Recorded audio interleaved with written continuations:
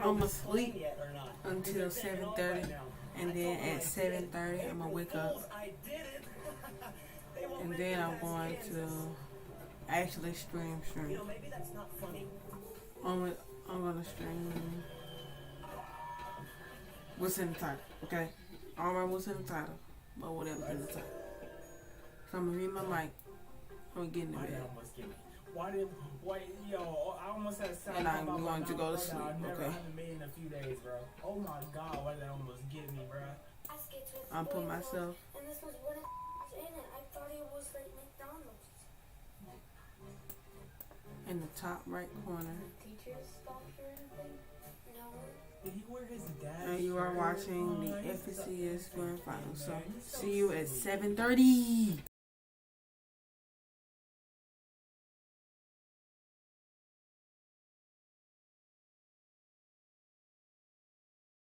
Placed 15th. That was my best placement in the grands ever. It was also my teammate's first ever grands. I don't even remember what we got. It was that bad. I definitely was not happy with that performance. I definitely think I should have done better. There were some late games where, like, you know, we struggled with Surge.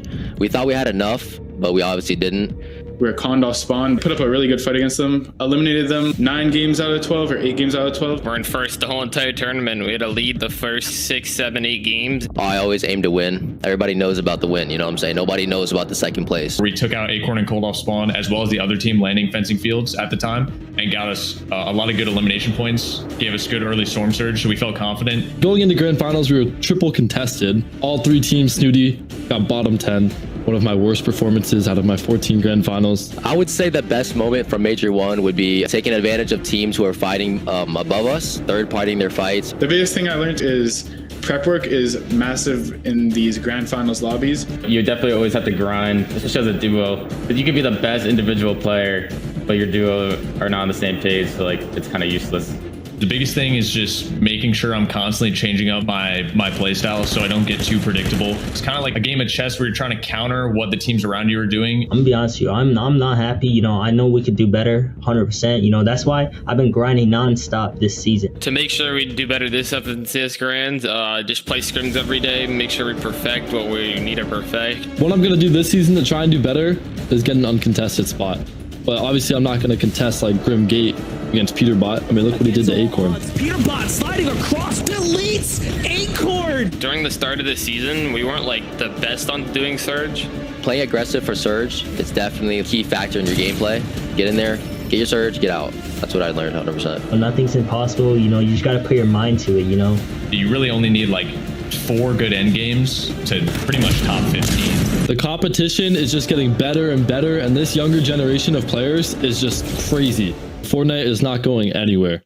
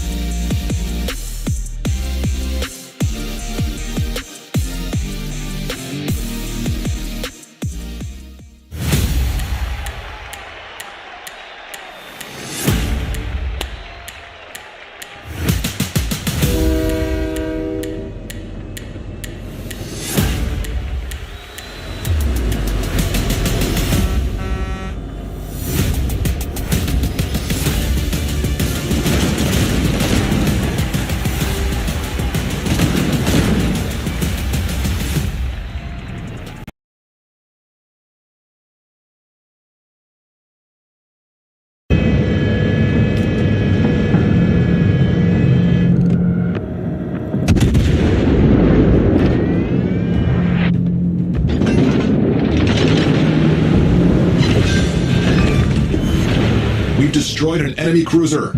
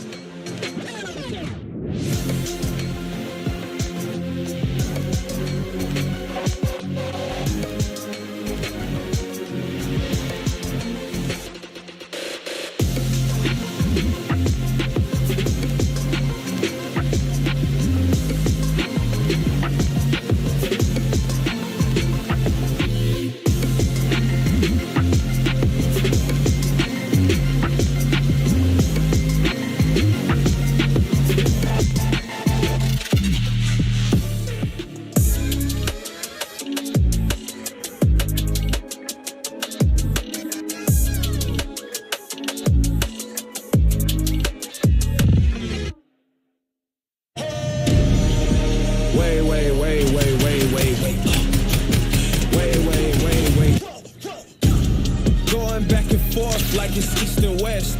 But the whole team up, say that's north side. I'm all lonely if I shoot the tech. And I'm 10 seasons in, still I'm courtside. Every day I'm going back to back to back to back to back, so ain't no neck to neck. Bitch pressing in the valley, growing stronger, only open up to check the text. Really know it's superhuman, I'm in overtime, they hate, so they check the chest. I've been doubting all my odds and crossing all my T's, right now I'm trying to curve the S.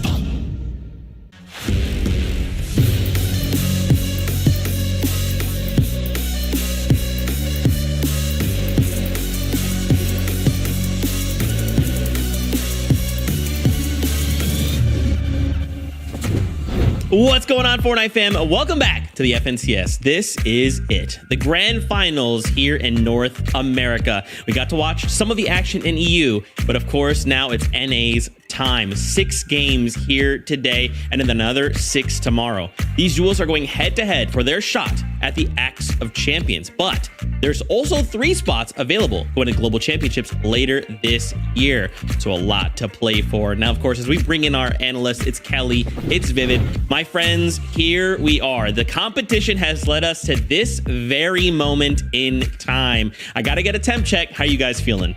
Oh, temperature is rising, Zeke. I mean, 12 games separates us and an Axe of Champion holder, a new FNCS champion, or perhaps... I'm telling you, eyes are on the Global Championships. And of course, for y'all at home, if you guys want to go, it is happening in Texas this year. Tickets are available. Go check out online for all the details. We hope to see you guys there.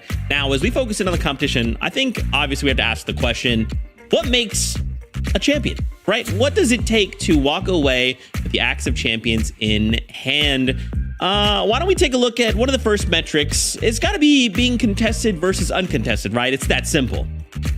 And I mean, for the longest time, I mean, dating back all the way to when I was playing ancient years ago, if you were not uncontested, it really was, you know, nobody was really favoring you to kind of win an event, win an FNCS. But as you can see here, if you take a look on the left side of your screen, the past 4 regional seasons of FNCSs, they've actually flip-flopped between, you know, being contested and being uncontested as it pertains to whether or not our FNCS champions had such in their drop spot location. And yeah, we're kind of in this era of where, Kelly, maybe it doesn't really matter. Yeah, a lot of it comes down to circumstances, like what we saw from Acorn and Cold last major. They were triple con, but they made sure to split and pretty much never engaged in a very serious fight besides a few tags. Wherein, conversely, Kanata and Agers, who were uncontested, made up for that by having a huge split drop, as well as some incredible, unique storm surge strategies. So regardless of if you're contested or uncontested, it's all about how you utilize it. Okay, so it's not just contested versus uncontested. Then it's got to be, I don't know, if you're in first place, day 1, you win, right? It's got to be that simple. That's simple. No, not so simple, Zig. I mean, actually, throughout Chapter 4, it was actually that simple. Our FNCS champions actually were in first place at the end of day number 1. But then Chapter 5, Season 1, just 1 season ago, Acorn and Cold did the unthinkable. And being in third place at the end of day number 1, they managed to clutch up. But Kelly, there's something important to kind of mention there. Is that Chapter 5, Season 1, of course, was the introduction of those 1.5x points that we'll see in day number 2. That's right. And actually, if you go back to Chapter 4 and put in that 1.5 that for day 2, Kanata and Agers actually wouldn't have won either. So although first place in day 1 is a great indication of doing well, that doesn't necessarily mean that they're going to win the whole thing. Okay, all right. So it's a little more complex than just these 2 factors. All right, let's take some of this information. Let's take it to the map itself, right? Now we know contested, uncontested. It doesn't really matter. Sometimes a duel will just walk away and they'll win it all. Let's kind of start with the talk of the town. It's Grim Gate. Peterbot Pollo going here, but now, finally, Vivid, they will be contested. Yeah, and I mean, listen, for anybody that's just tuning in to NA, kind of checking out just grand finals exclusively, Peterbot and Pollo have ran NA this season. They have been getting uncontested Grimgate, uncontested high ground, anything that they have wanted. And them being contested may be a little bit of a switch up for them, but of course, Jutras and Kraz, the team contesting them, it's their first FNCS finals, Kelly. So, I mean, if there was a team for the most aggressive and dominant duo to kind of take advantage of, it's going to be Peterbot and Pollo. So maybe we should be a little scared for that other duo. Yeah, if the scrims that happened recently are any indication, it's definitely going to be Peterbot and Pollo's POI. But also another uncontested POI is Karen's Crossing. That's over on the west side portion of the map there. And that's where none other than Kanata, the Chapter 4 Season 3 champion, and Cooper, the global champion, are going to be landing. Yeah, and I mean, this is this fits their playstyle more, right? You don't really imagine Kanata and Cooper wanting to fight also on, because Kanata has been so good season to season at finding Storm Surge, no matter it's in the middle game, the early game, anything like that. He's always consistently above. I love it. Okay, so let's toss another name that is uncontested. It's Yamzo and Rise. Yeah, and you know, I'm actually happy to talk about Yams and Rise, right? Those split drops come into play, especially when it comes down to Yams and Rise, so much so that they were kind of struggling throughout some of the open qualifiers and actually being able to get all of their loot. But of course, this being an FNCS Grand Finals set lobby, they're going to be getting all their loot uncontested.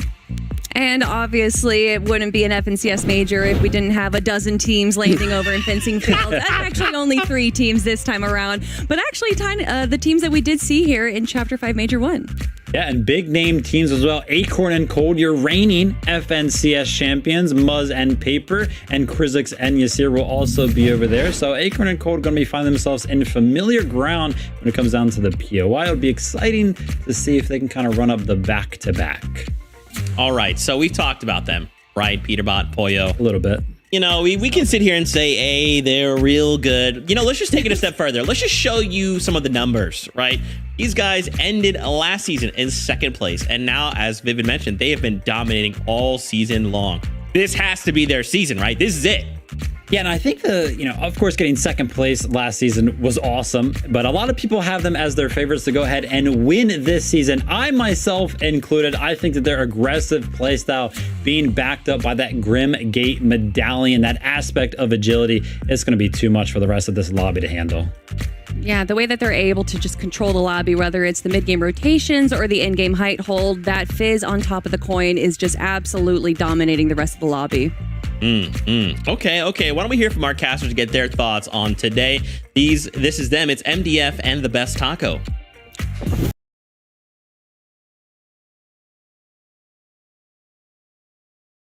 You don't face your fears, you ride them.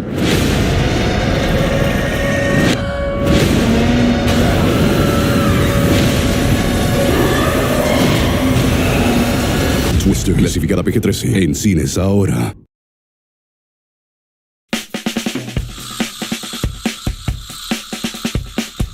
Tinker's Item Editor gives you the ability to personalize the look of any of Minecraft's hundreds of items.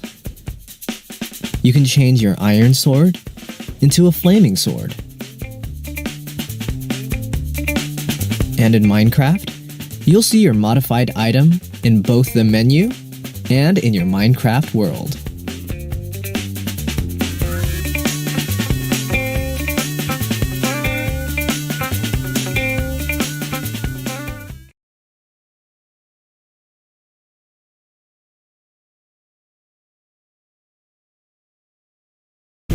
Thank you, Zeke. That's right. We have a lot to look forward to, of course, here as we are getting so close to the Global Championships and crowning who's going to take those seats. But it's Grand Finals, Taco.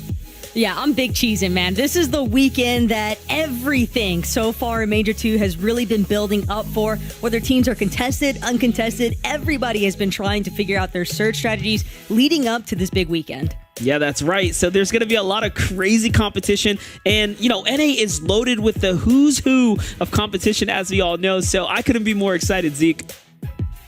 Man, me neither. And we're getting close to starting off the competition. But really quickly, we did want to highlight, obviously, the conversation of who could win and walk away champions is great. But again, 3 spots going to the Global Championships. So let's talk about who could walk away in the top 3 and solidify themselves that spot and take a seat on the bus going to Global Championships. Let's start off with Eamzo and Rise. Kelly, these guys, though they haven't had the most stellar qualifiers, have they kind of fixed what they've needed to possibly end this weekend in top 3? I mean, they didn't have the most stellar qualifiers in Major 1 as well, but they still performed absolutely incredibly in Day 1. Unfortunately, they did run into issues in Day 2 and weren't able to play all their games, which is why we saw them go into 8th place. But before that, in Chapter 4, they literally placed 3rd, 4th, and 3rd throughout the majors. They are an incredibly consistent duo. In fact, might be the most consistent duo in the last year. And historically speaking, they do way better on Day 2 when they're able to play all their games. So obviously, with the current meta, it definitely favors them. One thing to always keep an eye on when it comes to this duo, though, it's strategy. It feels like every single time we see them in a set lobby, they come up with something that is just so unique that nobody else has really been doing, and they always do such a good job of keeping it hidden. So I wouldn't be surprised if we saw some pretty consistent strategies kind of come out during the Grand Finals. But of course, Kelly, the one thing that kind of surprised us last weekend was their ability and their opportunity to go ahead and not only take high ground, but also a victory royale from the well-respected Peterbot and Pollo. It was something that definitely surprised a lot of us, but I do want to speak on what you were talking about of how smart they are as a duo. I just remember in Major 1 where we had both of them shooting emptily in a tunnel, kind of baiting a player to come through, and it actually worked, and they waited in a bush while the players came towards them, and they were able to get some shots. Not the elimination, but just it's those kind of plays that really breaks the top players from the rest of the lobby. I love it. Now, you guys used word there, consistent. I think when I think consistent, the duo that jumps to mind is Kanata, right? Kanata and Cooper. These guys, though they didn't necessarily give themselves a victory royale to auto-qualify to Grand Finals, they just kept slamming these consistent performances in the semifinals. Yeah, I mean, Kanata, the player who has made it to every single FNCS Grand Final. And then Cooper, of course, Global Championship winner. I mean, what a duo we have formed right here. And they look super good this season. And I always got to highlight the fact that Kanata is so good at finding Storm Surge. If I had to bet on any single team that would actually make it to all 12 of the end games over the course of this Grand Finals with enough Storm Surge to kind of sustain them, it would be this one. And just looking at their performance over the semifinals, I've said this so many times, but Kanata is such an intelligent player. And I love this. Towards the end game in game number 2 of semis day 3, they see that it's going over a bridge and also that there's water underneath. They see most of the duos are going to be going over the bridge. So instead, they decide to save a few mats by going under the bridge. And you can tell that there's barely anyone near them, just one player right behind them. This allows them to box up in the metal. And then they use this to be able to control the rest of the lobby, grabbing great eliminations. But this part right here is really what sticks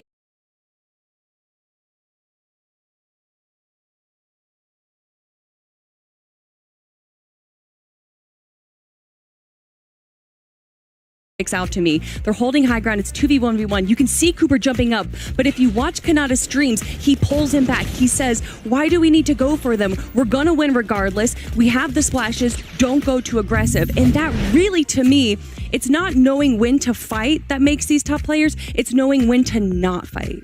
Okay, I like it. Okay, let's talk about another duo. All right, let's put them on the radar. Clix and Epic Whale. Of course, they've already been on the radar, but I think because being grand finals, I think we have to be a little more. We have to nitpick a little bit more, right? So though this duo has been performing very well, guys, I feel like one of their biggest struggles is actually Storm Surge. Yeah, I mean, listen. Everybody, when they're talking about Clix and Epic Whale, and it comes down to their Storm Surge strategy, it's like, well, if Clix doesn't have a sniper rifle, then they're probably not getting enough Surge. So, if Clix doesn't necessarily get that sniper rifle, which, by the way, he's super good with, then we're probably going to see this duo kind of putting themselves in positions to actually box fight, get really, really close with other duos around the bunkers.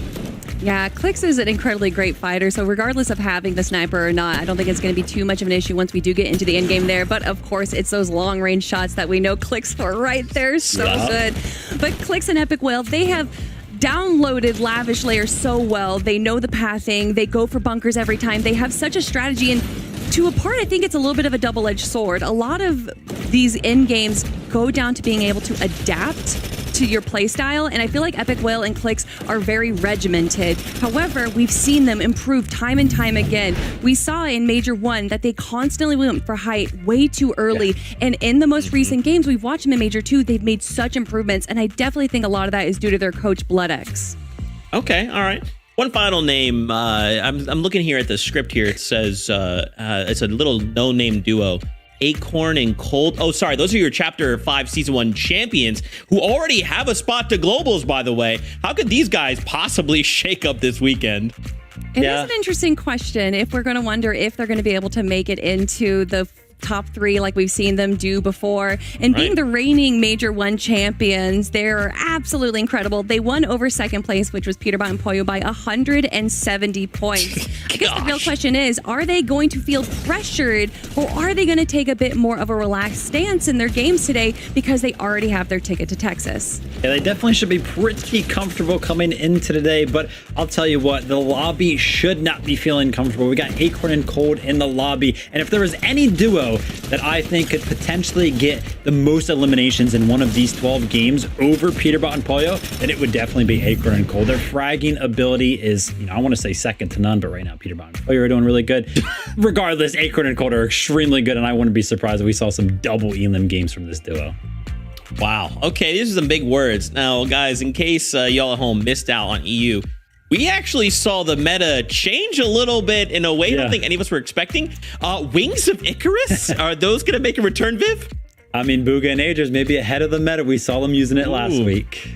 Yeah, definitely. We saw Bugga use it, and so we're going to see if that's going to be prioritized today as well.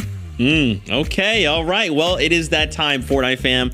Game number 1 of the Grand Finals kicks off right here, right now. Casters, take it away. Well, I couldn't be more excited to start getting into these games here because today is going to be an important day, of course, Taco, to set up that foundation here. Yeah, and I mean, the analysts talked on it just a little bit towards the end there, but I think we will see a little bit of a surge in terms of the Wings of Icarus and their utilization. A lot of short rotates that were made much more efficiently throughout EU earlier today, so definitely wouldn't be too surprised to see NA kind of conforming to that similar competitive strategy. Yeah, and some of that has to do with, of course, some of the item adjustments, right? Just more room if you were someone who was favoring a different playstyle before. But with that, let's jump on the battle bus for game number 1.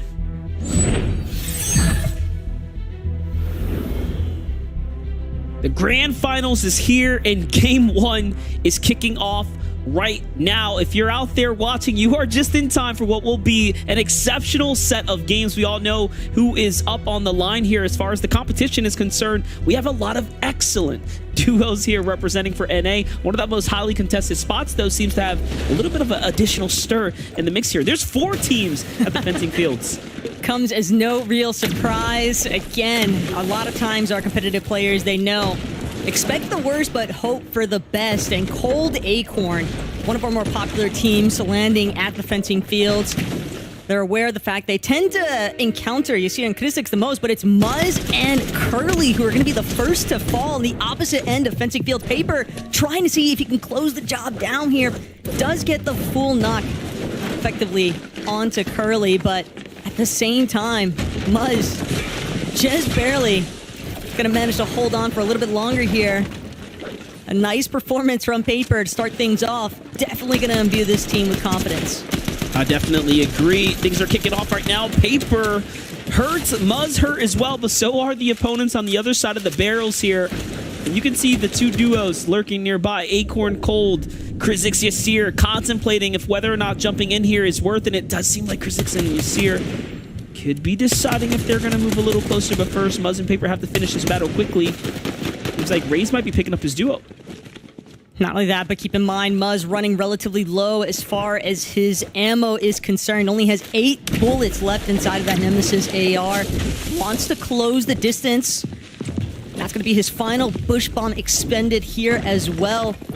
But with 30 shield, 90 white HP, he's definitely got an advantageous position currently up against the likes of Raze. Also has Paper right next to him. These two could look to just close in on the attack, but they are definitely trying to be wary. They don't want to get over ambitious here. They understand fully that there is at least 1 or 2 other teams directly nearby that could pose a huge threat to them if they're not careful. Very standard Muzz and Paper play here to move out of the western side of this map. This is a well-placed disengage here, of course, to get to the slurp truck. We've seen this before. We've seen it again and again. But take a look at some of the highlights that are happening around the map. If you were wondering what was going on with Seek and Dash here at the Snooty Steps, they are on top of the game here, knocking down Magia Jr., who we watched just barely slip his way into the grand finals there with that uphill qualifiers battle. But we jump into the continued action here for the grand finals kickoff game number 1 with Blake and Macwood now at the Grand Glacier. They've been contested all throughout the qualifiers, and now coming into grand finals, there's no surprise here. But this time, much bigger threats, right? They have Thoric here in a team just outside the Grands. School and Thoric are definitely no walk in the park, and Blake and Macwood, their positioning currently trapped a little bit inside of the vault here at Grand Glacier, trying to make room now, breaking down these wall edits left behind by School and Thoric. They will manage to scurry out of the vault for the time being. Blake as well, trying to get a good perch overhead view. Just going to continue breaking open that ceiling here at the Grand Glacier. Give himself some further leverage for trying to find a good angle, a nice line of sight that could give him the advantage. But all the while, teams down here at Mount Olympus, Booga and Agers, another one of our contested teams. They're dealing with the likes of Zeus and Pix, though. And they don't really seem to be in too precarious of position currently. Although, it's probably only a matter of time. Booga and Agers both looking like they're just trying to set up for the actual attack onto Zeus and Pix. Well, let's see what's going to go down here. Angles being set up now from Aaron and Chance down at the bottom of this base here. Might be seeing a little disengaged, though. This is a pretty strong, rock-steady base up top, but if Aaron and Chance want a piece of Hakio up top, they're going to have to fight for it or break the foundation of this base or something. Real early to be setting up Surge base like that, though. Akio gonna take his opportunity to try and establish some space, claiming the forecast tower as quickly as possible. They know that they're likely still gonna have to deal with a little bit of a fight here, and looming just behind them to the east, Peterbot Poyo. They've made their extension outside of Grim Gate. They've taken note of the Surge tower that resides on top of the hill directly north of them. And if there's one thing that Peterbot and Poyo love to do, it's box fight. They recognize the fact that they might be able to third-party interfere, if anything, but this team, for sure, has their eyes set on that forecast tower, MDF, and they are not the sort to let something go once they've created a game plan for it. Yeah, this looks like the result of tons of preparation coming out of the semis weekend, where we already know their first set of games were a bit questionable, but I think we're looking at a much different Poyo and Peterbot who are trying to play for the win, not necessarily the eliminations. They're going to be fighting for that forecast tower here shortly. Before we get back into that battle, though, Chip and Scissors already on the move here. They have an elimination, chasing down what's left of the duo that they just encountered here on the outskirts of the map. And this is actually a very interesting zone in general, as we're already starting to see it pull a bit further to the east here. A lot of western bases. Other teams are interested in Clix and Epic Whale. How are they doing? What will they do to maintain their surge strategies? Well, it looks like it's getting into fights at the Rebels' Roost right now, as they've gone straight north to the outer edge. We've seen them play these outskirts every single time, but winning the battles, of course, Taco, is the most important thing here. This is by far one of the most common surge strategies that Clix and Epic tend to go for. They love making this rotation from Lavish Lair towards Rebels Roost to try and challenge some teams, especially when you factor in the weapons bunker that can be between these two POIs. That seems to be the priority currently for Clix and Epic. They know that if they can find at least one or ideally both eliminations here onto Hound and Aiden, that's going to clear up some room for them to then more easily navigate the weapons bunker spawn, because if they don't establish their surge strategy now, this is a team that could definitely suffer for it come the end game. Well, there it is. First tag is in, and you can see they're above the threshold by a fair margin, so they've been finding their damage all throughout game number one. That's exactly the type of position you want to be in, but now that things are updated, they need to make the decision. Do they stick around and finish this or move on? And it does seem like we're leaning more towards the latter here. They want to fight the fight. And there's just someone outside looking in. It's actual visuals whose Epic Whale's got his eyes on and trying to hold him out. We jump back in with Peterbot and Boy, who had pushed into the duo. We knew they were going to want to take the fight. And this is what we expect. And Hakio jumps into Peterbot and gets bodied immediately with a monstrous shot right there.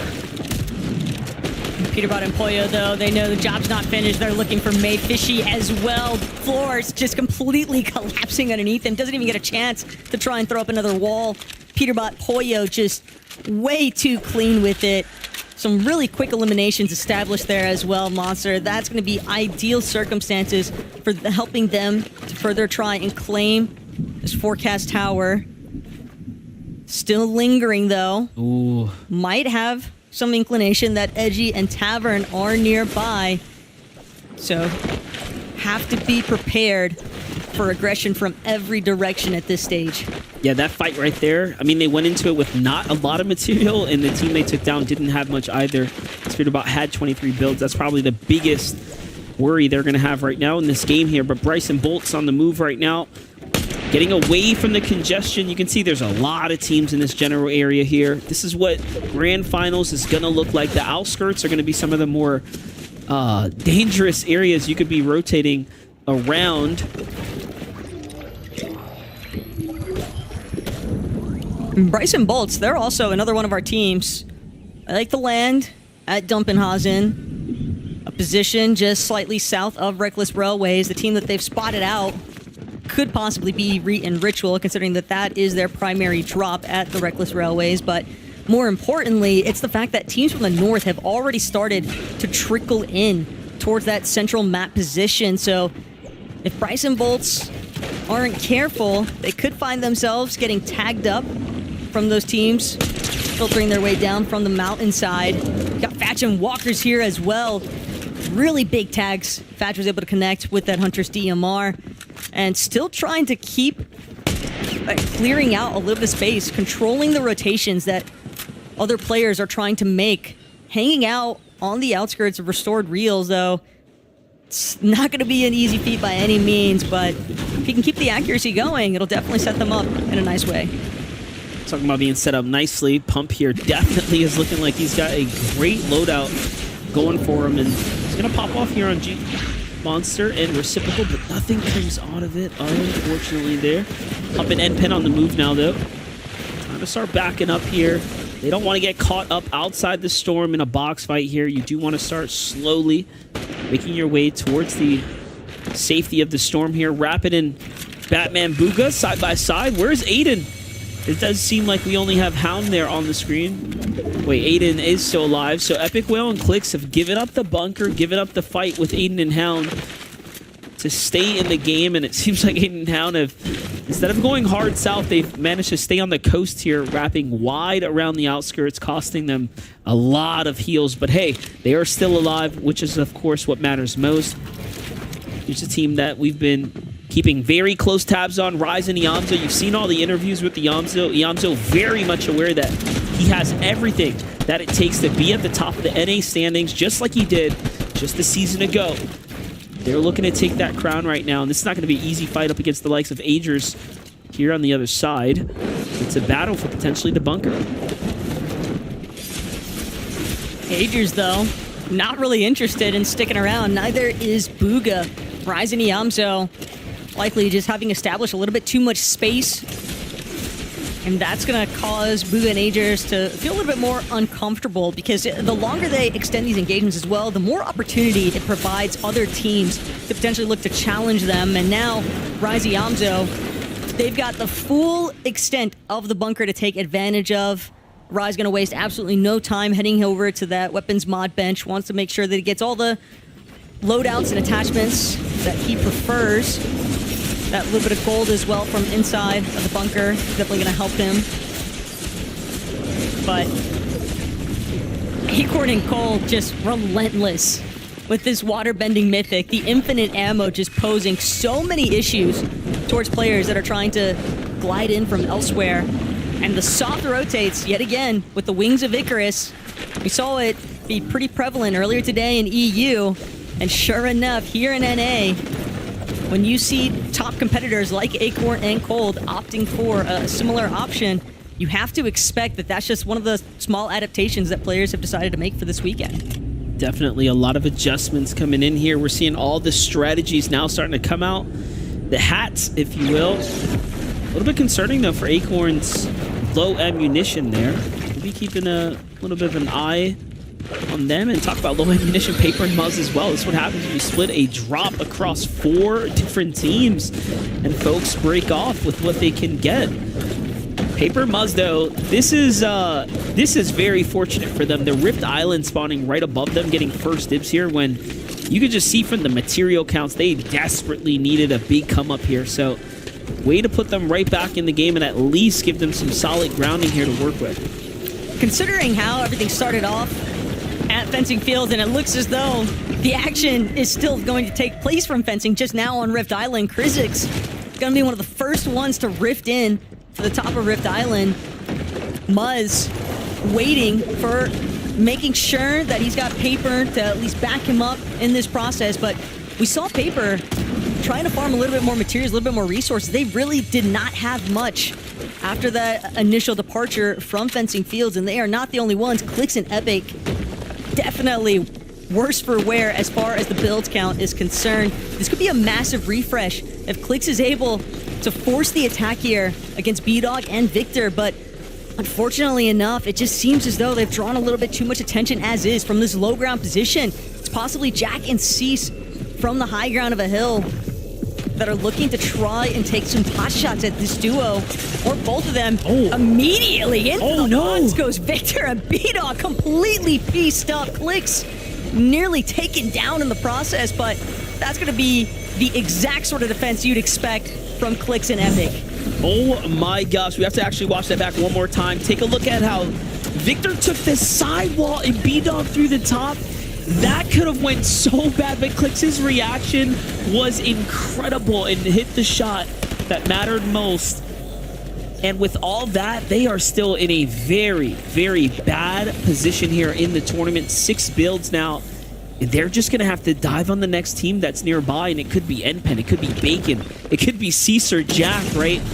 But one thing is clear, they need a battle, they need some material. They find NPen, a wonderful pickup here, and Clicks and Epic Whales slowly crawling their way out of the ditch here, if you will. They have the damage, they now have the points, but they need everything else here, Taco. That refresh really couldn't have come at a better time. Thoric, School, another one of our teams barely clinging on for dear life here. Blake and Macwood know this is their perfect opportunity if they can close this one out, but Macwood's going to be the first to fall. Thoric doing an excellent job of holding his own, but he's just so far apart from his duo. He might be looking to try and trade the revive. Instead, he's going to look to prevent Blake from getting his off successfully onto Macwood, but Blake, he's got quite the investment so far. He knows that Thoric is under so much pressure currently. And sure enough, Blake gonna be able to close this one out, but things are definitely still looking pretty tough here. The shield situation, not ideal in the slightest for Blake and Macwood. Great set of defense there, though. Blake clutching up. Blake has really been on a bit of a hot streak, finding his moments all throughout this FNCS. Jumping in with Miro in Dukes, though. Very difficult time as far as getting through the qualifying weeks were concerned.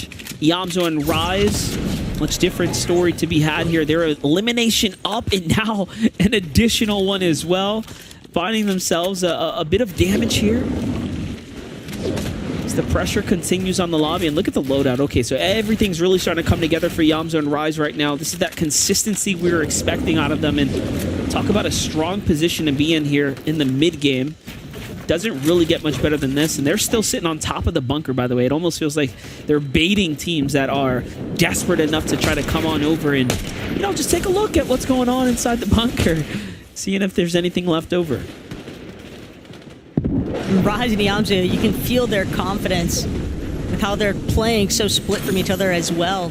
Just zero concern that either of them will go down, because they are close enough to at least provide backup when necessary. But Agers, Booga, maybe they should have stuck around in that bunker fight a little bit longer here. They find themselves currently 41 below the surge damage threshold. It's going to pose a moment of desperation. Agers immediately tackling the first player he can find. It's going to be a Minish, but Cam with the slam onto Booga. Zero opportunity for Agers to actually look to strike onto Cam just yet. But the revive could be a real possibility here. Booga still lurking just behind the corner. Agers can hear the chug splashes going off. He knows he's about to have a health disadvantage if he's not careful. Needs an opportunity to get this shield potion off. Might just find it, but now the shots, they're filtering in. Players, teams from across the way. Agers gonna lose Booga. No moment of a revive any longer. And just like that, Cam barreling through the doorway, eliminating Agers. Both some power players to be taken out of the conversation here in game one. That was a huge fight for both sides, and you know what? Respect to Cam right there, stepping in when it mattered, but unfortunately Booga getting clipped there when they had the damage that they needed. Cam still got a lot to work towards now. Look at how many players are on the move right now. As we're going to start jumping into catching up to other fights that are going on here, but hold up, Cam finds himself a knock before getting into the rift here, and he is gone. Cam is still going for it, really putting up the numbers here. At this point, little does he know, everyone coming up the storm is so hurt. That is the damage, the pressure of the storm surge right there, like if I've ever seen it. Everyone in the sky just absolutely battered, it seems. And it's only going to get worse here. The elimination will finally count for Cam just in time, because he finds himself dropping before he ever even gets a chance to land. But Miro on his own sort of rampage. Count them as they trickle in. One elimination, make that 2, and a possible 3-piece on the horizon here. Miro and Dukes have certainly come to play here today. Visuals, the next one to fall, and that's going to be an easy revive situation there for Miro onto Dukes, but a nice little points acquisition in that series of engagements. And not only that, but Miro and Dukes, they might even be able to navigate through the likes of what remains here at Fencing Fields. Keep in mind, a decent amount of teams still have a good range to go before they find themselves in that safety net of the zone. So unfortunate. Clicks and Epic Whale don't have time to farm all of this right now as they desperately need the material here. But you can see they're so much more concerned with being caught on the back tail side of this storm right now. And you best believe that they're probably going to be landing right into a fight as soon as they come out of here. Notice what Clicks and Epic Whale ended up doing, though, saving just enough Flowberry Fizz for the rotation here. And here it is.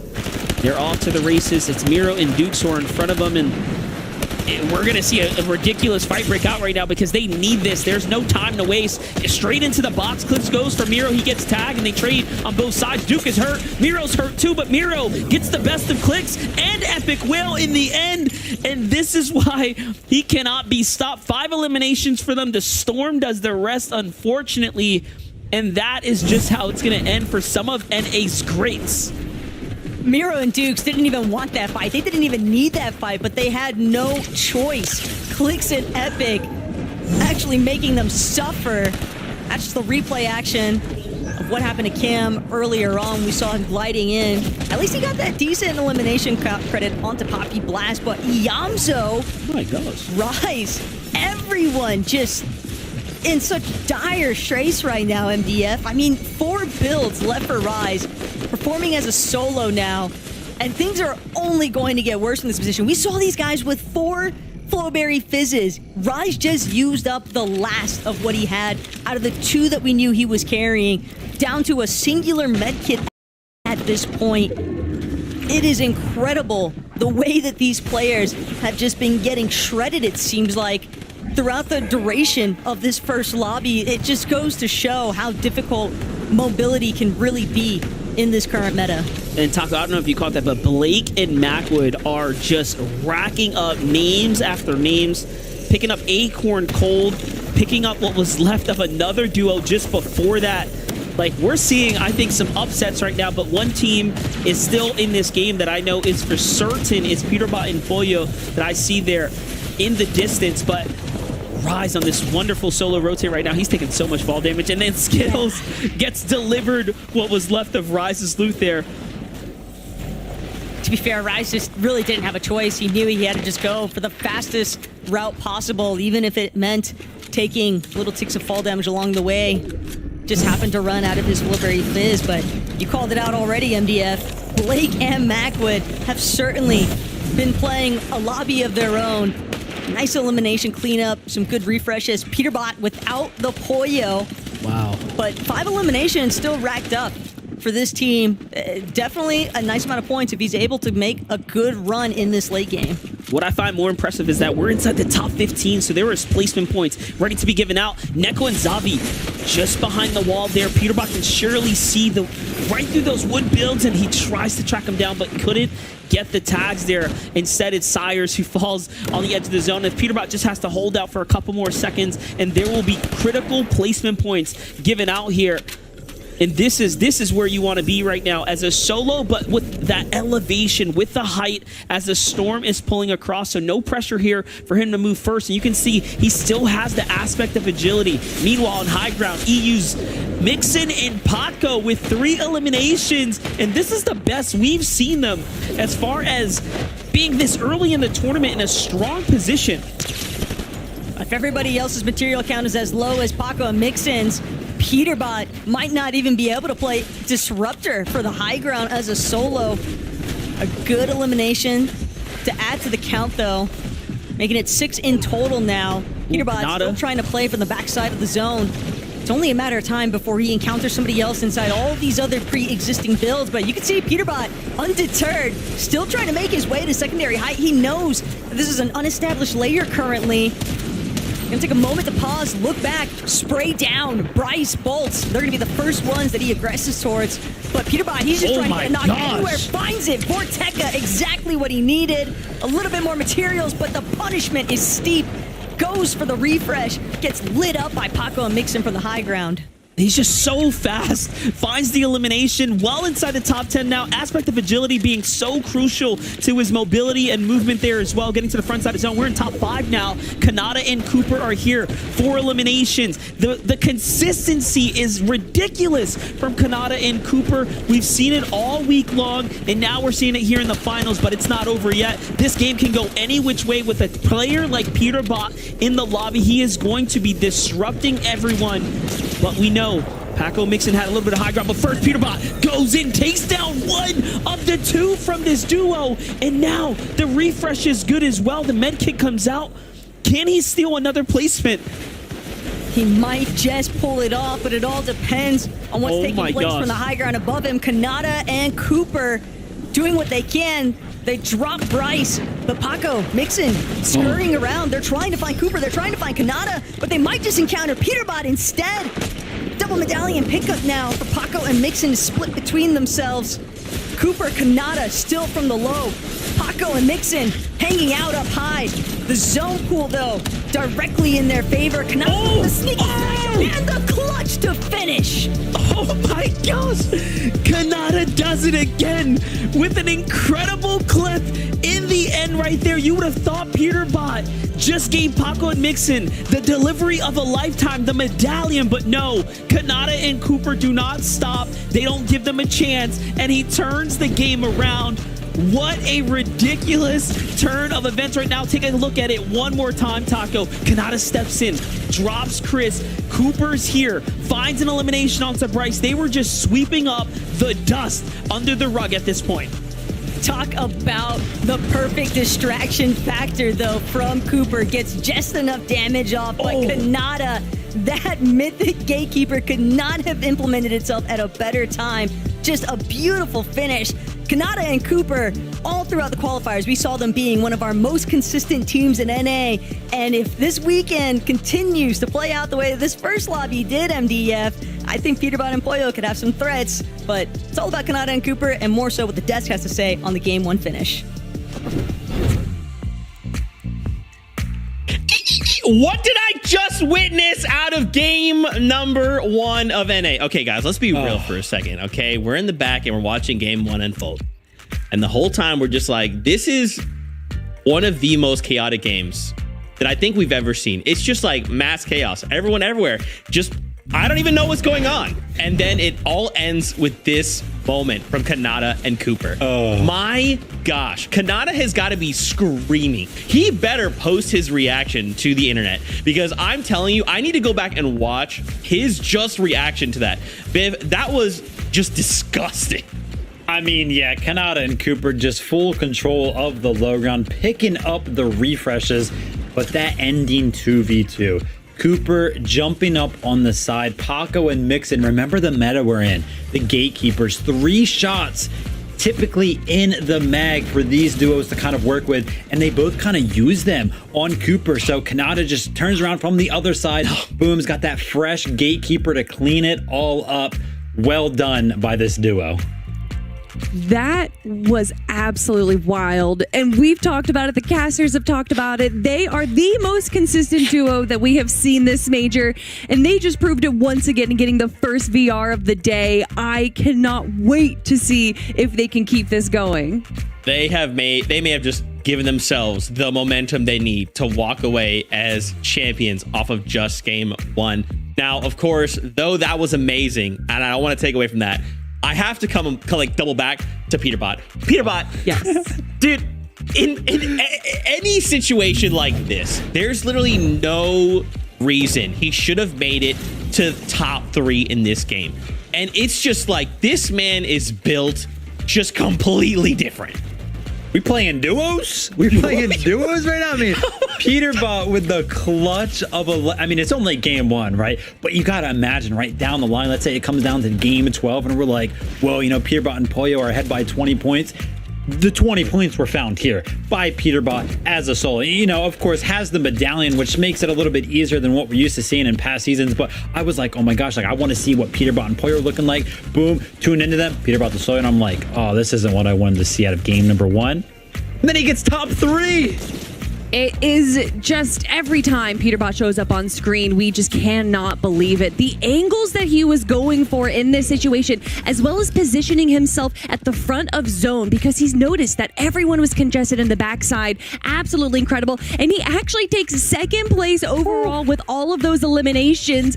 Absolutely incredible. Maybe one of the best solo clutches we've seen in quite a while. Of course, Kanata and Cooper still holding strong in first place, those 7 eliminations, but Zeke, what I notice is there's you know, a bit of an invasion, an European invasion happening on this top 10. You know, when we look up into the high ground and you see Paco and Mixon, a duo from EU on high ground, you know, it's kind of like, hey, whoa, EU, you guys have your own region. You guys are good. You don't need to come over here. That was very scary. And honestly, it could have gone their way. But to see them in game 1, not only take height, but come in that second place, like the damage is done. Yeah, and I mean, the thing here is that I'm surprised that Paco and Mixon were actually able to hold high ground. They had it in 9-7, which typically when we see teams up there on the high ground from that zone, they just don't have enough materials to go ahead and actually hold it. And as you can see right here, they're out of builds. But again, we're talking about NA. Peterbot and Poyo have conditioned the entire region to not even mess with high ground at all. And that is why right then and there, Paco and Mixon, they go untouched the entire way. Somebody could have easily taken it from them, but because of how the region is playing out right now, they were actually able to pick up that second place with barely any builds. And we saw this from them starting all the way in the first qualifier where they got first place out of that round 1. But a lot of people were kind of, you know, sitting it aside saying, oh, okay, well, that's round 1. But here they do it, getting second place in the first day of grand finals. That is what I love to see. Also, taking a quick look at 11th through 20th right now. Of course, some huge names here. We, of course, have Iamzo and Rise in 16th place. Right below them, Dukes and Miro. A lot of big names rounding out our top 20. Okay, look, it's fine. Okay, everything's cool. Everything's chill. That was game number 1. We have 11 more games. 5 more today, 6 tomorrow. Everything's chill, right? Like, game 1 jitters are done. We're good. These next games are going to be incredible. Guys, Wings of Icarus, they have come out. We watched EU, apparently, and we said, Wings of Icarus, though they've been in season all season long, we're good now. We should bring those out for grand finals. Yeah, we saw a couple teams kind of, you know, getting a little bit left behind on their rotates, and they actually had to bring out the wings. Of course, any movement, you know, mobility items in grand finals, they usually come out to shine because you want to make sure that you can kind of make some of those rotations. But what actually made it so that way a lot of teams needed to rotate, Kelly, you were talking about it, Storm Surge. Yeah, Storm Surge has always been a constant issue, and we saw by Zone 2 Storm Surge popped, and it's something that we typically see at a grand finals where everyone wants to be a little bit more passive, especially kind of feeling out the lobby in these first few games. So it's not too atypical, but I think we were all a little bit surprised just how much Storm Surge played in that game. And you know what else? The fact that just no one was going to high ground. Like, what happened? You know, when we watch other games like EU, for example, high grounds change in hands left, right, and center. But here, Paco and Mixon, I guess it was just them for that whole end game. Yeah, but I mean, like, listen, you can't really blame the rest of the lobby either. We saw a bunch of duos kind of struggling on that rotate rate. We saw about 10 teams hit a rift under Rift Island. None of the teams are really looked at during that mid to end game looked like they had any surmountable amount of builds to actually maintain into that end game with a good amount right there. And it just comes down to that Storm Surge. A lot of them investing stuff because of how it's playing out right now. When you're talking about the Rift and Rift Island, though, I do have to give a shout out to Cam because he lived way too long. I thought he was going to go down so many times and inevitably goes down to the likes of Peterbot, but definitely bringing up some placement points in that play. For sure, for sure. I want more games. Game number 2 of the grand finals are ready. So let's send it back on over to the casters to jump on that bus.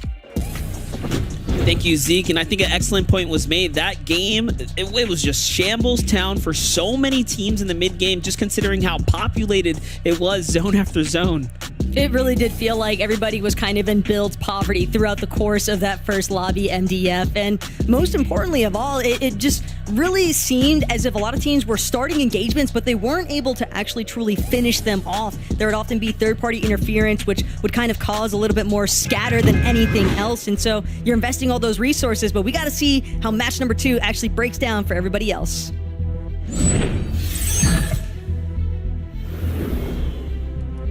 That's right. Grand Finals game number 2 is here. And lucky for us, we get to watch it front row seats to all this action. Man, what a way to kick off grand finals here for NA. I was surely at the edge of my seat, and just judging by the community's reaction, it feels like everyone else was as well.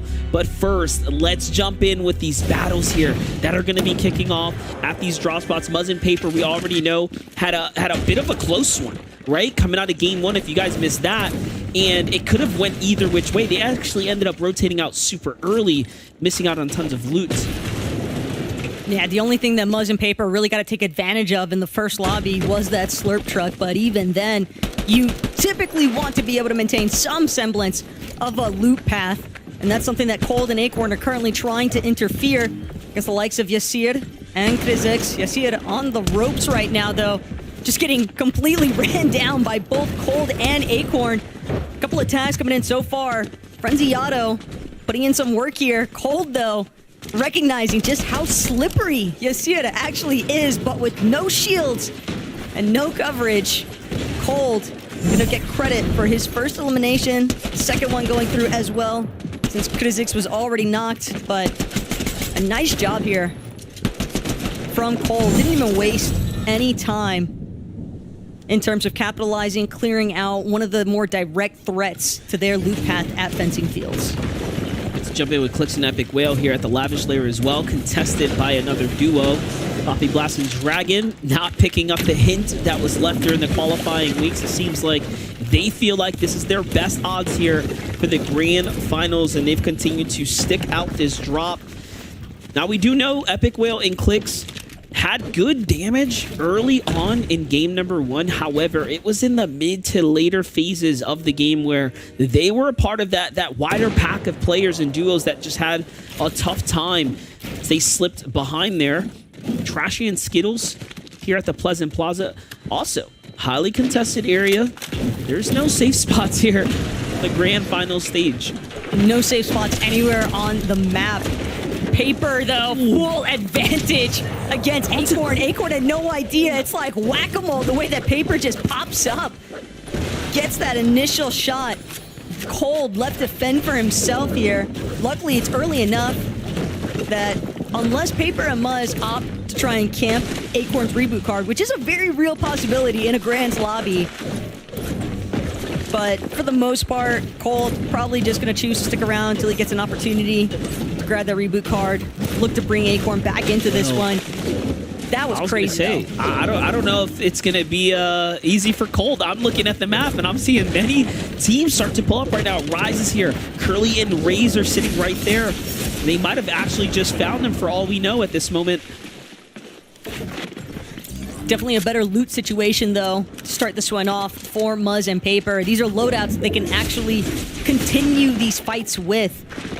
You could see it in the way that they're trying to scout the rest of Fencing Fields out from the top of these rooftops.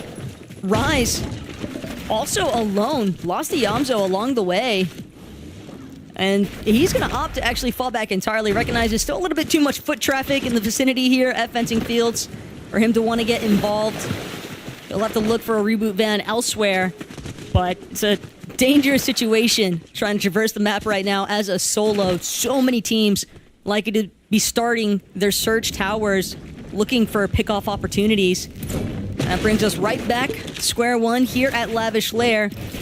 I do find it funny, though, earlier today even Clicks on socials asking somebody tell Poppy Blast and Dragon to come contest us. And it seems as though Poppy Blast and Dragon, they had initially switched over from Lavish Lair, trying to take their odds at the estate station, where they'd be contested against Victor and B-Dog, but kind of just stuck in the middle as far as where they want to drop. It's like tags coming in. There's a Surge tower off to the side there at the Eastern Hill. Poppy Blast looking for a new angle right now. And yeah, Clicks and Epic Whale probably welcoming this duo here because they did win every one of their engagements throughout the week. So you know the confidence is there. Welcoming in what could be easier amounts of Surge damage.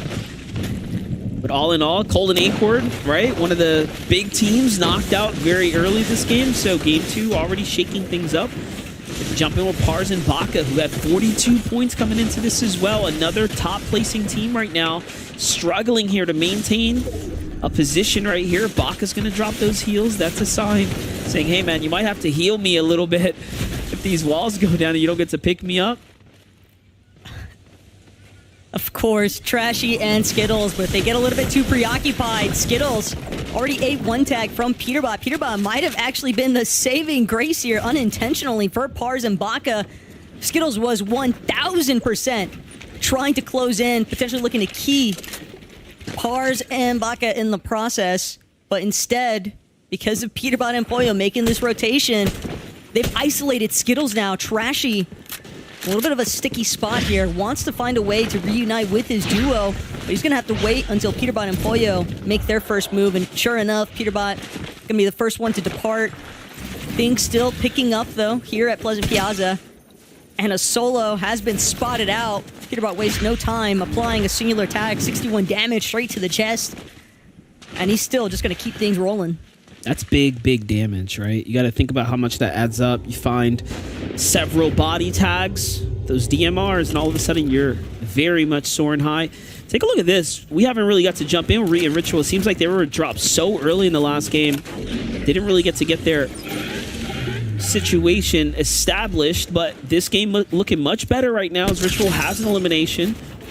Sizing up the team and hits the headshot through the ramp right there. What a incredible tag, and then straight in for the elimination, wasting no time and boxing out the teammate. The 290 on the down body as well, just capitalizing on the damage right now. That is exactly what you want to do. And they're not going to have to worry about anything for the early and mid game. At this point, if I'm them, I'm just basing up and vibing out for the remainder of this one. This should put Re and Ritual right back into the swing of things. Fully maxed out. That's what it seems like. Pars Baka, though, back at Pleasant Piazza. They found an opportunity here, and they will make sure to punish Yumi. Finds himself eliminated. Back to the battle bus, waiting for lobby number 3 to depart. So good stuff coming out of Pars and Baka as they look to try and defend their turf. Clicks and Epic. Very similar encounters. Poppy Blast, Dragon, unable to hold the floors, just getting chopped and mopped up here at Lavish Lair. You can tell a little bit of confusion, a little bit of, yeah, I don't know, man, maybe we should just go back to a state station, but Clicks and Epic, they want this fight every single day of the week. And it's a very familiar situation for them when they're contested. They love being contested because it's just Surge, man. Yeah, you can tell Poppy Blast really did feel like they had it. I mean, they definitely had the height advantage, the natural cover going for them, but at the end of the day, I mean, you're just contending very, very top-tier duos, arguably in their prime right now. You know, we haven't seen a better Clicks, right? In the last year or so. Epic Whale can be argued that he is also very much in his prime right now. So tough fight for them. We'll see what ends up translating onto that. Here's a quick look at Peterbot and Pollo having to use up their mythical bananas here as they wait out the bunker to open up here. And there it is, just on cue. Epic. Oh, I was gonna say, I thought for a second there Pollo was just waiting to get knocked, but everything's okay. You just see that thermal scope, man, coming in so clutch here when it comes down to putting down these long-range tags here, making it as clear as day to land your shots. Still not easy to do, though, and Peterbot just makes it seem otherwise. All the while, topside north of the map, Classy Courts, Dukes and Miro still hanging around inside of the storm. These early one-tick zones, though, nothing to really pose too many issues at, but for Dukes and Miro to still be lurking nearby, they're definitely just trying to utilize the launch pads, but also clearly trying to scope out if there's any teams or players that they could look to pinpoint and get some further surge on. Last lobby, we saw Miro lighting up that elimination feed for starters. And granted, they did encounter a little bit of a hiccup that put an early end to their run during the mid-game of that first lobby, but the last time that we saw Dukes and Miro compete together, they won Chapter 2 Season 8 Grand Royale. seeing if they can repeat some of that magic here now, Chapter 5, Season 2. Yeah, Dukes is just such a hit or miss player. If you have him when he's on fire, I mean, things go relatively well. As you can see, he's wrapped up those FNCS championships. And he's put big numbers on the board, but for Batman, Booga, and Rapid here, things are not looking too hot for them. They're just struggling to get by here deep inside the storm right now. Other action happening all around the Fortnite world, though, as we're just bending into the mid-game of game number 2. Take a look at Richo and Reek continuing the onslaught here. This time, it's on to a very unfortunate Brayden here, who was trying to get away. And take a look. It's raining loot in the elevator shaft right there. That's going to put Ritual and Reap up to 3 eliminations, now sitting on a surplus of heals inside of their base. Unfortunately, though, the zone is looking like it's going to start trending to pull a bit further, so Ritual might be looking to make a bit of an early move, right? Not only for the material, but likely for the positioning here.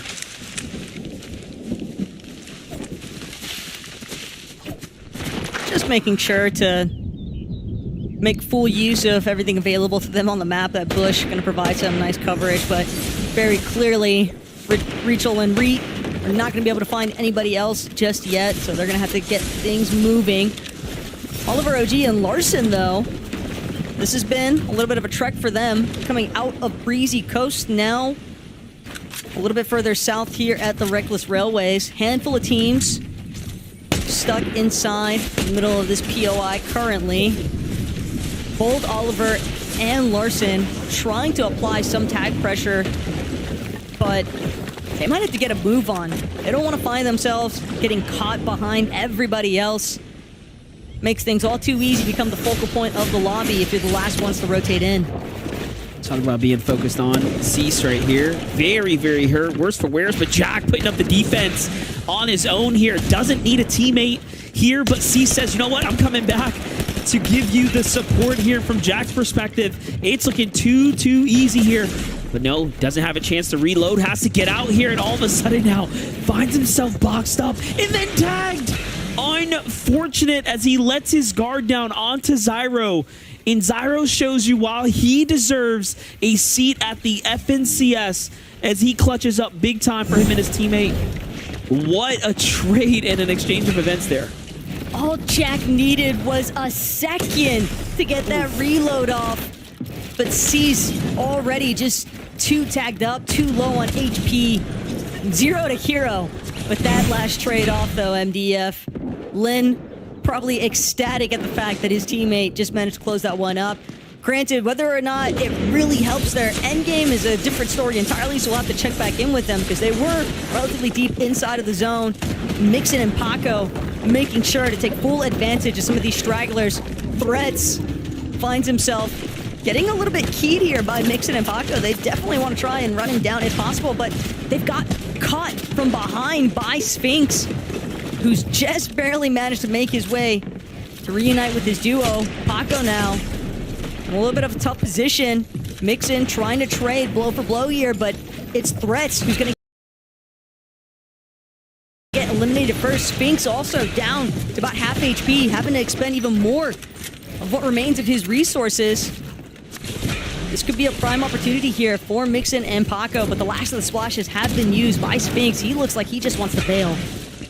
Yeah, that was crazy right there for Sphinx to find those big tags through the edits, but I'm also questioning the fact that he actually used those splashes like he could have easily popped a big pot there. So now the pressure is on, the clock is ticking here, and ultimately it's going to be that much more difficult, I think, for him to survive and weather the damage here as you have teams everywhere right now. Desperation starting to kick in here for Sphinx as he's probably looking ahead to say to himself that he will need a lot of damage as he's lost his duo mate. So we'll see what develops with that team. I think Paco and Mixon were very much in the right to push the team, though, as they need it, right? They're uncontested, I believe, right now. They didn't have any eliminations there. We know they did well when they were contested in the set lobby qualifier weeks. However, when they were uncontested, I mean, things were not very good for them. So trying to keep up the pace here, Taco, is what I think I'm watching develop. It's also just the fact that Threats kind of looked like he was a solo there as well. When you consider just how far back Spinks was, the fact that he's coming from behind Mixon and Paco. Tragic stuff, though, for Lin Kame. Raze on his lonesome with 2 eliminations. Zero going to get picked off in the elimination feed by Trashy. All these teams caught inside of the storm, just having a really difficult time trying to actually rotate into zone. Trashy and Skittles right next to the edge, but even they kind of fully understand the fact that other teams have already managed to base ahead, put themselves in a more advantageous position for tags.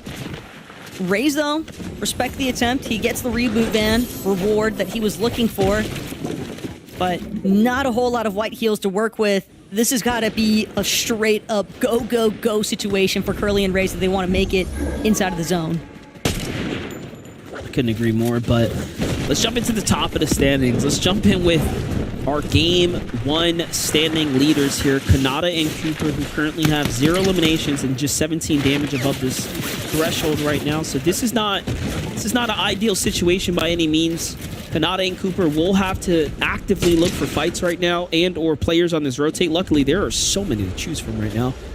Wonderful tag there onto Fatch to slow down his momentum, and they just have options here in the distance as they're holding the edge of the storm right now. So I can see this going very well for Kanata and Cooper, but ultimately they have been one of the most consistent teams and duos we have watched play this week, and they have not let us down yet. Talking about, I'd say one of the biggest surprises is actually Blake and Macwood's performances. Generally, that Game 1 was a show-off performance, but right now, so far below the surge here, I'm wondering if they're going to be able to claw their way out of this one. They definitely don't want to find themselves having to expend all of these valuable resources on just surviving these Surge Storm tags, but it might be the true outcome that they're left to deal with. Blake and Macwood also getting lit up by Decay and Sigma, and they're not the only ones taking shots at them. Waterbending Mythics spraying inside of their builds. These wood walls not doing them any favors in terms of drawing even more lobby attention. Blake and Macwood so incredibly low on resources. Macwood's gonna wind up falling. Credits to Decay on that one. Third-party assistance from the Storm Surge itself. Sigma trying to close the gap now as Blake looks to retreat. Will find momentary relief, but as soon as he starts expending some of that Flowberry Fizz, you can tell Sigma and Decay contemplating, do we want to chase this guy down? Instead, they're going to look forward. They realize that they position first. They can always turn back around and try to light up Blake as he makes his way up the mountainside. But this elevation just so unforgiving for a solo. Blake does what he can to try and keep himself standing. Decent tag into Walkers, but Walkers with a distinct health advantage here. And Blake doesn't have many builds left to work with either. I mean, I respect the movement. I respect the ability to not give up right now. 20 HP here. He hasn't gotten any easier. No tags in the mix here. Walkers earns himself the points. You know, that could have been any one of them, but it's going to be Walkers who earns those quick 4 right there. So well played for him. 2 eliminations right now leading into this end game essentially here is going to end his run. But at least it wasn't for nothing. Other notable names I'm seeing up: Clicks, Epic Whale, Miro, Muzz, Paper down there in the distance here.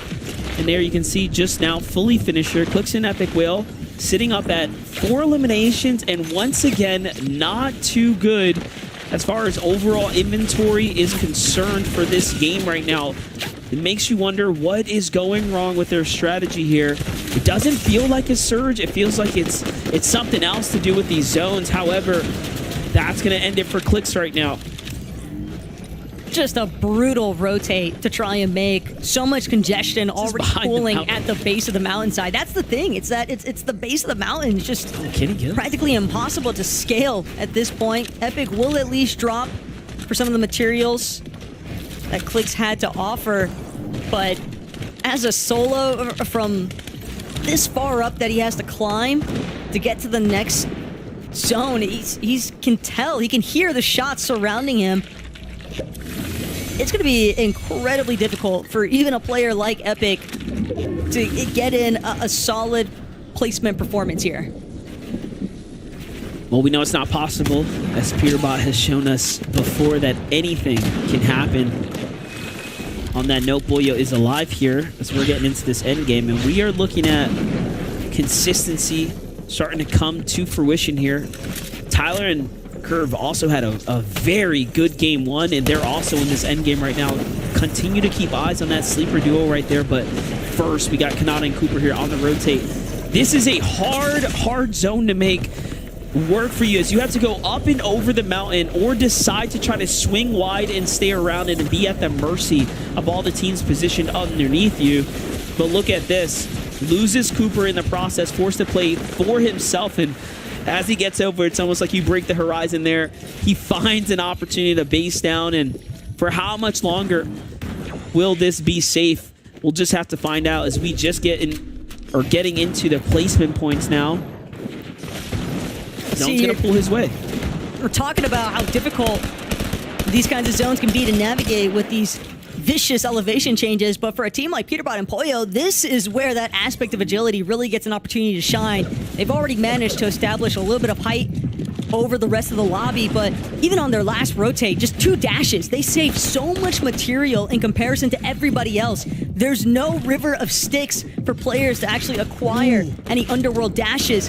Mixin, Paco, Peterbot knocked Paco from the ultimate height straight down, and I was just about to celebrate the fact that all top 3 of our teams coming out of game 1 were still alive right now. Then all of a sudden, Peterbot says, hold up, monster. Let me drop Paco for a second and make it that much more difficult now.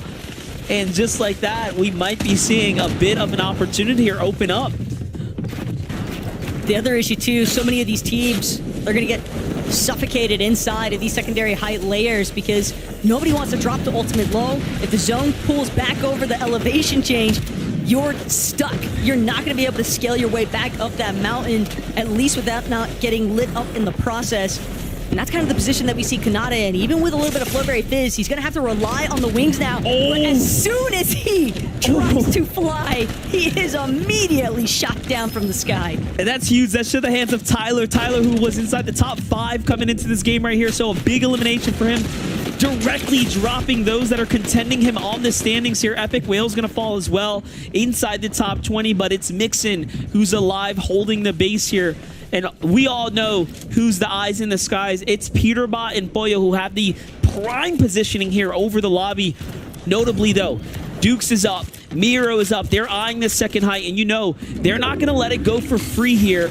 So Peterbot and Boyo still have plenty of threats here in the lobby. Reet and Ritual from the bottom of the standings are already jumping up here in game 2 as well with an exceptional performance.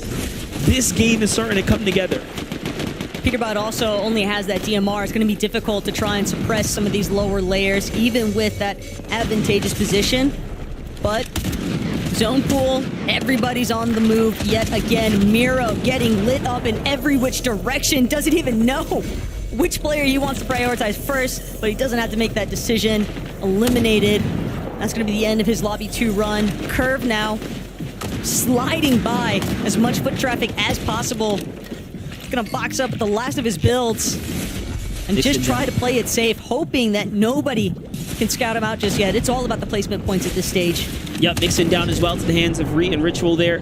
And Penn took down Dukes. So that's going to be the end for them as well. Curve just holding on here, trying to earn anything. He makes it to the top 10. Now top 9. Curve clutching up to stay relevant on the leaderboards. And in the end now, we have quite the game unfolding here as Peterbot and Boyo are running through the builds pretty quickly, but no one is looking to challenge them on high ground. Instead, it is like fish in the barrel getting lit up here. Aaron's hurt. Down comes Peterbot for the refresh here. Puts the box and the walls down. They recognize there's a duo there. That's Reet. That's Ritual. Take a look at their perspective. Still very, very healthy. As they're trying to find eliminations here, find points. But the storm, this edge of the mountain is so difficult to traverse right here. Reet needs these builds, though, that Hakio could potentially have to offer. Ritual also going to follow through on this. Hakio, Mayfishy just barely clinging on for some moments longer. Oliver OG actually going to finish what Reet and Ritual had started. 7 total eliminations between the two of them as well is a nice point acquisition, but finally, Oliver OG, this triple Flowberry Fizz loadout might just benefit another one of these teams down below as he continues to try and follow from one zone to the next, all on his own. Yeah, Oliver just doesn't have enough time to actually heal up at this point. Chubb's going to fall here. It's up to Aviv. Aviv finds Oliver OG there. That's going to be the Siphon pickup for himself. Did Chubbs drop the material? I'm not sure he managed to, but there it is. The elimination comes through. Reet and Ritual cleaning up the bottom of the low ground here and now. We're in a 2v2 situation, but there's no Peterbot. It's just Boyo here who has to take on Reet and Ritual, who have played so smart. But Boyo goes into the storm, opting to take damage for the little bit of mats, and honestly, he might be able to suffocate out Reet and Ritual if they don't have enough to actually climb here. But they both got at least 2 bananas split between each other. Pollo, not a whole lot of HP to work with either. Reet, recognizing the fact that Pollo is definitely suffering to some extent here, chopping through trees, trying to continue following up through these past height builds that he has. Just that little bit of leverage could make all the difference, but Ritual, Reet, they are still climbing this mountain, trying to tackle Pollo. They finally get him down, and they finally go for the finish. Ritual and Reet stealing this one away from Peterbot and Pollo. And they honestly fought tooth and nail all the way through. We actually highlighted the fact that Reet and Ritual had a very, very slow start, not making that appearance in game 1, and then all of a sudden they start off with 3 elims, and they continue to keep the train on the tracks all the way through here. Game number 2. Well played for them. Take a look at it. Back one more time. Reet and Ritual find Aviv. They find Peterbot. They quite literally determine the win for themselves right there, Taco, as they have taken the opportunity away from Peterbot and Pollo. Part of the risk involved when you're playing from Peterbot's position, trying to go grab the materials, the resources from those refreshes that Peterbot and Pollo were picking up, but just a beautiful job by Ritual and Reet. They truly masterclass the low ground in this one. Yeah, and although Peterbot and Pollo didn't win, though, they earned a lot of points, keeping them up at the standings there, Zeke. Man, this was a brutal zone. Oh my gosh. Old Man Mountain always takes his toll. But for Reet and Ritual, they had just enough of the pieces to put together that victory royale. Stolen from Peterbot and Pollo. That is what we like to see. Vivid, you were wrong. Yeah, if you guys are wondering, listen, 7th zone, I saw it was going over that mountain. I was like, yeah, this is a Peterbot and Pollo win. And, you know, I was close, but Peterbot dropping down perhaps a little too early right now, making it a little bit too risky. And Ritual and Reet, though, capitalizing instantly. Full dominance on the low ground. I'm not sure, Kelly, how they were so healthy over such a tough zone. Well, if you notice right there, a lot of teams actually aren't staying on the extreme low, unlike Reet and Ritual. So they're able to do this, chop the teams that are just above them and grab a bunch of eliminations. So they were actually kind of a little bit safer in these low grounds because of how vertical the zone was pulling. So many people didn't want to get stuck on the low ground there. But Vivid, you have to give yourself a little bit more credit. There was about 20 teams left, and you literally said it was going to be Peterbot and Pollo versus Reet and Ritual. So obviously the script is being shared around here, but obviously I am so excited for Reet and Ritual. We haven't really talked a lot about them this major, but last major, they were the favorites to win, so it's good to see them coming back strong. Yeah, and this was just game 2, right? So everything's fine. We just got to continue this momentum. Right now, we're trying to chip away at this, right? We're trying to get a lead so that going into day number 2, when we have a 1.5 times multiplier, we are just that much ahead of the competition. Peterbot and Pollo, my goodness, that was one of a crazy game indeed, and could have been theirs. But as MDF said, you know, unfortunately getting picked off in those final few moments. And of course, shout outs to Pollo there, kind of sitting on the high ground, just doing everything he could to try and maybe pull out a W. But listen, Vivid, 2nd place, that's still a bunch of points. And with the eliminations they got, this is big for them. Oh, yeah, 100%. Honestly, listen, yeah, maybe a little bit of a throw, Peterbot. We did see him kind of drop down into the box where he hit a crazy shot to kind of close that one out.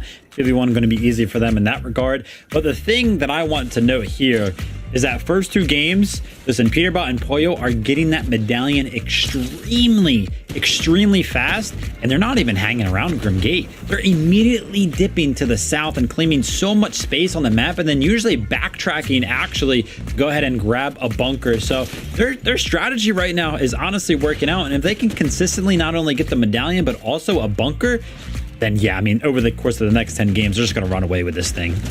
Yeah, regardless of if they didn't grab this victory royale this game or the last, we know that consistency is key, and they are super consistent right now. But it's only been 2 games, so much can happen. But we do have to speak. We already talked about it, but Peterbot there dropping down and going. I think it's because he got a little overconfident. I've seen Peterbot and Pollo so frequently will throw their dash coin 4 or 5 layers to each other because they're just so used to no one paying attention to high ground. And I think Peterbot felt a little bit more confident there as well, because he already dropped down around zone 10 to be able to grab all the loot, and it worked. No one shot at him, so I think he tried to do it again. But unfortunately, when you're going up against an aggressive duo like Reet and Ritual, it's not going to work every time.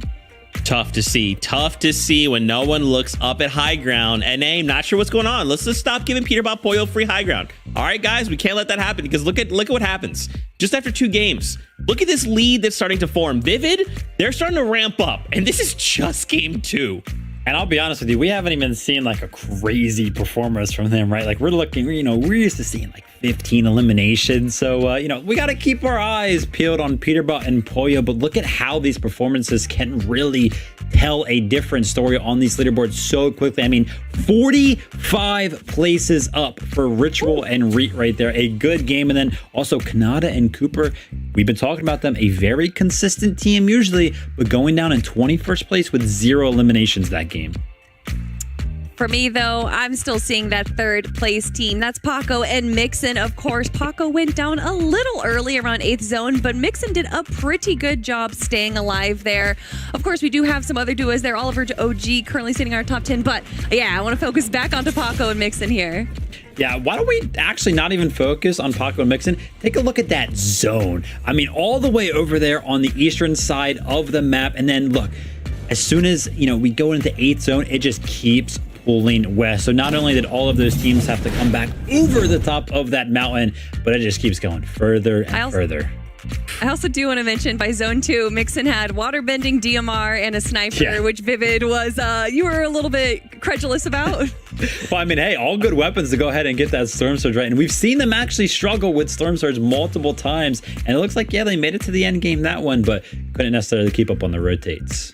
Yeah, not all the games are going to go quite like this, right, guys? I mean, this was just one of the most brutal zones I think we've ever seen. And I did really quickly want to highlight the duo in 2nd place, Curve and Tyler. These guys are going crazy. 78 placement points, 12 eliminations. They're looking to keep pace with Peterbot and Pollo, right? They want that #1 spot, and they'd love to end this weekend in the top 3 to secure a spot to the global championships.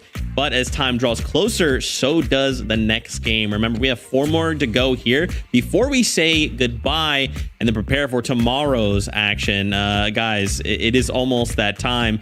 Anything you want to see done differently in this next one, Vivid? Yeah, I want to see Peterbot and Pollo close this one out. Get the win. I want more wings. Everyone with wings in the lobby. We've already seen like 10 duos do it. Let's get all 50. Bust out the wings and fingers, everyone. Find your seats on the battle bus as we kick it on over to the casters for game number 3 of Grand Finals.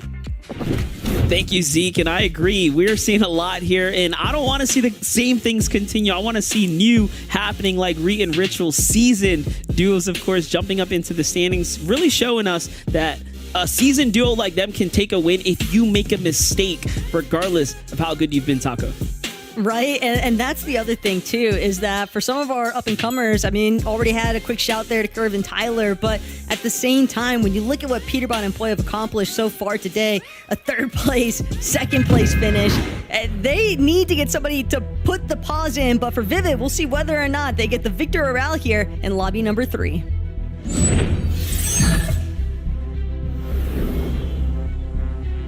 Will we see another team continue to rise up, or will Peterbot and Pollo continue the domination from where they left off?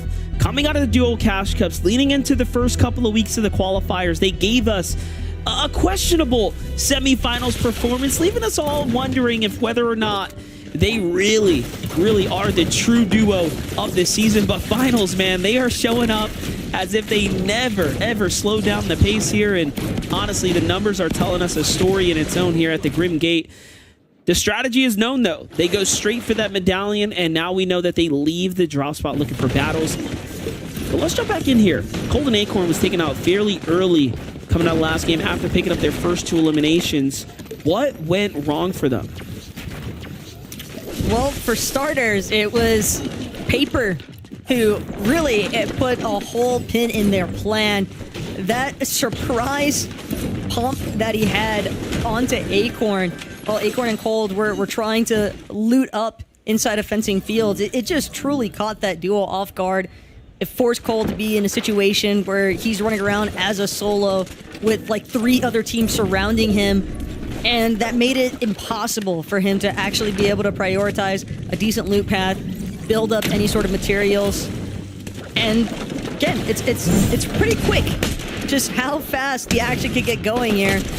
Booga and Agers, of course, being contested at Mount Olympus. They're going to waste no time. One more time, taking down Zeus and Pix. Back-to-back eliminations that have posed fairly well for this team so far. I was going to say, I noticed while we were looking at that replay that Blake was caught as a casualty in the feed there as well. So I do wonder if the Grand Glacier is looking a little hotter than the usual cool temperatures going on over there. Here's a look at Zyro and Lin Kame. We saw Zyro, of course, with a big clutch up in the storm there against Cease and Jack, but it does seem like their drop spot is generally contested here. This offshore location right now by the Underworld. Crazy to think that there's 3 separate teams this far west of the map. Keep in mind, Zavi Neko, they also like to drop a little bit northwest of that Underworld location.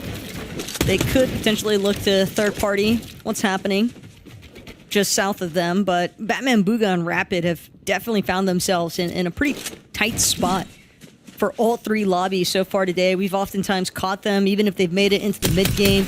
They're low on materials, they're low on Surge. It's just been a really rough start to the day for them. And considering how they just slunk in from semis, it seems as though their search strategy and game plan overall has just been a little bit tight to solidify, but that's the beauty of this competition, though, MDF, is that Grands, you've got 2 days to work with, and the 1.5 times point multiplier in day 2 could go crazy for some of these teams. Yeah, we've seen a lot of comeback stories happen on that day 2 with the point multiplier. I mean, it really just shows you, regardless of how well you play on the first day, 1.5 times the additional points.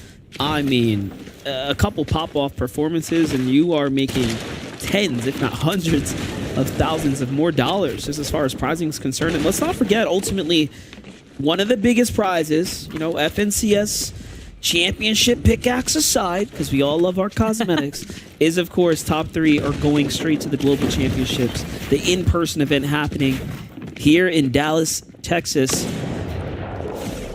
That's going to be exciting. That is what is really the icing on the cake, I'd say, as far as the celebratory FNCS championships that are being fought for here today.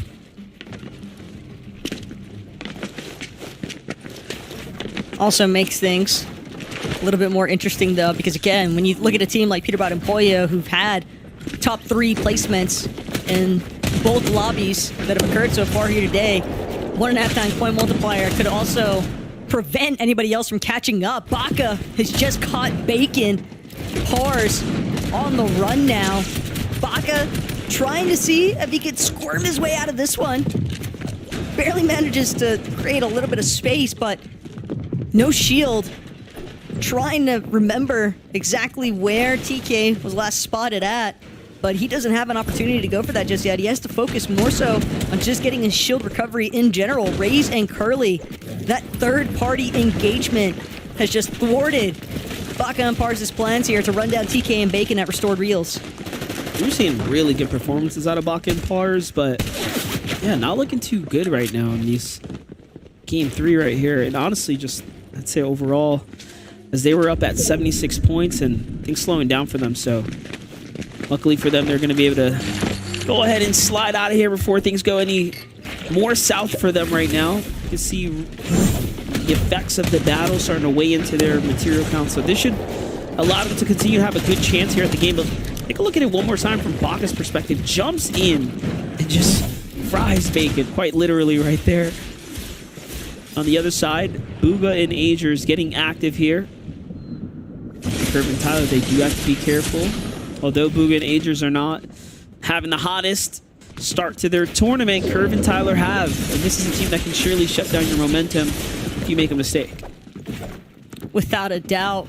But also, because of the hot start that this duo has gotten off to, it is rather likely that Curve and Tyler, they've already got 2 eliminations. They don't necessarily need to fight against the likes of Bugha and Agers. Sure, if Bugha and Agers are going to continue to try and force the issue, then yeah, we might see Tyler and Curve be willing to take that box fight, but it's going to have to start with Agers and Bugha dropping to where Tyler and Curve are at. They're more than happy to just continue expending their resources.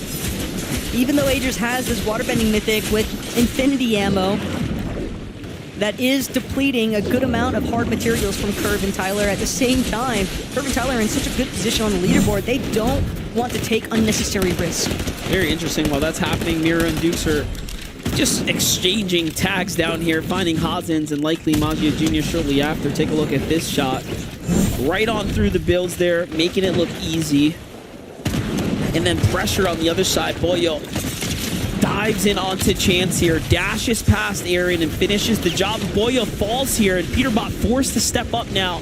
But it's the third party that's putting in the damage, throwing off the engagement here for a second. And luckily, that third party found the Elim and then backed off there, not recognizing that Peterbot was actually hurt and Boyo was down. And what could have been the opportunity for the rest of the lobby now opens back up for Peterbot here because they get to pick up all this loot, right? It's not bad by any means. Uh-oh.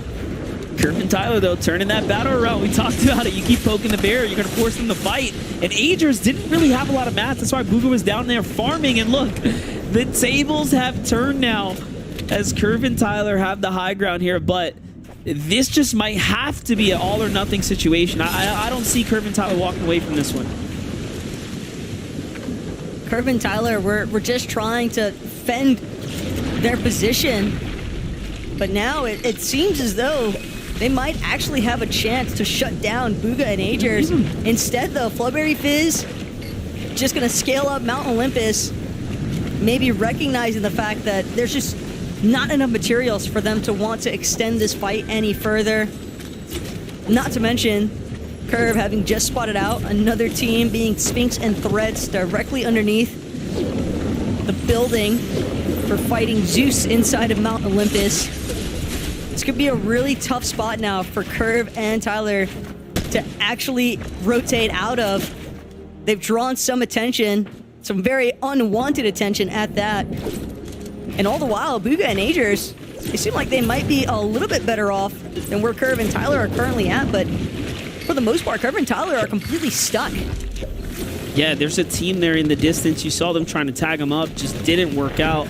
Agers is going to get knocked here to the storm, and I mean, you know Curve and Tyler are going to be seeing this. They're going to be reading the situation, and they do end up tracking him down and find and sideline Bugha back to the lobby. Another huge point swing here now for Curve and Tyler, just cushioning their situation here on the standings as they are slowly but surely maintaining a solidified position amongst the top 5 right now. You love to see new teams finding their opportunities and chances here on the FNCS stage. Yeah, but for Bugha and Agers, you got to be careful what you're wishing for. They wanted that fight earlier on, and they got it, but not in the way that they had been intending. Muzz, Paper also trying to extend their engagement up against the likes of Raze and Curly. Curly getting lit up, half shield already. Muzz, Paper just barreling down on the front side of these walls. Muzz now gonna split his direction just a little bit, side by side now with Paper, trying to see if he can get another line of sight established to take down either Raze or Curly, but they're just pushing this duo even further back, suppressing them inside of their own builds. You gotta be quick about it. Muzz very, very smart, holding the cone there, gives you full visibility, recognizing that the team was changing layers there, and just playing super smart with the angles there. This is why Muzz is an exceptional player in these types of situations. And although they have 0 mats, I mean, still very, very much dangerous as you're seeing this fight play out here. But the biggest danger, I'd say, is TK, who's lurking right behind them, waiting for his opportunity to pounce out. Oh, but this could be tragic for Paper. Health absolutely depleted at this point. Fortunately enough, Muzz did have one final medkit to spare. But now that leaves Muzz with a soul banana as his resource for white HP. Kind of just crouch walking around currently. Here at Restored Reels, TK still lingering. Hasn't had a chance yet to try and rotate out, but Muzz and Paper, they really just want an opportunity to try and refarm some of their materials, and one more team gonna join the mix here as well, Cease and Jack. This might be a little clash of titans here. Epic Whale Clicks versus Kanata. And Cooper down low, team up in the distance. Clicks missing these very, very important tags right here. For Epic Whale, needed that damage right there. Fortunately, not going to alleviate the pressure from that team, but they don't want to peek for too long. Meanwhile, Cooper and Kanata, much different conversation for their loadout. Their situation in this tournament is spectacular right here, all things considering.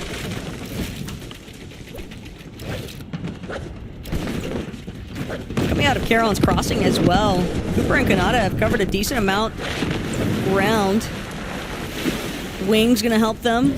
Slightly quicker rotation. It is incredibly efficient for these short spurts of rotations. Epic and Clicks though, left or right, pick which way you want to try and fire back. Empen and Palm, Cooper, Kanata, two teams you do not want to be caught in the crossfires of. And poor Clicks and Epic Whale, they're just stuck in the middle. Just a whirlwind of trouble everywhere for them, unfortunately.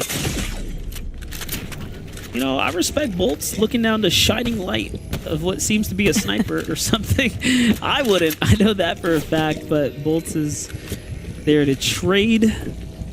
Nothing comes out of it, though, unfortunately. They don't find the tags they were looking for. The standings, however, giving us the update. They're in 6th place here. Inside that top 10 comfortably right now. We jump back with Clicks and Epic Whale. Again, material count starting to dwindle here, but a new team enters into the conversation.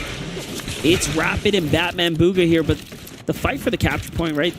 Clicks and Epic desperately need this here. The first time we see them positioned up on the Rift Island here. What comes out of it? Plenty of upgrades here. That's a good capture point there. And now I think confidence is probably surging right now through Clicks. Maybe just a little bit. The fact that they got away from that initial sandwich situation they were just in is impressive enough as is. But Clicks and Epic, even though they got the capture point, they know that there's at least 1 or 2, if not more, teams surrounding them here at the Rift Island. They've got to be careful while looking for an opportunity to refarm some materials. Definitely an ample amount of brick here on Rift Island, but Cooper and Kanata potentially be under duress here. All depends on how desperate Clicks and Epic are for a fight, and desperation might not be the right word for it. If anything, Clicks and Epic, they just want to clear out space. Let everyone know, hey, this is our territory to some extent. Do not bother us while we are farming.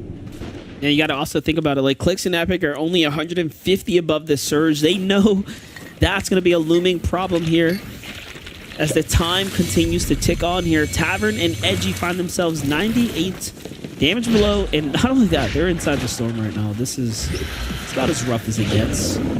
Meanwhile, there are a couple of duos here. I see G-Monster, I see Reciprocal being one of the few in front of them. I think we're going to see a fight break out here shortly as Tavern's trying to open something up here, but G-Monster and Reciprocal, love that they're taking the more passive approach here, throwing walls down, not trusting Tavern and Edgy to be passive duos here. Nope, not while the surge is active. And this might be just the end for Tavern and Edgy, honestly. Even if they make it near edge of zone, they're just going to be so in tatters by then. Medkit already being exposed. Tavern, shield crack. No one nearby at least to hear it. But when you are this far below the damage threshold, in such a low mobility meta, no wings, no fizz, Tavern and Edgy are just clinging on. But I'm right there with you, MDF. Even if they make it into the zone, they've expended so much to get there in the first place that the next rotation is going to be just as brutal, if not worse. Yeah, I respect the hustle. One opportunity here for Edgy, and he misses the shots, and that, my friends, is just going to be it. If he tagged Cease and Jack there with the sniper shot, Tavern would have had a chance. However, that should conclude their game number 3 here. We'll see them a little bit later in the day, I guess. The game 3, the halfway point, right? The checkpoint of the tournament here. Really giving you a feeling for who's taking the lead here for day 1. Clix got an epic whale, only 50 damage above. Now we see again those early signs of why they were trying to fight Kanata and Adris, who had the base down low. And it's only going to continue to become more and more difficult for them here. It's an uphill battle. Meanwhile, Re and Ritual find 2 eliminations, so we might be seeing Re and Ritual be another top contender here for day 1. Interesting enough, though, Clix and Epic, they found an engagement, but they are not on the better side of it.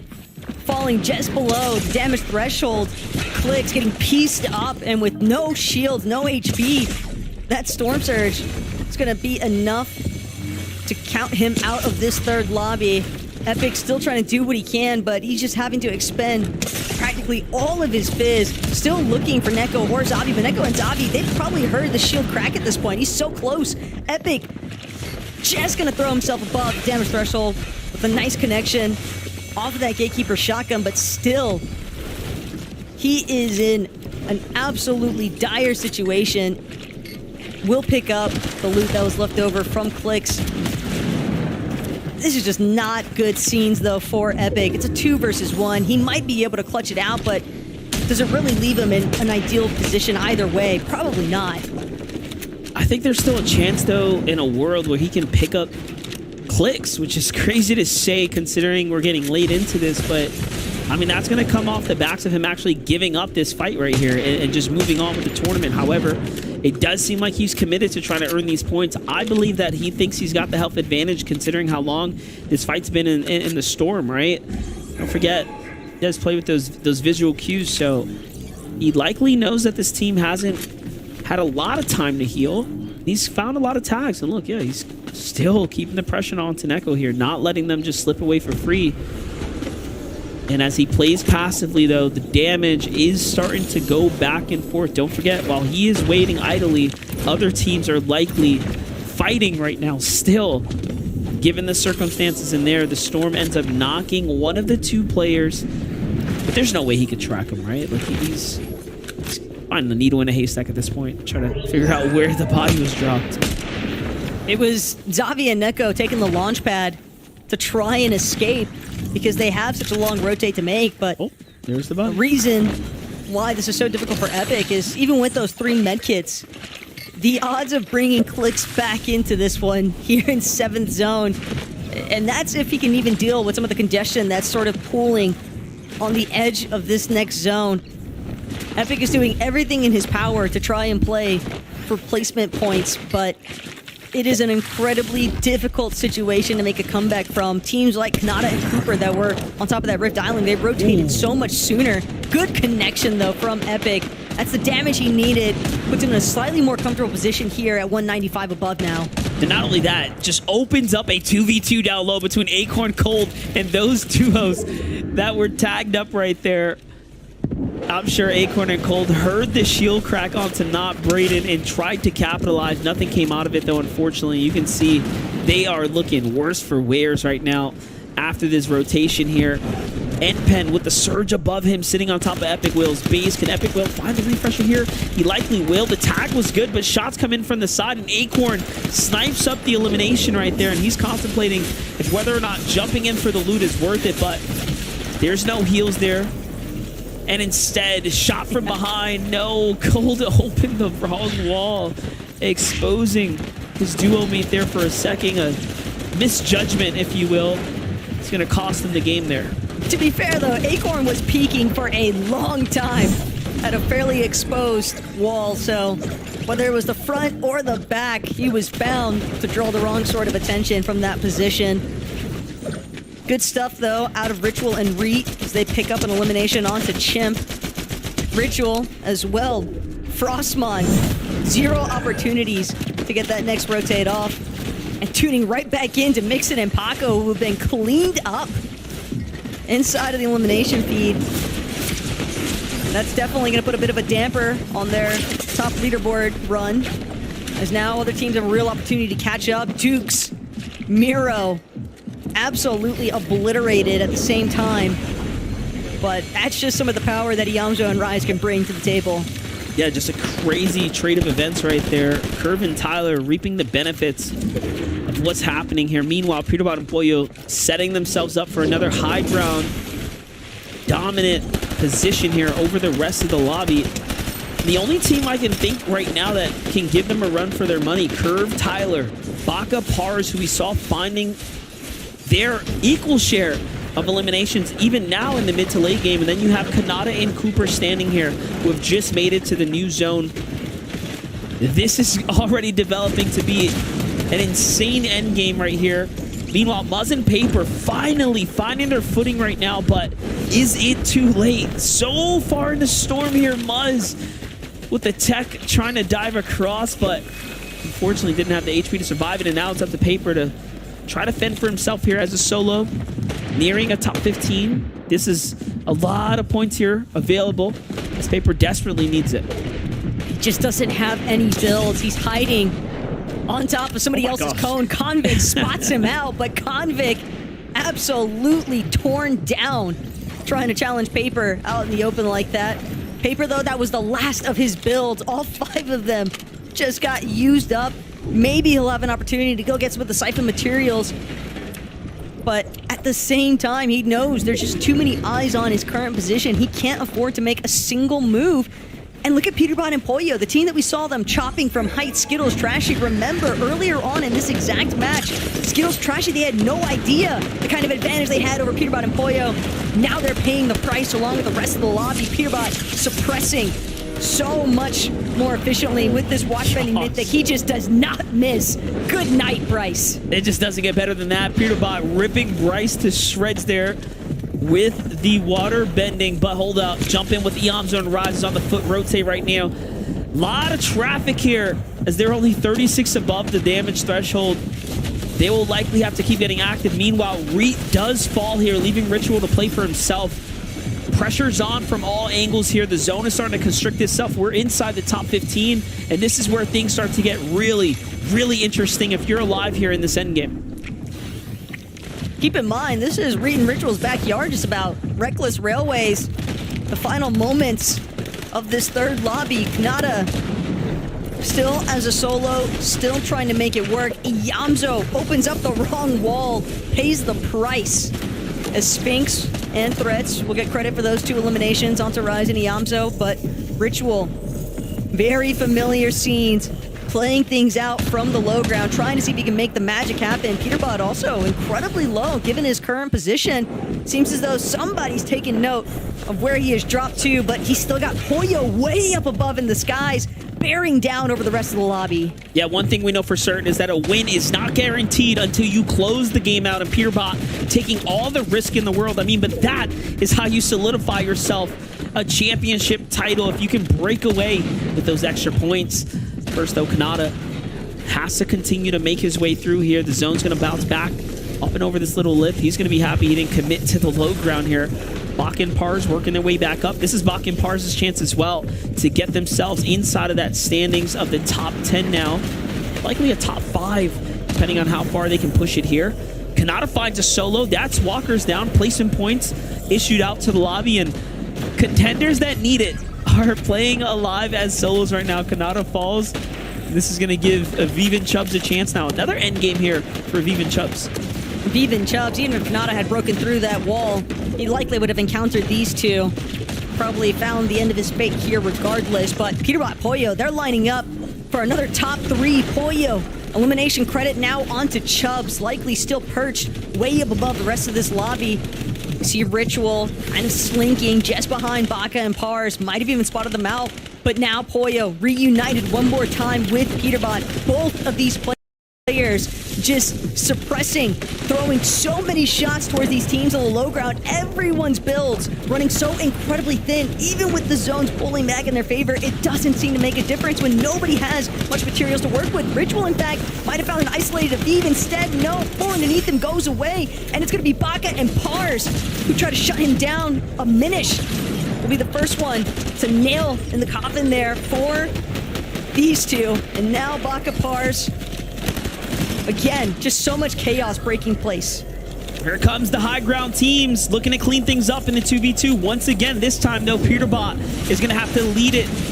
But the team on low ground, Baka, Pars, no shields, and Pollo is fully healthy, so he jumps in, finds Baka with a huge tag here, and they are successful in the end as Peterbot and Pollo take a second and then first place, bringing the Thunder in game number 3.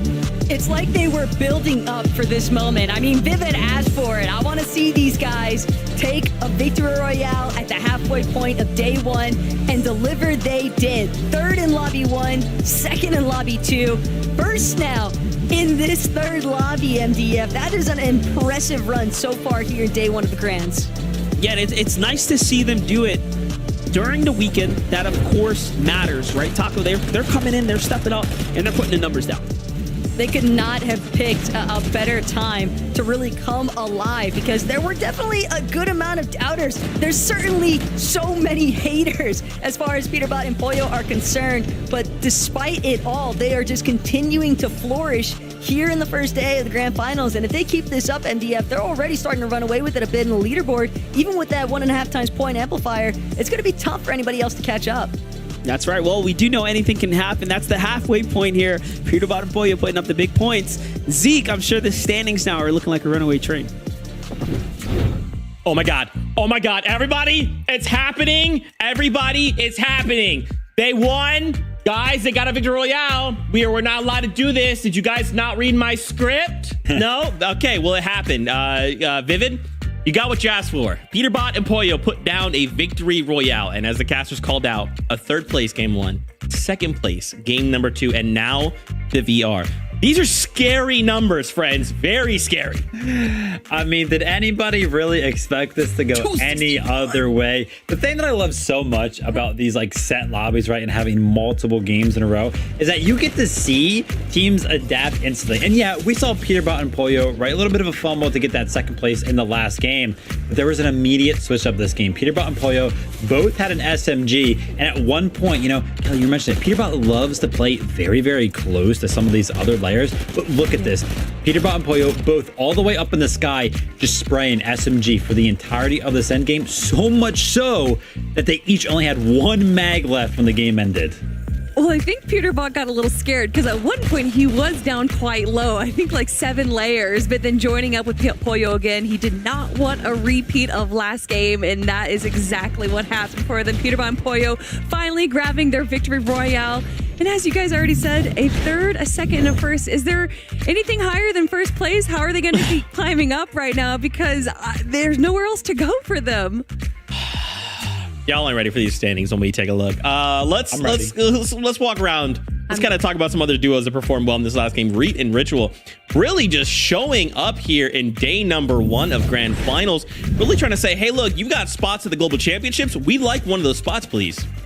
I mean, Ritual and Reet right there. Actually, this was all down to a solo clutch, actually, by Ritual, right? Reet going down a little bit earlier, but Ritual was actually set up for success going into this solo clutch. Had so many builds to work with. I think it was like 10th zone, so I had like 70 builds, which is probably a lot more than a lot of duos. So shout out to Ritual for making sure that pulling that solo clutch off and keeping them in contention. And Ritual definitely was in a position to go even farther. He was set up so well, even as a solo player in the end game.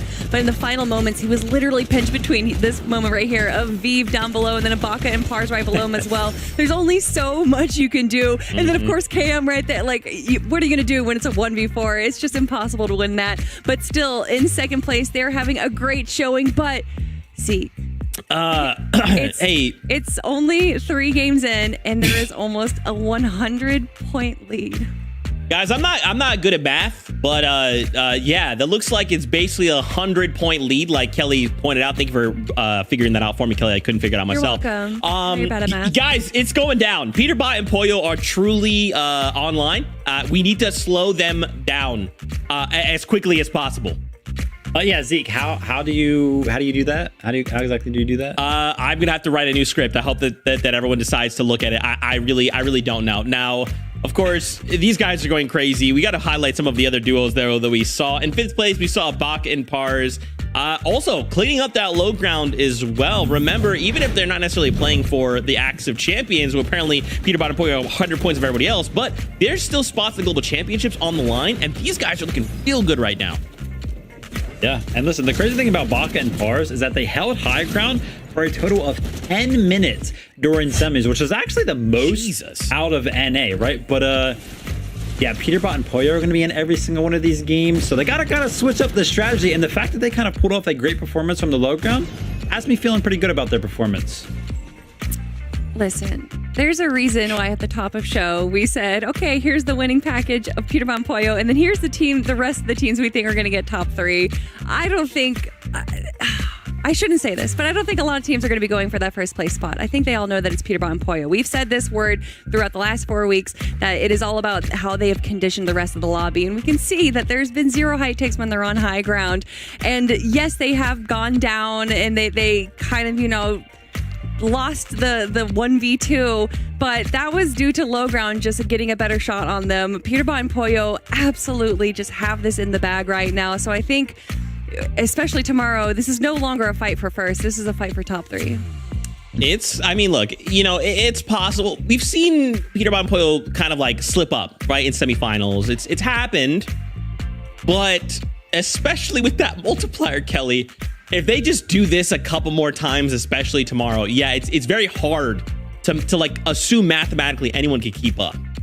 And they had a great performance in Major 1, day 1. They ended up the day in 5th place, but day 2 is really where they shine. They got 2nd place overall. So showcasing that they are potentially a day 2 team as well is going to multiply just how dominant they are on the leaderboard.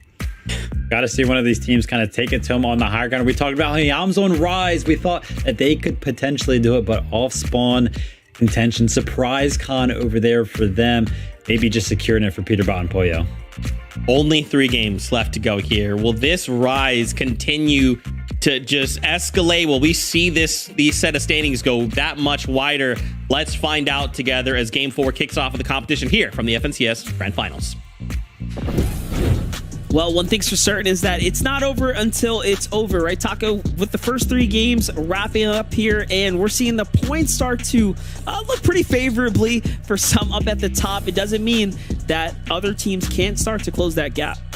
Look, it's hard not to be a little bit more realistic, though, about the situation. What Peterbot and Pollo are currently doing here in NA Grands Major 2 is just a phenomenal start. It's actually Peterbot's best ever performance as well, as far as Grand Finals are concerned in any FNCS that he's played in. So if he can just keep this momentum going that they seem to have built up here in match number 4, things could start to get really sticky for everyone else.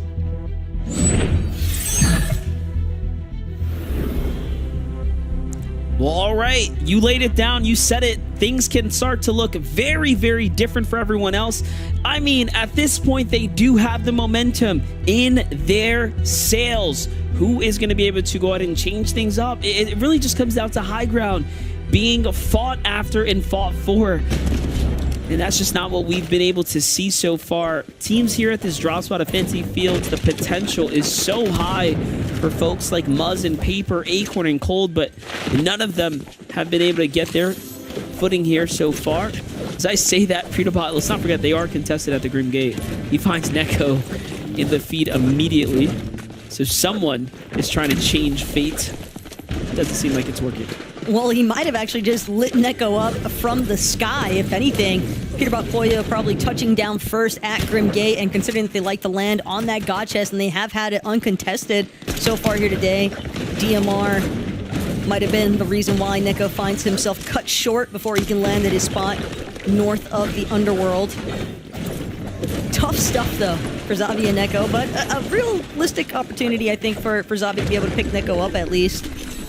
It really just all depends on how things boil down on that northwest side of the map, but Fencing Fields just continues to be a relatively difficult POI to fight out of. Curly early elimed by Muzz. Slurp Truck also going to be claimed one more time by Muzz and Paper.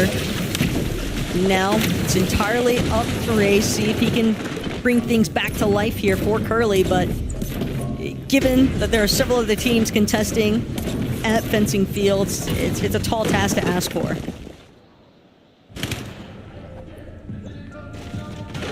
Looks like we got a little fight breaking out here between Cease, Jack, and Bacon. TK already eliminated to the hands of Jack here. You can see the point added up.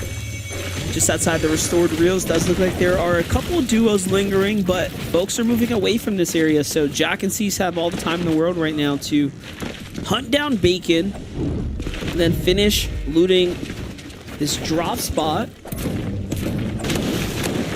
I was just talking about actually Cold, Muzz, and Paper, and it looks like Cold just knocked Paper in the feet as well, as we're seeing the restored reels hunt go down. Let's take a look at that replay really quickly. Cold and Acorn finding Paper here on the Fencing Fields. I mean, if you do your research, you know that they're going to go for the Surf Truck every single time to the west here. So great ambush by Cold and Acorn there. Yeah, just no chance. Similar to what we witnessed from Bacon. He almost won that exchange up against the likes of Jack and Cease, but Cease will manage to close things out. So he'll bring Jack revive, no problem.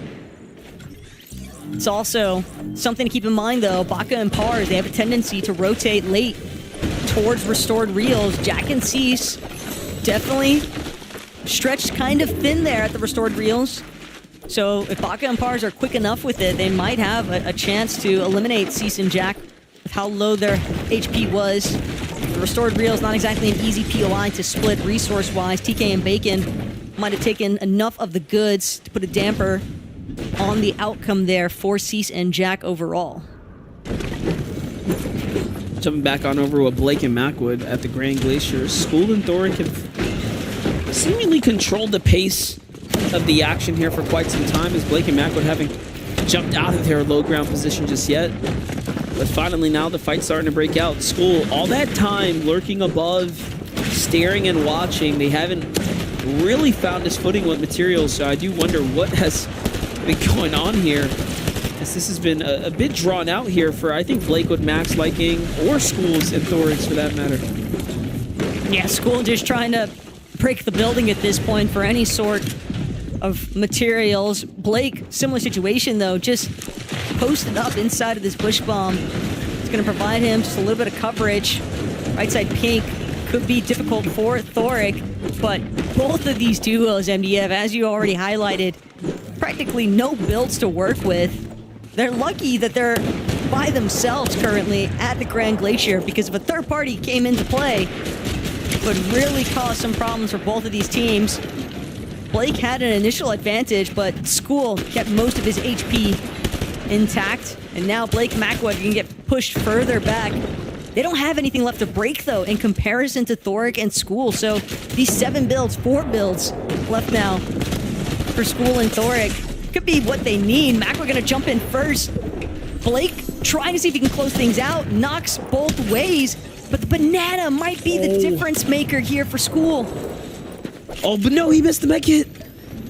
He gets back just in time with the med kit. This is going to be a full reset for both sides. Games, School here trying to pop the mini. He does that. He does have the mats as well. Gets his elimination. Now he's got the additional siphon material here as well. And Blake has all the pressure on right here.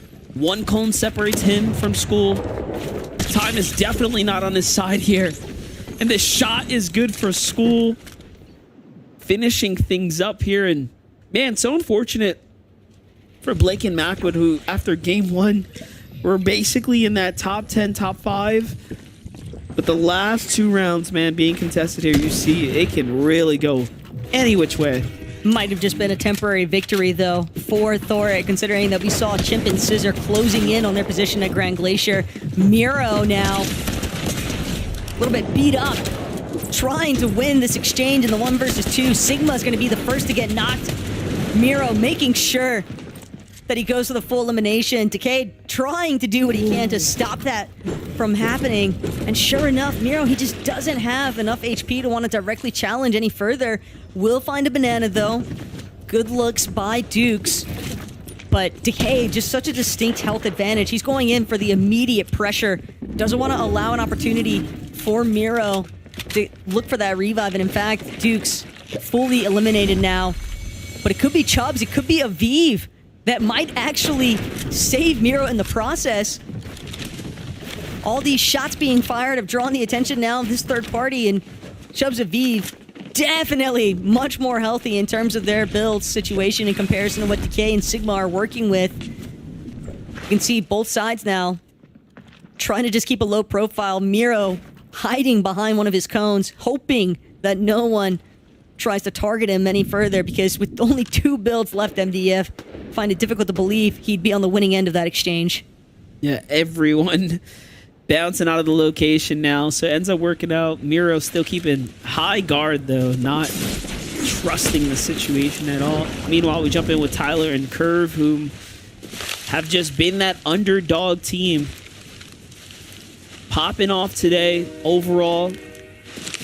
Great performances, consistency has been there for them, and if nothing else, I'm sure they realize that they have everything that it takes to be a top caliber duo, even in the likes of an FNCS lobby with these types of players.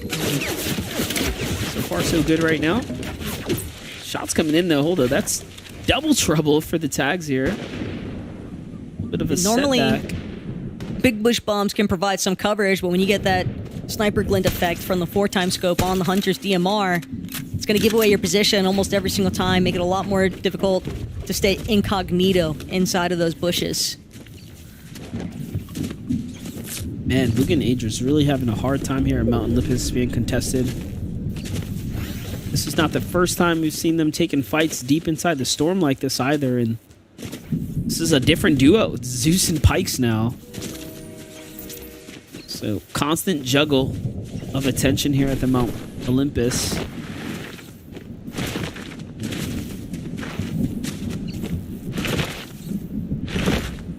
For Bugha and Agers, though, it's almost a surprise to see them not eliminating Zeus and Pikes, because those have been the 2 most consistent elims that they've been able to acquire all throughout today so far. Peterbot Pollo, though, they just want to keep their run going strong. And it starts here, potentially, with Thatch and Walkers. Peterbot will be the first to disengage, though. Pollo right next to him. A little bit of bush coverage, but it's only because Peterbot and Pollo, they've spotted out a team that they'd rather take their chances with instead. Larson and Oliver OG could be caught in the mix here now. But Peterbot and Pollo, they're trying to be smart about it. They know that they have some heat coming from up above. They don't want to put themselves in an easy-to-eliminate position. Yeah, I think that's really the reason they gave up this outer edge. The zone revealed itself, and they're like, yeah, no reason for us to stay back here. Let's get a little bit more center. Oliver OG and Larson mindfully are inside the top 10 as well. This is about, I think, the best we've seen Oliver OG perform at the FNCS stage as well. So continuing the pace right now. A lot of teams putting up big numbers for their own personal records. Are concerned. What's happening over here, though? Sigma and Decay finding those 2 elims finally on the edge of the zone, so things come in full circle for them.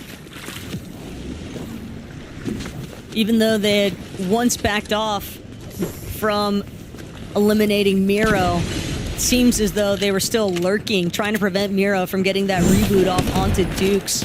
Chubbs and Aviv only bought Miro just a little bit of time initially, but Sigma and Decay, they knew this 2 versus 1 advantage, all too easy to capitalize on. they wanted the extra elimination points as well, and they're sure to secure them in lobby number 4, but they still have quite the journey to make. They are pretty far north compared to some of these other teams that are already getting much better positioning inside of the zone. Aaron and Chance going toe-to-toe against Seek and Dash right now.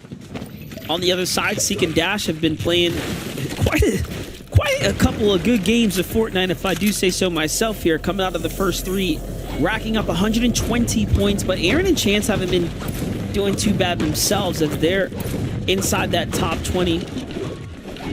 And, you know, Re and Ritual has already really flexed and shown us that it only takes one monstrous pop-off game and all of a sudden you are in the conversation. So this is really anyone's opportunity still. Hold up. Big pressure coming in. Seek and Dash having to slow things down for a second, really situate themselves here. Little did they know there's a lot more than just the team they were fighting. If you look at the map, quite a few have already slid on by. So this is it's definitely getting a bit interesting here. Sometimes all it takes is one really strong placing game to be in that conversation for the top spots of the leaderboard MDF, but as far as Seek and Dash are concerned, they've got a lot of ground to make up for, both in terms of materials and resources, if they want to have that pop-off game, because those loadouts were definitely not in an ideal situation in the slightest. Pollo Peterbot, though, checking back in with our Victor Royale creditors from lobby number 3. And the craziest thing, too, about Peterbot and Pollo's performance so far today is that Peterbot's last FNCS title in Chapter 3 Season 2, these are the exact same placements that he had from that FNCS title here now in Major 2 of Chapter 5 MDF. We are looking at an actual circumstance of history quite literally repeating itself as far as Peterbot is concerned. Yeah, except it's only better. He's got, I think, more eliminations definitely to show for it as far as his overall performance as this FNCS is concerned. But take a look here. Tyler and Curve land at the Rift Island as well, and we're looking at a top 3, a top 10, first place, and others joining into the Rift Island. This is a heavily stacked Rift Island. And if I had to guess, if you're inside the top 10, if you're inside the top 3, I mean, your ego is peaking right now, so you're likely thinking you can fight anyone who's up here. However, it couldn't be more far from the truth. If you make the wrong move here, you might just be going up against some of NA's best right now. Love what Curve and Tyler are doing right now. You're seeing the foundation, the basics come out here, checking all the bushes in the surrounding area, and they're only 54 damage above, so you know what?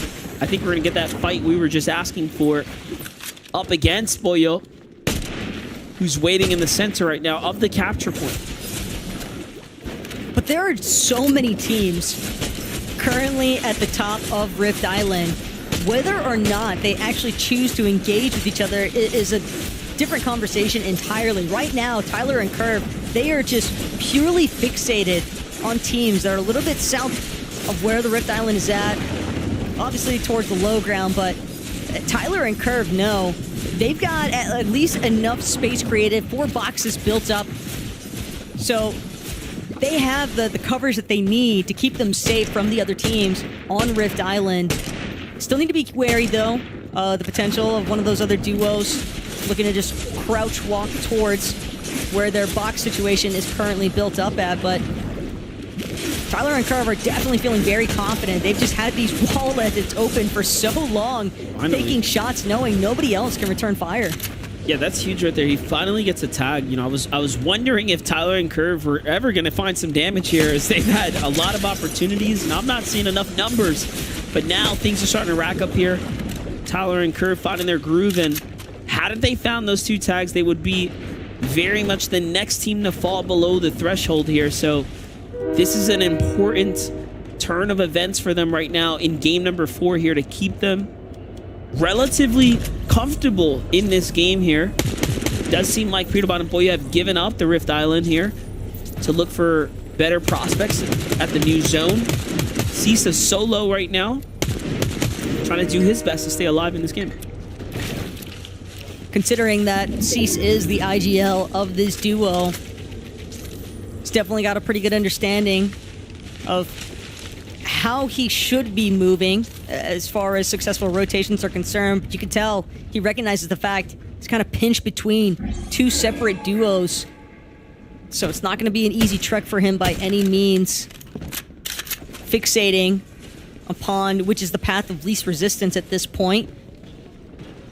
Kanata and Cooper inside of the Underworld, though. 3 Underworld dashes available for Kanata, but he's got a nice position currently. Decent bit of elevation here. Spotted out a team. Trying to expend a little bit of brick, but back of his walls, immediately getting aggressed upon. And Kanata's already spotted out Z-Link, Zero. They're going to be the ones trying to pose a threat currently to Kanata's current Surge Tower position. Yamzo rise under pressure right now. Cold and Acorn making a dash here on the outskirts as well. But it's Yamzo who finds himself 59 below the damage threshold here. So this is all trouble right now. Sphinx and threats eyeing up the base here. Yamzo doesn't want to waste any time on the outskirts. He has to jump in and uses his Underworld dashes to get on top of the base here. Because he has to, not because he really wants to. But he doesn't have a choice. This is all desperate measure. One tag's not going to be enough. And there it is. It was over the moment he was caught in the storm underneath the surge with these types of teams nearby. Cold and Acorn don't even want to stick around. Finally, though, this is the first we've seen Cold and Acorn actually breaking out of the early game into the mids and lates with a lot of damage and enough builds to actually put up some numbers. Main thing to keep in mind at this point, though, is with the way that the zone is pulling, since it is going north of where Grim Gate is located, all these teams that are a little bit late to the party, they're going to have these Underworld dashes available to them. It's going to be even more difficult for teams that are already low on Surge to actually get tags in. It's so hard to hit players utilizing these Underworld dashes. Cold and Acorn, though, have encountered Walkers and Fetch. They were trying to keep a low profile on the side of this still face, but instead, Cold going to take wind of where Bolts is currently situated. A couple tags applied, and that's going to be enough for Bolts to close off his wall. Cold with the same intent, though, just staying safe inside of his current position. A lot of updates happening right now, though, outside of the Cold and Acorn's action on your screen. Hold up, though, Cold. Just keeping up the pace here, not giving us a moment to breathe as he finds an elimination there. And then trying to finish up Bryce as well. Look at that, the quick knock there. Player behind the wall. They are in a world of trouble. I was going to highlight the fact that they weren't quite safe. And right when they wanted to move, all the other teams were deciding to do that as well. And it's going to start adding up right now. After the zone closes, I do believe we're inside the 5-tick territory. There it is. It's starting to add up here now. 2s and 3s, all right? Yep, gotta go. Now, do keep in mind, he's under the effects of the Mythical Banana, so there's only so much damage he can take here. But he has no builds. You know, all those elims and no builds. He has to come down here. What is going on? It looked as though Fatch as well. Fatch and Walkers likely needed Surge with the way that they were playing so aggressively onto Acorn and Cold's box. But yeah, the fact that even Acorn, he's trying to split his materials, but there's just not enough to really go around. Cold and Acorn have to be so methodical now with where they choose to actually rotate and the little bit of tarping that they can manage. They need an immediate refresh. Kanata found his headshot onto Vert. Can't peek for too long outside of the Surge Tower. I'm just thinking, like, how many times you got to swing Kanata when you see the light glowing? Like, you know he's looking for it. Kanata ends up hitting the crazy tag, and they're just going right now. 6 eliminations now, though, for Acorn and Cold. When we tuned in the first time, they had 3. That's how much chaos went down in that little skirmish outside the storm. It was 3 elims worth, but it's placing points they're fighting for now. They need to stay alive as another duo drops here. Otherwise, it'll be all for nothing. This is probably the worst we've seen Acorn and Cold, I feel like, perform as far as overall placement points are concerned. This is the struggle they're having right now. There it is, finally a top 25, top 24. Now the points are going to start adding up here. That's only if they can manage to stay standing Their low material count has definitely warranted some eyes on from other contenders inside of this lobby. Underneath, though, Cold, Acorn, they could have an opportunity. They're going to drop right in. Rapid, Batman, Booga trying to fight back, trying to build back, but Cold just bearing down inside of this box. Rapid's going to be the first to get knocked. There's one refresh, but the material count still so incredibly low. Cold has 3 builds to work with at this point, NDF. And the small shield potions are not really going to do them as much favor as you would hope for. They need more resources if they want to keep this one going. Yeah, still smart play by Cold there, playing around the outskirts, right? Jumping them up to 7 eliminations now. This is still, all things considering, by far their biggest game of the tournament so far. Meanwhile, Peterbot just having a field day with the lobby right now, way ahead of everyone here. He takes down Curve. Curve, who, of course, was in top 3 with Tyler. So Curve and Tyler finally meet their end earlier than they would have liked here, just at the start of the placement threshold. So Curve and Tyler are going to give a chance now to the rest of the lobby to start closing it up. Could be really big for Paco and Mixon. Caught wind of Paco and Mixon playing a little bit more towards the low ground, and as you called out, Curve and Tyler going down. Paco and Mixon have been shoved out of that top 3 after an early departure in the last lobby, so this could be big for them. Acorn still on the move right now. Oh, but caught on the back of the storm there to the hands of Epic Whale, who needed that. I do think Clicks was knocked and taken out as well. Here's Kanata Cooper, 183 points. Looking to see if they can break that top 200 right now.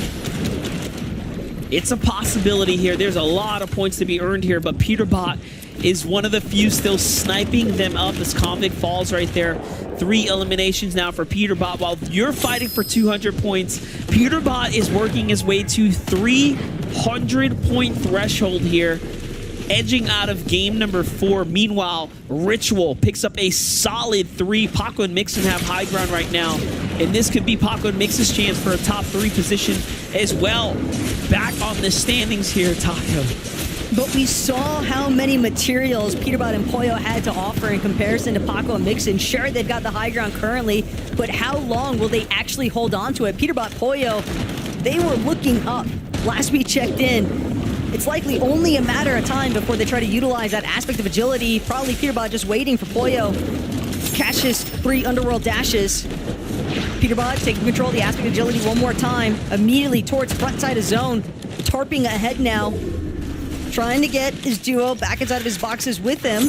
And sure enough, Pollo will find himself right next to Peterbot yet again. Bushes getting lit up. Oliver OG dropped immediately. That Mythic Gatekeeper just putting in work right now. And Peterbot's still not done. Wants Larson along with it. Larson just barely managing to escape for the time being, but he might have just been left for grabs for the rest of the lobby at this point. Yeah, all around just very, very smart play. Nonetheless, Baka is still alive right here. He's just eyeing up anything at this point in front of him. No! Finds Ree, who was desperately trying to find an opportunity there. And then Baka double clutches onto Ree and Ritual with a massive 2-piece elimination pickup there.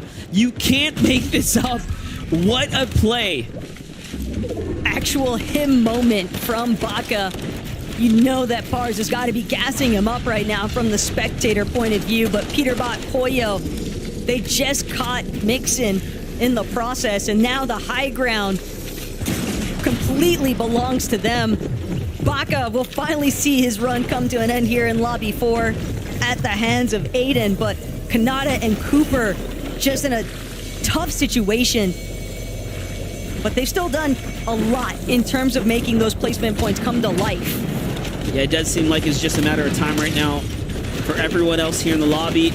But Aiden still picking up what he can. He's going to find a beat here. Well played, Kanata and Cooper trying to snipe up what they can with the points here. They don't have any materials, so this is really a desperate attempt at trying to earn any points possible right now. Meanwhile, of course, Boyo and Peterbot have made their way down from the high ground here, and in the end, they go back-to-back, and they are soaring through the competition here. It is looking like a repeat of the opening weeks of not only the FNCS, but the duo cash cups and lead up to this very moment as well. Peterbot and Pollo just can't be stopped.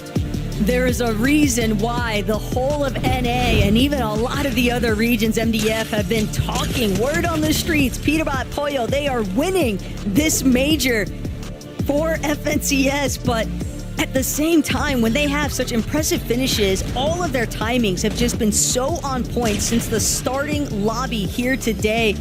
And it's just crazy to think about the point disparity that they have already established here on day one. And that's not even factoring in that point multiplier that's going to come into effect here for day two. Yeah, the multiplier is quite honestly NA's only hope to, make a dent on the leaderboards here and make a standings. But either way, I'm sure Zeke has got a great reaction for us. So let's toss it over to the desk.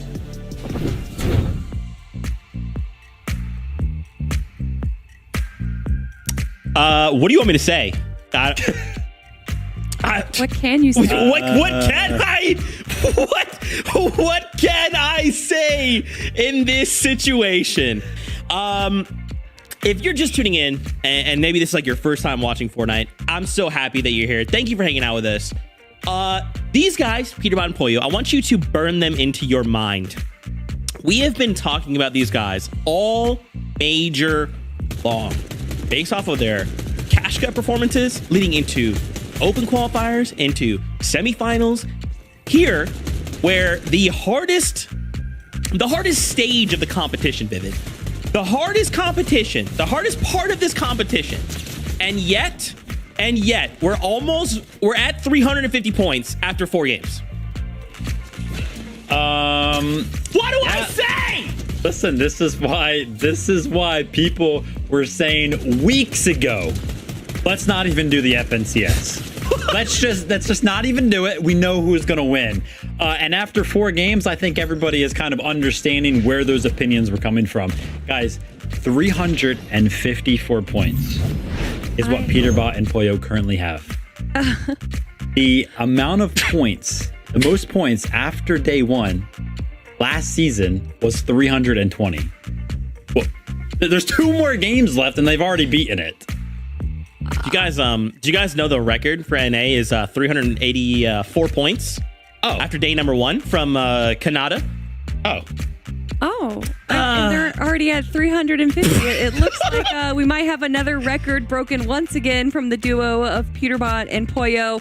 Also, another fun stat is that this is the exact same placements that we saw from Chapter 3, Season 2, their win from Peterbot, got 3rd, 2nd, and 1st in the first 3 games. So I don't even know what is going on with the script right now. Epic needs to revise what's happening because this is absolutely insane. Peterbot and Pollo, the first duo to grab 2 victory royales for day 1 this major as well. 29 eliminations, almost double that. Of course, Re and Ritual with the second most amount of eliminations. You know I have to give them a call out. But Kanata and Cooper still holding strong in 2nd place. Aviv and Chubbs jumping up into 3rd place as well. I know a lot of duos now are looking at that 2nd and 3rd spot because regardless of not getting 1st place, they still want to make sure they go into the the global championships. Zeke, if we just took Peterbot and Pollo off the leaderboard, look how close 2nd and 4th were. It's like within 20 points. We'd have a close FNCS. This would be awesome. I mean, it's still awesome. But yeah, Peterbot and Pollo are just running with it. They are going so crazy. This is just not typical. This is so almost outside of the realm of what we're used to seeing in Fortnite. These guys are putting on a clinic with still 2 games. I think what's impressive to me, again, grand finals. This is the hardest. This is the 50 best duos in the region after a whole season's worth of competition, right? And these guys are somehow so consistent. They are so consistent. They have these little micro tweaks they're making that it's just hey, think back to semifinals, even open qualifiers.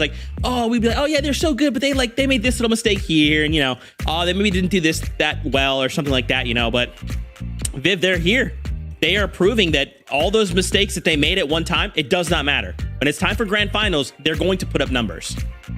Yeah, I mean, there was a big question mark. Are they going to be able to replicate the performances they've been putting up this season when it comes to grand finals? And if the first 4 games are any indication, I hope those doubts have been absolutely squandered. I think they are indeed. But, shout out, there's other players. There's 98 other players in the lobby right now. Aiden with an incredible solo run in that game. I cannot believe the eliminations that Aiden was able to get there. Also, Baka once again coming out strong, holding up his team in the leaderboard with another solo clutch right there. So lots of great plays from other duos, just not as great right now as Peter and Pollo.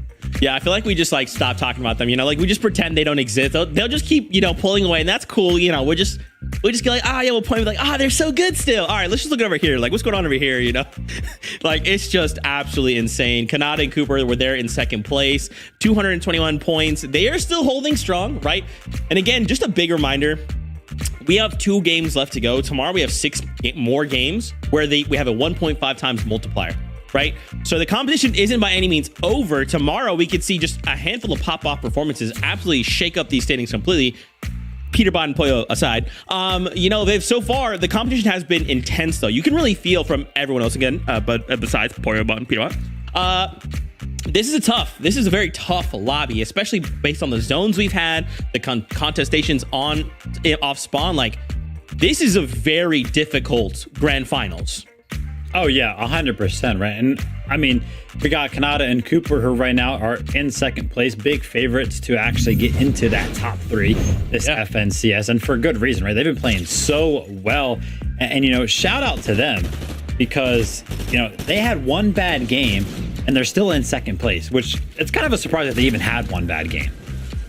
That's very true. And Kanata here somehow going from 1 elimination to 3 eliminations in the blink of an eye. Still below Storm Surge, though. And I find that a bit surprising with the amount of eliminations that they have. But regardless of what position that they're in, they still hold strong and they're so confident. If you guys didn't watch the video of Kanata grabbing his first victory royale, he is screaming, "I am such a good IGL. I am the best IGL." And he really is. He's such a smart and collected player that even when they are swimming in the water right here, I still wasn't too sure if they were gonna go down in 3rd or 4th, but Kanata and Cooper, great performance, sitting in 2nd place. That's right. Well, let's watch more Fortnite together. 2 more games left to go. How do we dethrone the Kings? Let's figure that out together. Casters, over to you. Thank you, Zeke. And yeah, the question is probably not going to get answered today. Let's be honest, the point threshold, the discrepancy is looking pretty incredible here, Taco. However, tomorrow's a new day, and you still have to close out strong to even have a chance, right? A glimmer of hope, if you will. Yeah, but at the same time, considering that Peterbot and Pollo have quite literally had exclusively top 3 finishes all throughout the course of today, if in matches 5 and 6, they're still able to replicate this incredible run that they've accomplished so far, even with the point multiplier, it's going to be tough to catch up, but the battle bus is ready. Game 5 action is on the way.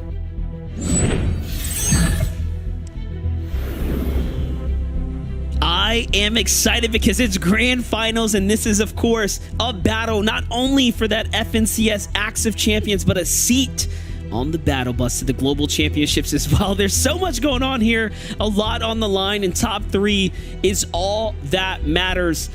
Pollo has been leading the charge right here alongside Peterbot, and you have to give them all of their credit as they've been landing at the Grim Gate, arguably the strongest POI on the map. They have some interesting players in their vicinity, but this is just, they haven't been able to give them enough resistance for them to even think about, right, having an issue at any game, at any point in the tournament, right? So I don't know what went differently during the semifinal stages, but whatever they managed to figure out up from then till now is just incredible. It's really just the fact that Jutras and Craze are not giving them any resistance. They're not challenging them. They might be contesting, but it's not technically contesting if you're just going to the fringes of Grim Gate. They're playing for the God Chest that lies on the outskirts of Grim Gate. Here at Fencing Fields, though, Krizix and Yasir looking to shut down the hopes of Acorn and Cold. Tough opener here for Acorn and Cold. They've been having a tough day in general to start things off with, but that's just part of the process for the QuadCon that's involved. at Fencing Fields. Well, it's not just Acorn and Cold having a hard time. It's Zeus and Pikes running the field as well with Booga and Ager. So a lot of our notable greats losing to the hands of some of the fresh blood that have effectively entered into the FNCS by storm this season. Talking about some of our vets. We have Pump and N-Pen right now, sitting comfortably outside the underworld, but they have to be careful. There's a team here at the drop.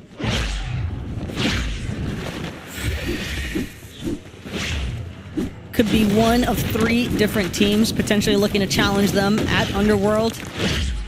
Zero and Z-Link, Batman Booga, Rapid, Zavi, and Neko.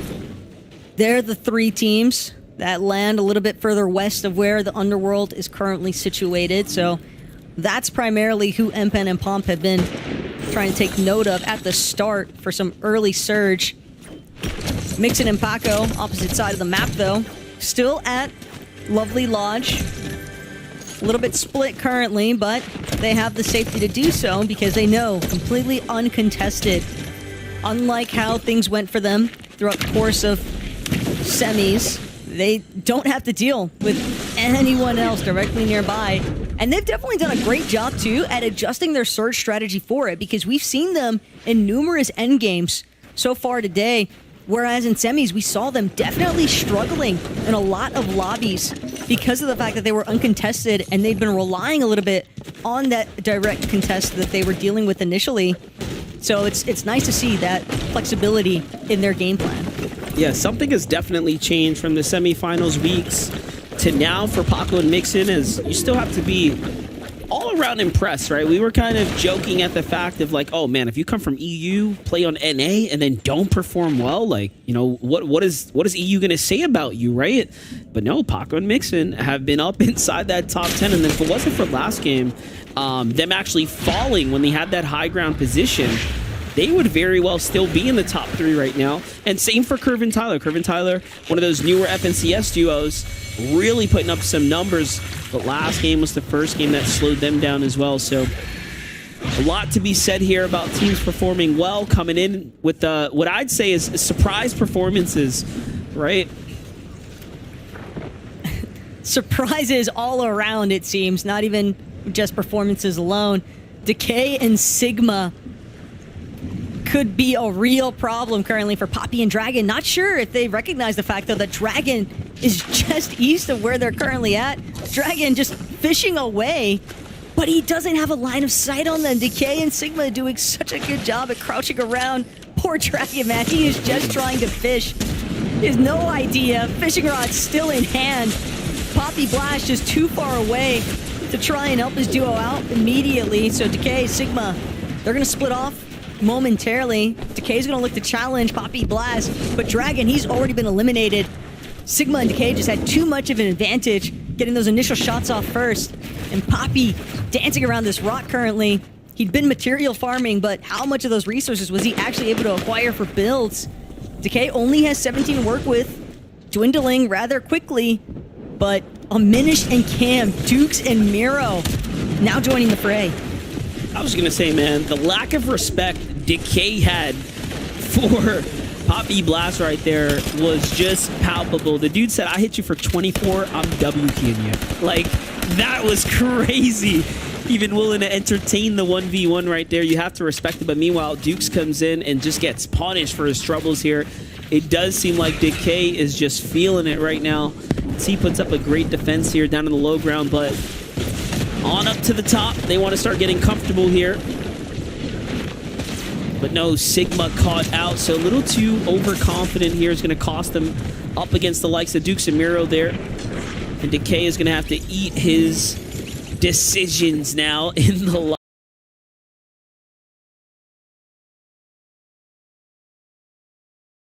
lobby there as Dukes and Miro get rewarded with the 2 eliminations here.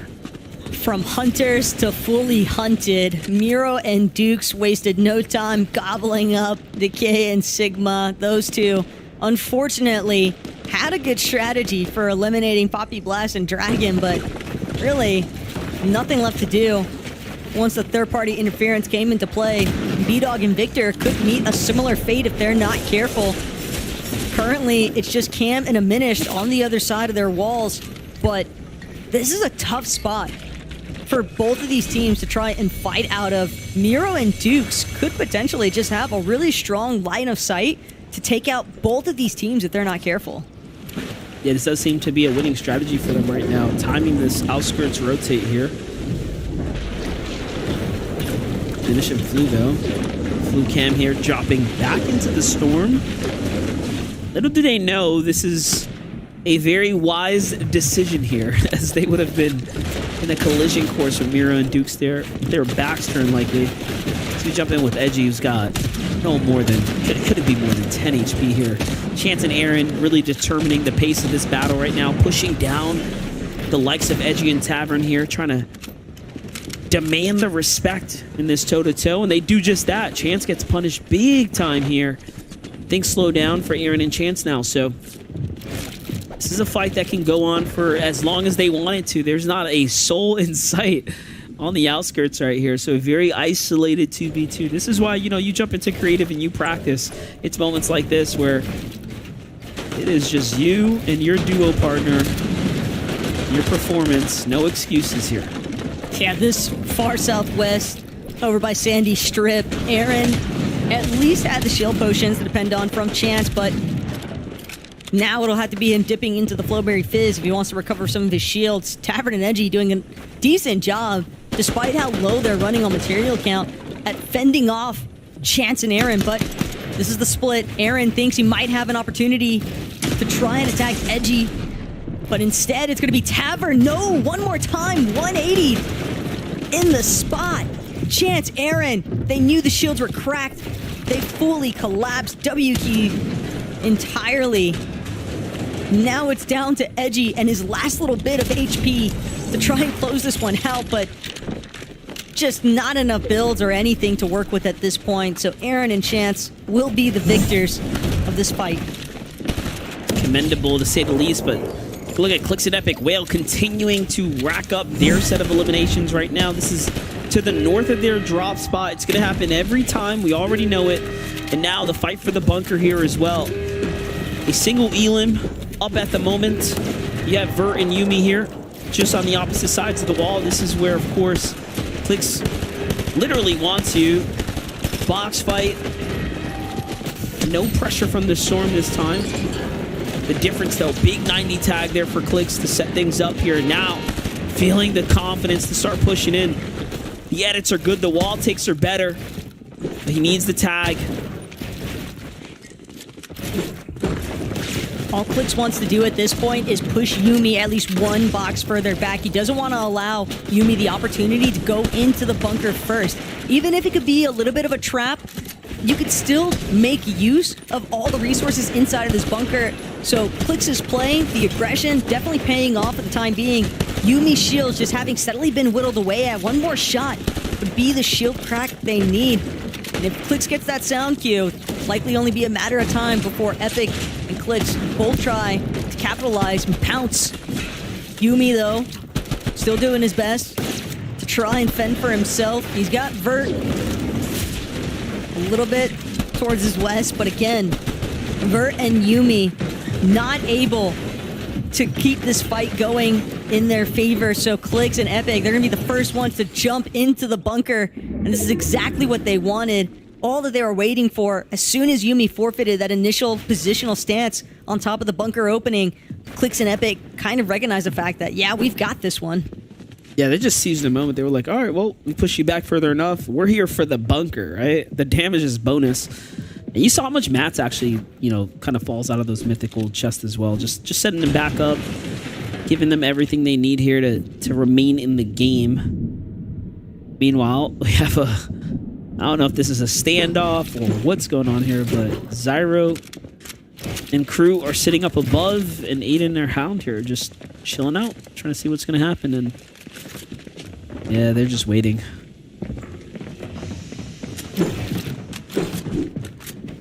Both of these teams definitely aware that the other is nearby, though.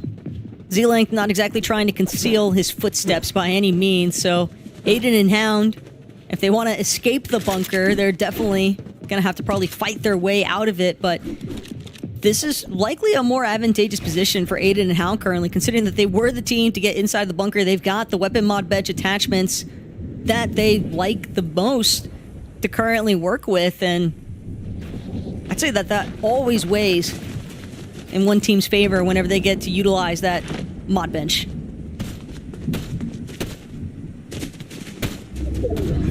Storm's gonna start closing here now. Skittles and Trashy just barely pulled the zone. I'm not sure they're gonna be looking to stick around here for much longer. Dash and Seek feeling the same pressures as well. And they're all off to the races here as the rotates start to kick in now. This is game 5 of 12 over the weekend. After this one, there's one more round. Then we'll start gearing up for tomorrow's 1.5x tournament points. So there's a multiplier associated with tomorrow's competition. So even if you find yourselves pretty far behind, do not count teams out, because tomorrow's 1.5x will effectively give everyone a chance to make a comeback in the tournament. It's a very interesting comeback mechanic as far as the tournament format is concerned. Leading into the championships, but yeah, Taka, I mean, you see the pressure. It's not looking too hot. It's definitely not looking good currently for Aminished and Cam, but fortunately enough for them, Junior and Azent's Brazilian duo recognize the fact we've actually just got to get into the next zone. Otherwise, we're going to be in the exact same position that Aminished and Cam are currently in. At least they've got builds, MDF, that is one benefit, but on the topic of the points multiplier, when you're watching what Peterbot and Pollo have accomplished here today, scoping in on their current position, you know that you're basically playing for second or third place at best here in day 1. Even with the point multiplier coming into effect, Peterbot and Pollo just have to do the bare minimum, essentially, to maintain this first place position on the leaderboard because of the points that they have accrued here so far in just 4 lobbies. And with that in mind, it's got to be mentally impactful and not in a positive manner for a lot of these teams here, because you're essentially only playing for 2 positions if you want to try and qual to the World Championship in Texas later this year. And that is a tough spot to be in when there's only 2 spots up for grabs, essentially. That is definitely right. It's not going to be easy for anyone. Nothing good ever comes easy, as they say. So we jump in with Aiden and Hound, who have to fight their way out of this difficult spot here, and the numbers are just adding up right now. And then, if it wasn't already hard enough, you have Clicks and Epic Whale sitting nearby, likely waiting for something to break out here. This is all happening right outside that bunker. So Hound and Aiden, who were in the basement, remember, Zyro was holding them out up above. Does seem like Clicks and Epic Whale broke up that, and this is what it's all kind of culminated into, a battle for the edge here below the surge. All that time wasted and no shots exchanging. You can see it really does start to take effect on your overall damage in a game like this. But for Clicks and Epic, it's likely they need surge as well. Hound and Aiden trying to confirm just a little bit more, only 39 above currently, just getting ever steadily closer to where Zyro is currently situated. He's dancing around in the build as much as possible. Hound has actually expended just about all of his materials at this point. One final Chug Splash to utilize as well, but one more time, he's gonna have to deal with the likes of taking out this player. Instead, Aiden will manage to get the job done. Couldn't have come at a better time either, because that Storm Surge was just about to come into effect there for Hound and Aiden. That's big too. Look, that's gonna keep them in 9th place now, but look at this. You're wondering if Peterbot and Pollo were going to continue the onslaught here and get that damage. Well, fear no more. They have landed on top of Cam Slam with a quick drop kick from high ground right there. And now we jump in with Kanata and Cooper, one of the contenders for the top 3 here. Well below the surge damage. The pressure was coming in here. And although they survived the threshold for now, it is going to turn immediately back on, and they recognize that it's not going to be easy by any means. A beautiful tag there. Followed up by damage received, though. I mean, this is not easy. Definitely not, and this is a critical moment as well for Kanata and Cooper, because As far as 2nd through 5th is concerned, things are incredibly tight on that leaderboard position. They just barely had 9 points over 3rd place, and they want to ensure that they stay within that top 3 of the leaderboards for more than just the prize pool, NDF. Again, it's that ticket to the globals that they're looking to lock down here in Major 2. Kanata and Cooper done a decent job so far at escaping the likes of Grimgate. They know that they still got some pressure application coming from tons of players who are also situated here on the edge of zone, but finally an opportunity to turn back, look to their sides, see if they can connect some shots. They spot a team inside of a wooden build. They're going to immediately jump inside. Kanata, Cooper, they need the damage, but Kanata, he's got to use a couple of small shield potions. The Storm Surge is causing so much of a threat, so much of a problem. It's a thorn in the side now for Kanata and Cooper. They need damage, but they've got nowhere to find it currently.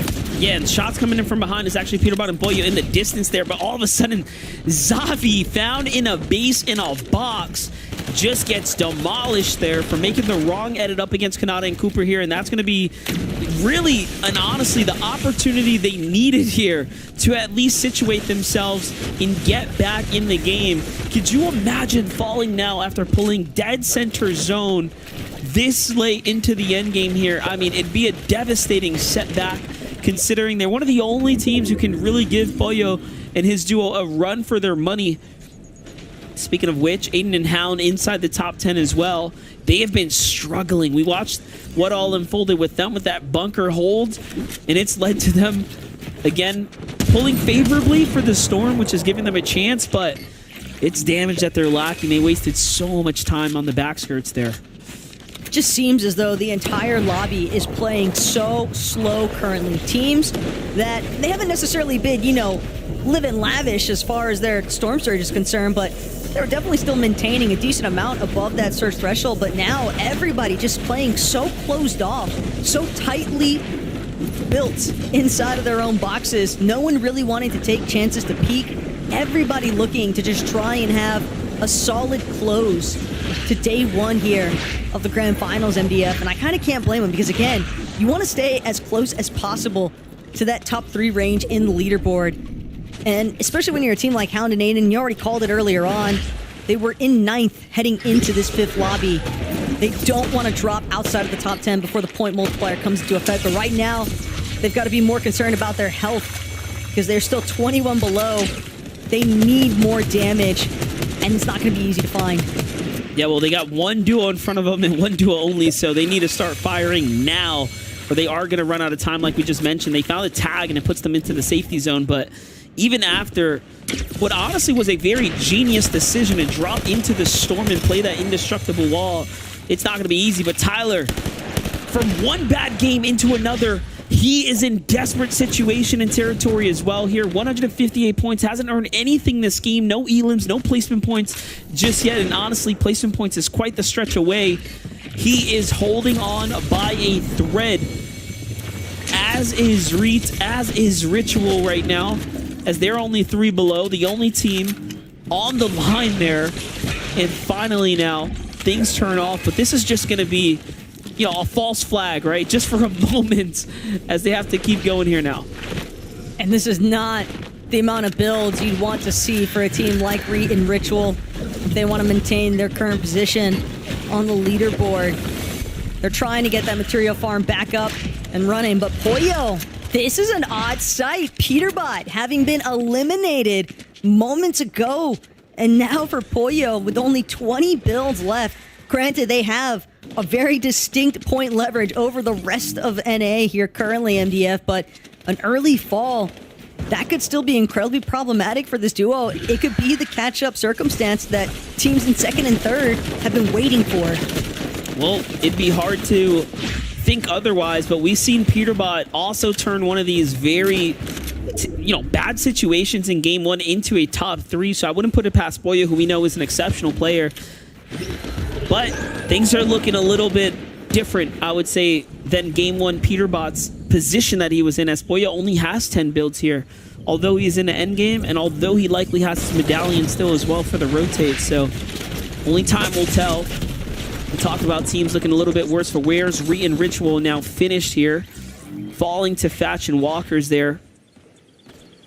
So finally now in game 5, a lot of the big dogs are falling here. We will start seeing the leaderboards look to shake up here. Kanata and Cooper have a chance now to also break away with a pretty substantial point lead. But it won't be easy. They just need heals so badly, more specifically shields. I mean, whites wouldn't be bad either, but this is tough, even for Kanata and Cooper. The Wings of Icarus could also be their demise if they're not careful. Just one small misstep could be all it takes. Pollo trying to see if he can underworld dash away. This could be the refresh that he's been looking for. Hound might just deliver Pollo the lifeline he needs, but with 0 builds, Hound just doing what he can to try and hang tight. They never see it coming. They never see it coming. Pollo with the dash into the box. This is what makes the medallion such a sleeper play right there. Hound had no options left. He was trying to sit tight behind that cone, but the underworld dash is just proving to be such a nuisance in terms of staying strong in your position. But Pollo again, even though it was a brief moment of relief, at the same time, on that next rotate, he still caught wind of other attraction in the lobby. So he's one more time down to his final builds. Cooper and Kanata, similar fate. Cooper now with no shields. If anybody tags him, they're going to recognize that white HP that they're breaking into and likely be tempted to try and key him from this current position. It's a great opportunity right now to pick up eliminations, though. There's a lot of weak players nearby them, and desperate ones as well, though. They do have to be careful, but Cooper's tags are looking very solid. Out comes the Wings for the rotate there. Has to bust his way through his own teammates' builds right now. And what is this? A little find right here. Some heals. Yeah, we'll take those. Also, a little bit of material count as well, so the split comes through, and here goes Pollo.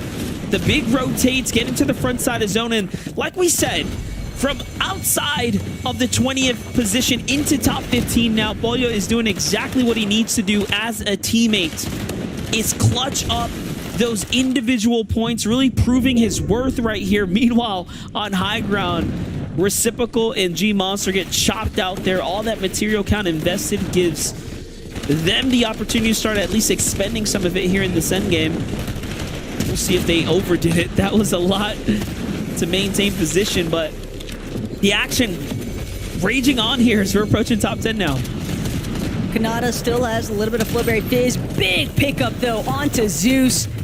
A beautiful elimination that couldn't have come at a better time because Kanata, practically out of builds entirely, has a singular one left. Gonna try and farm some mats off of this tree, but he's gonna depend mostly on Cooper grabbing the siphon materials from behind. Pollo with one more knock. It's gonna be Muzz. Oh my gosh. It's gonna be Paper, who falls right next to him. 4 eliminations and a top 10 clutch. Could not have been a better end here for Pollo. And this is why you really have to put so much respect on Pollo and Peterbot as a duo. They are both exceptional players, and they are proving just that. But hold up, Bach has to clutch up now. 10 HP and a player down. Can Pars drop everything in time? He does. He has a couple med kits. He's got all the material he needs. He should be able to do some big plays here. And I'm looking at what is left standing inside the lobby. There's a lot of solos in this mix here, but duos as well. Cooper and Kanata being one of the few in the low ground, but no mats. Hello, Epic Whale. What do you have for us? Doesn't look like it's much here. And it could just be the Team on Heights game to run away with it. As we already saw, G-Monster and Reciprocal are just so far ahead, and no one can break through these builds, right? This is all indestructible land here coming up shortly. Everyone else just so beat as far as their build situation is concerned. Reciprocal and G-Monster have likely done just enough. This is a very strong position that they're currently holding. The way the zone is pulling over the bridge so heavily in their favor. Baka just going for heal off, mostly for placement, but no luck. Gonna find himself forced to now head back into the zone. Cooper and Kanata trying to do what they can to hold on, but Cooper as well, no builds left. Siphon Matt's gonna buy him just a little bit more time. G-Monster's gonna be the first one to drop. This could be Cooper and Kanata, another clutch circumstance for them. If G-Monster's not careful, G-Money gets none. Reciprocal goes for the next. It's all down to Cooper. He's trying to close it out. Oh my gosh! Finds it! Cooper does it again. Kanata did it the first time. And they do it with a second victory royale. This team is really starting to find their footing, and it is so entertaining to watch. How in the world did Cooper manage to do that? This is again, that unpredictability when you start adding in these underworld dashes. It couldn't have ended in a better place for them. And honestly, Kanata and Cooper might be separating themselves as one of the strongest low ground teams in the season right now. What a game. That was the worst case scenario, though, for Peterbot and Pollo to witness. Cooper and Kanata now tying the record for day one victory royales. They've got 2 underneath their belt currently, MDF, and this is a big win with a big elimination count to keep the distance just close enough on that leaderboard top 3. I'm just looking at Cooper right here. Kanata did what he had to. Cooper with 1 HP and a dream. It's a monstrous tag for the Game 5 Victory Royale. Congratulations to Kanata and Cooper for their second Victory Royale. Back to back here. Just continuing to run with it here. And it looks like NA is really shaping up, Taco. No, what we saw from Cooper and Kanata at the start of that game to winning it, that was ridiculous. But I'm sure Zeke, Vivid, and Killy have more to say about that. Cooper! No shot, you clutched that. That's so sick. Oh my gosh. That was... How to even put into words what you saw it, you know, I don't have to say anything.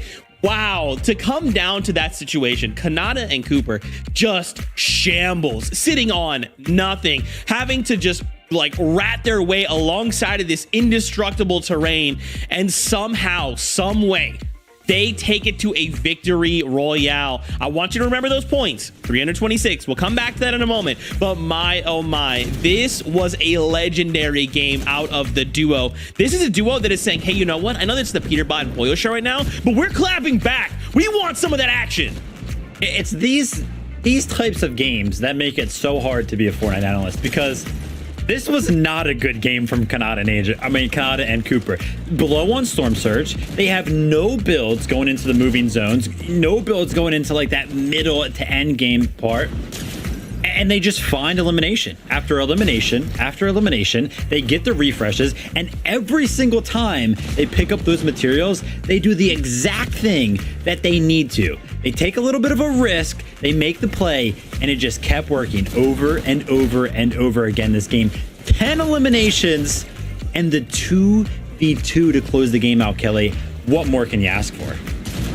Literally in Zone 9, they had only 2 eliminations and 7 builds, and somehow they were able to turn around Cooper with literally 1 HP, getting the final elimination and their second VR. Wow.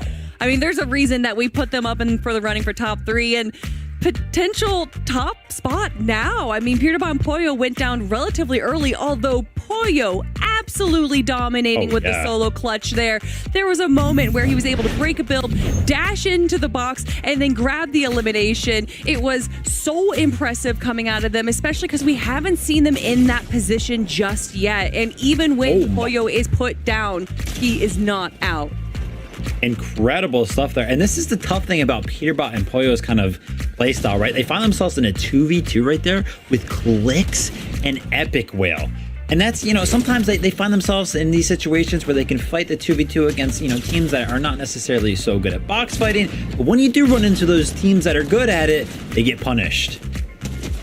Goodness, Pollo here now sticking to the low ground, of course, grabbing a few more eliminations, a few more placements just so that they don't lose that lead. And we know they're still in first place right now. But Kanata and Cooper pushing more. Oh, yeah. Pollo is just absolutely incredible. And there was a moment there where I thought it was possible that he was going to win the whole thing, but does go down. But in 8th place with 5 eliminations is definitely a good, worst performance to have. Okay. All right. Let's do this again. Let's go to the standings.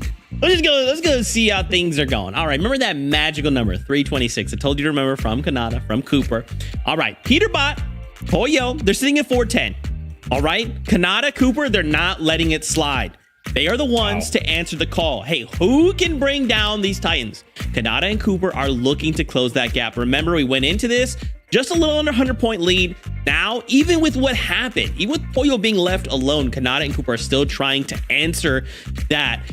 You know, they're trying to close that gap. And I think the key thing to note here, Vivid, with 1 game left to go, if for some reason Pollo and Peterbot like were to fall early and they close this gap because of the multiplier tomorrow, this could still go either which way.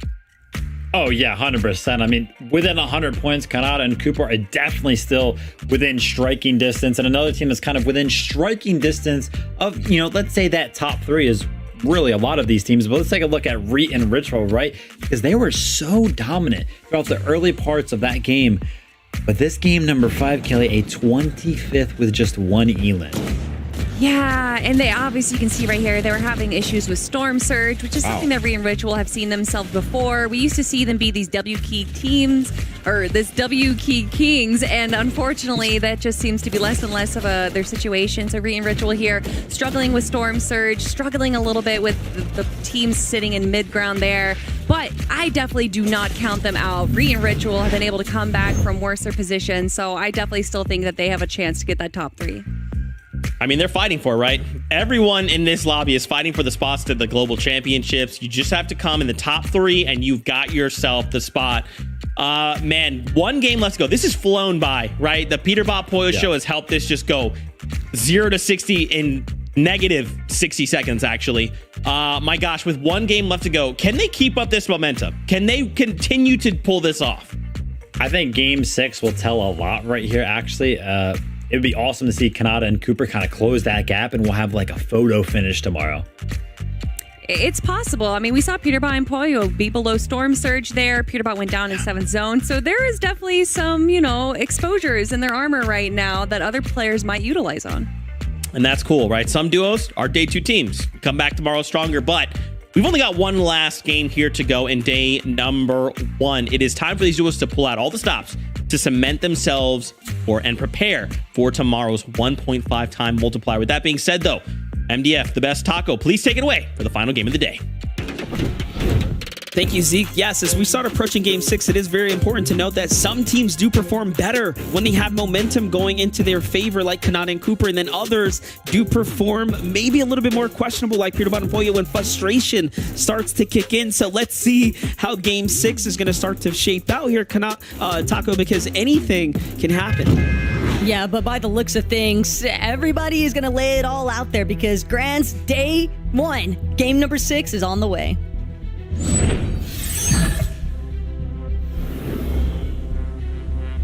Here we have it. Game 6 of the Grand Finals for day 1 has arrived. And if you've missed the first 5, well, just strap in. Let's close this one first before you go review it, because there are so many explosive moments and victories that have already taken place here.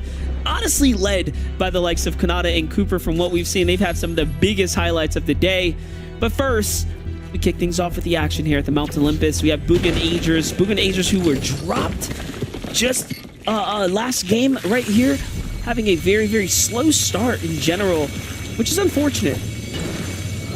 Yeah, you want to talk about day 2 teams, but day 2, a lot more pressure, if you ask me, MDF. And a lot of these teams would rather close things off with a solid finish here in day 1, but Cold, he's already on the ropes. Acorn eliminated by the likes of Krizix. Yasir and Krizix tend to be the 2 that pose the most threat to Cold and Acorn off the initial drop here at Fencing Fields, because they are another team that likes to try and play for that vault nearby. But again, Krizix likely very happy with that successful elimination at the start, because even with Cold reaping the benefits of this vault initially here at Fencing, trying to make his escape as a solo, that's why he's just forced. He's crouch walking around the map now, trying to get some form of stealth going for himself, but this is looking like mission impossible just about here for Cold. At least one thing we don't have to worry about is, you know, we'll see Cole and Acorn at the Global Championships. They'll be all right. So even if this FNCS hasn't quite chalked up the way they expected it to for day 1, it's hard to pull off a performance like you've done in the previous seasons being this contested. I mean, they've proven that it's possible before, but you can see it is not easy. Every season, you are just matched up with new and more challenges. Yasir and Krizix continuing to put in work, and if it's not them, it's Muzz and Paper, right? Which we've seen also have their moments here. When we talk about moments of greatness, Threats and Sphinx have been playing quite the day of Fortnite, right? They're up there at the top 10, fighting for top 5s, it does seem like, with 198 points. So all in all, very much a contender for a top 3 position, a podium finish as we start rounding out this weekend. But it's all going to come down to this fight first here, up against Dragon and Poppy Blast. Dragon and Poppy Blast have essentially been on tour day one here today. Yeah. We've seen them at like several different drops now ever since that initial response towards losing that immediate contest up against the likes of Clix and Epic earlier on today, but now faring against Threats and Sphinx, doing an okay job so far. I mean, a surprise con, never in the cards for most teams, but it's something that a well-established team like Threats and Sphinx are bound to be prepared for, and sure enough, they've got some bite back here. Dragon and Poppy probably don't have as good of knowledge of Brawler's Battleground in comparison to Threats and Sphinx, who have been landing here much more often. Threats, quick wings tech, close some distance. He's got Dragon isolated. Poppy Blast also incredibly low on shields, but Dragon has no shields whatsoever. He is down to his white HP. Some shots from way across the way, though. Threats recognizing the fact that he's been targeted as easy surge for another team here. They will find both eliminations, though, onto Poppy Blast and Dragon, but it does come at a cost. Threats likely a little bit annoyed by that team, a little bit further nerfed from Brawler's Battleground. Looks like Zeus and Pikes are going to be the ones that were laying some fire into Threats' HP. That's pretty interesting, because last game Zeus and Pikes were up at the Mount Olympus for their drop. So it does seem like a lot of teams just trying to, deploy new strategies here in the final game right now. Jumping to a curve in Tyler. I mean, they need to go back to their original strategy. Forget new. What has gone wrong for them is the last 2 games they've fallen short of the end game mark, not earning any points actually. So something's got to give for this duo if they want to have themselves a good FNCS.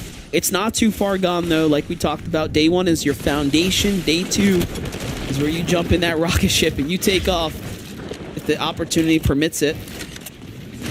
Look at this. Skittles and Trashy up against the juggernauts of NA. Peterbot. Boyo there in the distance. They do what they do best, though. They light you up. If they don't find, the opportunity to siege on the moment, they just back off. They find the next person on the rotate. It's a very interesting type of playstyle, to say the least, but I think it fully revolves around whether or not they have the full advantage, and if they think they do, I mean, you're probably as good as gone. To be fair, though, it's a very familiar situation. Peterbot and Poyo have clashed a decent amount with Skittles and Trashy, even throughout semis. In the upper bracket, we saw more often than not Skittles and Trashy kind of just forcing Peterbot and Poyo to a halt. They are no rollover team in terms of box fighting, and Peterbot and Poyo, I mean, game recognizes game. They don't want to go for reckless charge-ins where it's not deemed a true necessity for them. And speaking of reckless encounters, here at the Underworld, Aiden, Hound. Aiden already incredibly low. Count that, knocked entirely. Hound can only watch in terror as Zero closes in on his teammate now. He's just looking for an escape by any means necessary. Gonna pop a little bit of Flowberry Fizz even to help him try and rotate even further away. Maybe he'll get an opportunity to lap back around, dip back into the storm, pick up Aiden's reboot card, but does seem relatively unlikely at this point. It's all around questionable decisions right there, but hold up. Peterbot and Poyo fighting for the towers here. You can see the NPCs already spawned in. It's Chance and Aaron here. Chance and Aaron, who have had a successful amount of points earned so far today, netting themselves inside the top 20, have quite the challenge here in front of them if they decide to stick this one out, an ego fight for the tower.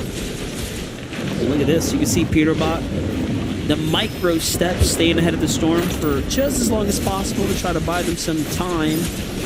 And now the medallion swap to go in and cap off, and I'm thinking they realize, yeah, we don't have enough HP. We have a ridiculous lead here. It's probably time we back off, and Peterbot makes the decision first. I think it's the right call. Also, worth noting that the current record for day one this weekend is 423 points from Oshi.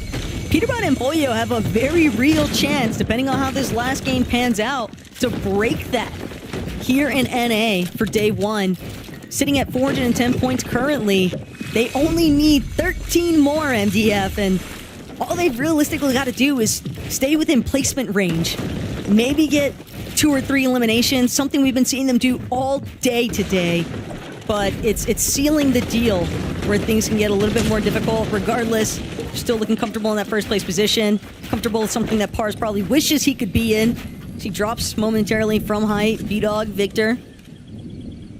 Understanding the fact that they've forced Pars and Baka to retreat only slightly, but trying to play it from the low ground.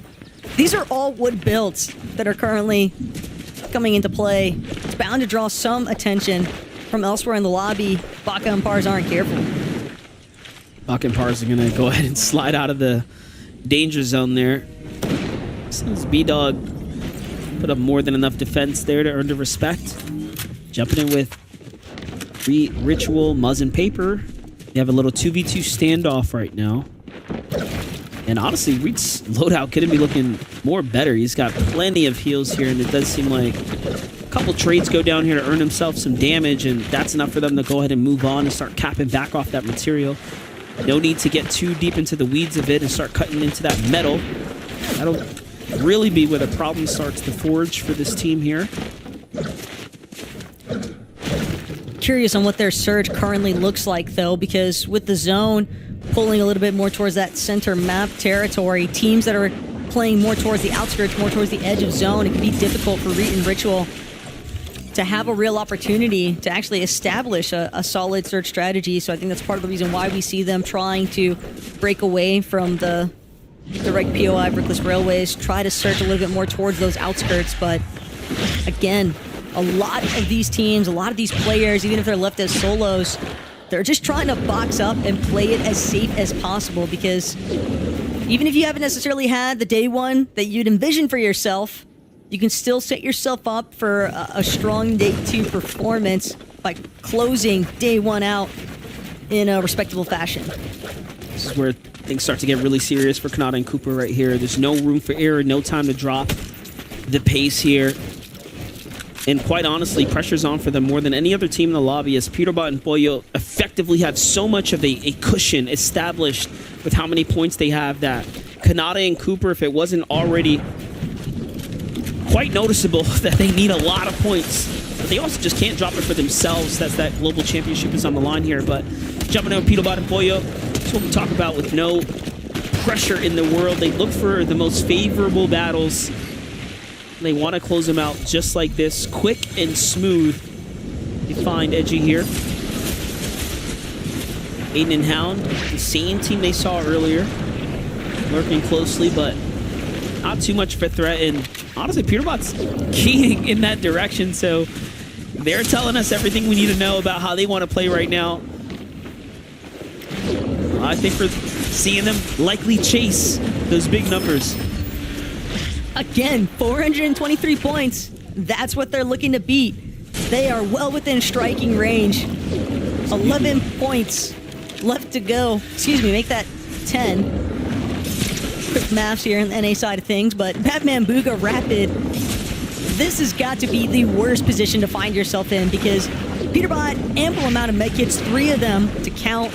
And that Waterbending Mythic as well just gives him so much leverage from keeping Batman Booga and Rapid at bay. They're not going to be able to find a very easy rotate, and that's part of the reason why we see them come to a halt. They're hoping that Peterbot and Pollo are instead going to look to keep pushing forward. One disadvantage that Peterbot and Pollo do currently have is that it's a long trek to make it towards zone.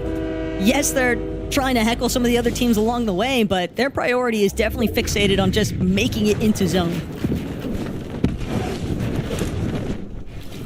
So far, so good right here.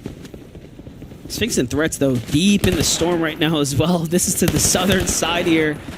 You have Zeus and Pikes up top, and Threats up there by himself right now.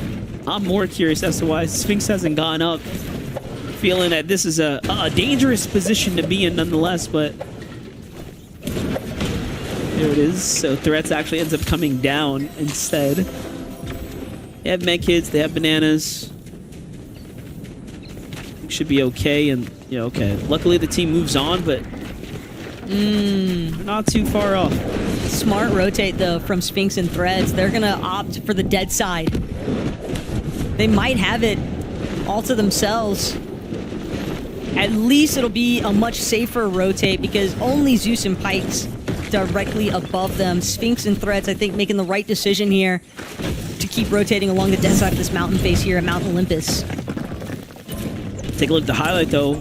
Rapid and Batman Booga, one of those few teams we saw being pushed by Pollo out there in the storm, finds an elimination onto Hound. The 110 just destroying what was left of Hound's HP there, giving them more points there. Rice and Bolts secure this Rift Island. They do it comfortably with no resistance here. You can see very rarely does someone capture the point without any cones above the base, so no one even looking to step foot up here, but I think that's just a telltale of the storm here as it's pulling far north right now and continuing to go that way. Yeah, keep in mind that Rift Island also practically spawning right above where Brazen Bolts like to drop in the first place. Dumpton because they love having the opportunity for a potential weapons bunker, potential forecast tower. Clix definitely does not love this current situation he's caught up in, though. No Epic with him either. It's all down to Clix to clutch this one up against the likes of Z-Link. And he's got fire coming in from a couple of separate angles. Big tag in response from Z-Link. Quick halt towards Clix's quick attacks. But Clix, he's going to follow. Lavish Lair. This engagement going on maybe a little bit longer than Clix had been hoping for, but at this point, it's his only option. He might be able to reboot Epic if he can take down Z-Link. Yeah, I like the aggression here, especially while he was under the effects of the, the mythical banana, giving him the health advantage and honestly alleviating the pressure of having to worry about the storm. But getting to the zone first there, getting to this reboot van, he'll be able to get this quick pickup, put him back in the game. This is game 6, the last game for day number 1 right now. You're watching Clix and Epic Whale. Likely to be picked up here, but no, canceled, and Clix shouldn't have faked it. I think he should have committed, but now it's all or nothing, and into the box he goes, and Z-Links wins the trade. They say pros don't fake, and that is exactly why you don't do it for good reason right there. I really want to know how close Clix was to finishing that. Skittles elimination onto Neko.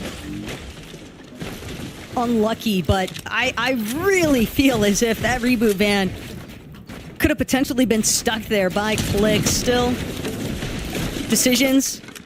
I respect the commitment either way. Clix went with his gut in that situation. He opted to drop it and go for the 1v1 challenge. It happens to the best of us sometimes. We'll see what day 2 has in store for Clix and Epic Whale. But for right now, it's all about Pars and Baka.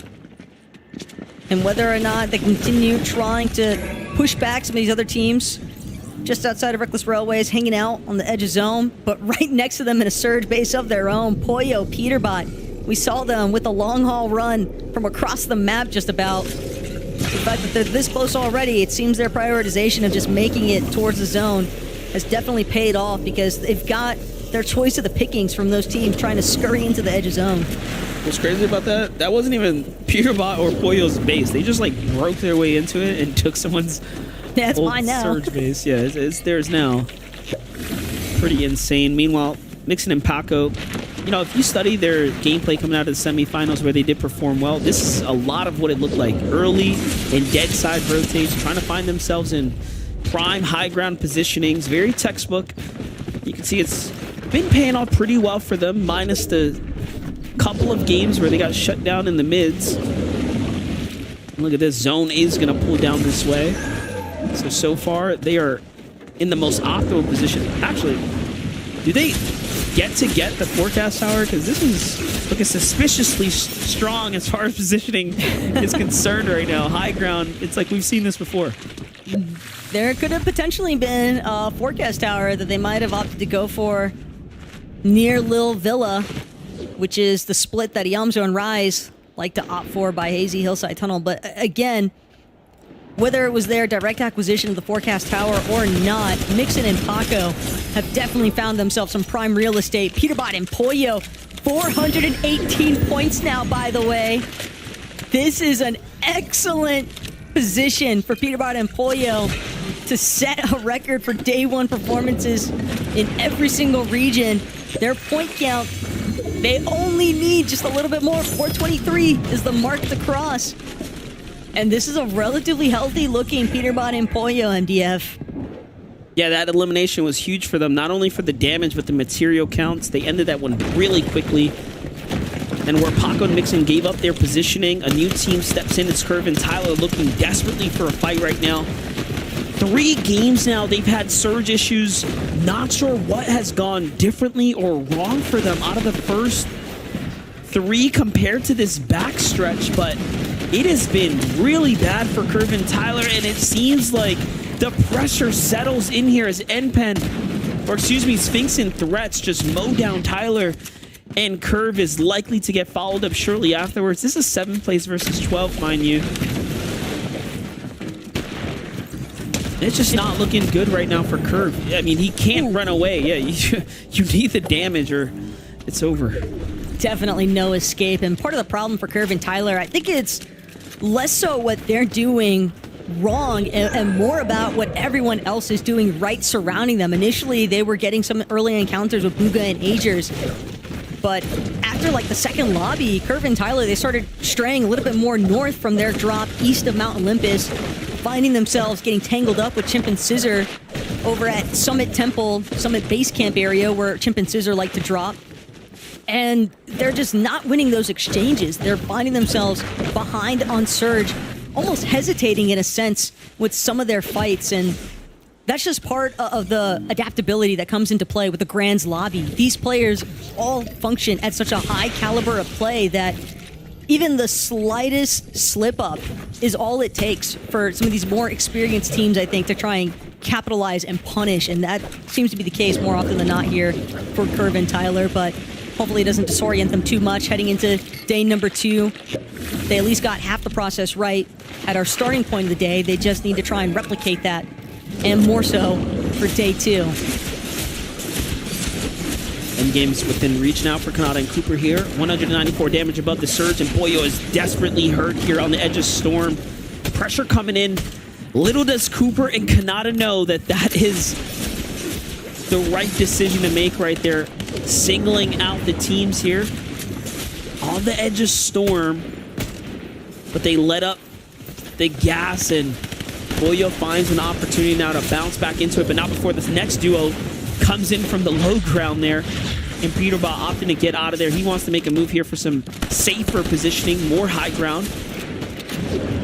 Has to be careful though. Now even closer to the likes of Cooper and Kanata here, but safe nonetheless here on the edge of the Storm. They may have just delivered Cooper and Kanata a prime opportunity. No Pawn filling. Pawn was incredibly low though, but yeah, Peterbot and Pollo definitely wish that they had some heals right about now. They still have that aspect of agility to split between each other. And here it is, Kanata taking note. It's Muzz. Oh, unfortunate. Can't get his way across the water. That's going to be a knock. Thermal scope on the DMR. Very problematic for so many pros trying to rotate in. And this zone pull as well, no. Monster. Pretty vicious. Oh, this is a bad zone. Not only is it a bad zone for, you know, Kanata, Cooper, it's bad for Peterbot, Pollo, but, you know, they have the medallion. They'll be able to dash around the outskirts, and I do think they're already on the move, but Baka and Pars are very much in the top of the standings. This is probably going to be the end of the run for them if they don't get any further. As I was outlining it, you see it. Dusted in chalk there. They're gone. They're down. They're out. That's top 3. Set up. Still a phenomenal performance nonetheless. It'll put them on the standings, gearing up for day 2. Oliver OG falls here as well, and this is just claiming its toll here now in Kanata from one fight into the next one. It's not going to be easy, and they have a lot more teams here to fight through as this is going up the high ground now. There's no avoiding it. I'm still not going to count out Kanata and Cooper, though, after what we witnessed from Game 5. We've seen them in a very similar situation in Lobby 5, and yet they still managed to make it work. All they need is one player to not recognize where they're currently situated. They just need some materials, a refresh of any sort, no matter how it comes by. But the acquisition of such a refresh, the odds of it are definitely looking slimmer and slimmer with every second that passes by. And as soon as this next zone pulls, this is brutal for even Cooper and Kanata. Boya just got finished right there, and now it's up to Peterbot here. He's got his medallion, he's got no HP. The heals with, though, the 180, and just deletes Finks to keep him in the game. Clutching up out of nowhere, and the siphon material acquired as well, giving him just enough math, but then Cooper falls as well. And this is what we talked about, that being such a difficult rotate. It wasn't just going to be difficult for the likes of our first place team, but it was going to be difficult for every single player on the north side of the zone. Peterbot now 33 HP. As you can see, he is not indestructible, but he is still so very hard to take down right now. Utilizing all of his Flowberry Fizz, that's showing us that he is desperate here to have any advantage in any moment. He takes down Reet on the move there. Disgusting what Peterbot just did to Reet. Reet never even had any idea of what was coming, but that refresh, God tier currently for Peterbot. Reet had so many goodies in his loadout, and Peterbot more than happy to snag up every single one of them. Those splashes as well. Gonna make sure that he can keep targeting from that backside of the zone. He's trying to make his way towards front, though, through the low ground. He might actually catch up to where Kanata is at. It's only a matter of time, but first, Kanata has to deal with all the players currently surrounding him. Sees one opportunity, but the solo makes his way out of Kanata's clutches. Peterbot, another one, onto Iyamzo even. 4 eliminations. The solo performances that we have expected to see so far. And Kanata, unfortunately, the lights have turned off. Ritual finds a similar fate. It's all Peterbot just trying to hold on here. And let this be a lesson of how much of an advantage that medallion of agility is giving a player like Peterbot right now, allowing him to get from position to position before teams even realize. And honestly, it's working out so well for him as he's approaching nearly 500 points. We're inside the top 5 right now, and he is still alive. They don't let him win this. Surely, there's still a couple of duos left standing. Peterbot from behind. Oh my God. Both in his sights. Bryce and Bolts, though, will turn the tides against Peterbot, but so much damage having already been applied. Bryce, easy pickings now for Mixon and Paco, who are waiting on the low ground. Bolts trying to do what he can, scurrying around the builds, gets a knock onto Paco. That forces Mixon as a solo situation. Blake and Macwood, they've been relatively quiet all day so far, but this might just be their one. This is their game to close out the day. Blake and Macwood, they found the performance that they needed to because they were definitely needing that jump in the leaderboard. Respects to Blake and Macwood finding their moments of greatness, not only in game 1, but to close out the day strong here in game number 6. This is just day 1 of the FNCS Grand Finals, really giving us a sample of the weekend, of course. And my, oh my, what a performance from everyone there at the very end to really, keep things interesting for us here at Taco. For a moment, though, it really looked like Peterbot was about to pull it off. I mean, if it had not been for Bryce and Bolts getting that quick flick turnaround onto Peterbot, we might have been looking at a different situation entirely because, as you pointed out, that aspect of agility, definitely difficult to work against. But Macwood and Blake, we saw them from the high ground. Nobody else really had an opportunity to look up. Even when they ran out of builds at the end, they still had done more than enough damage to get the job done. Take a look at the reaction, the pop off from Blake. Like we said, they played very, very well to kick things off. They were inside the top 5, and now they get to close out with a victory royale. Respects to Blake and Macwood. I'm not sure if we've ever actually caught Blake in recent times pick up an FNCS victory like that during a grand final settings. So that's going to be exciting nonetheless there for us, Taco. Yeah, it's been an awesome day one so far, but MDF, that's going to put a wrap on our day one. 6 awesome games, 6 games for Zeke, Vivid, and Kelly to break down. Thank you so much, Monster D-Face, and the best taco game number 6 going on over to Blake and Macwood. These guys were holding down height. They just had it secured. And Viv, I don't know what's going on, but not many people looking up in height, Nene, which is weird to me. But hey, for Blake and Macwood, it worked out. Yeah, seems to be a trend going on here. Whoever kind of finds himself up on that high ground very, very early on into the end game, seemingly can kind of hold it without getting touched. Absolutely incredible run. This is what we expect out of Blake and Macwood. We saw them get first place. It was out of the lower bracket for the semifinals, but we knew that they had the opportunity. And Macwood and Blake holding height from such a far away distance from the low ground there. And you can see that they pretty much had free reign of everyone else on the lower part of the zone. Yeah, I mean, just dominating high ground. You got to imagine, though, right? So much going on the low ground that none of these teams really ever get settled in enough to just even look up. I mean, we were switching from team to team, and Zeke, you caught out. You were like, wait, like nobody has mats, right? All these teams are kind of shambles to the point where they can't even contest it if they wanted to. I'm just like blown away, right? Like, I don't know what is happening here in NA on day number 1, but it's crazy to me. Like, I guess, like Vivid said, you know, no one's got mats. Everyone's burning their mats, and I don't quite know exactly why that is, but it's definitely making a lot of these end games very difficult for some duos, right? Everyone across the board is like in constant shambles situation. And then you've just got Peterbot flying around with the aspect of agility, just box to box, zipping and zopping, and somehow he's picking up eliminations. You've got Kanata living along as a solo. I mean, these impact points are starting to pile up. And, you know, again, just double back to Peterbot, bro. I don't know what Peterbot eats in the morning, but I would love just like a supply for the rest of my life, because, dude, this guy is just on another level. Yeah, I mean, the routine would definitely be nice to get our hands a hold of, but the third time today, I think, for this duo, actually, where a solo clutch was kind of needed to continue to grow a lead for them in that first place position. And it just happens again.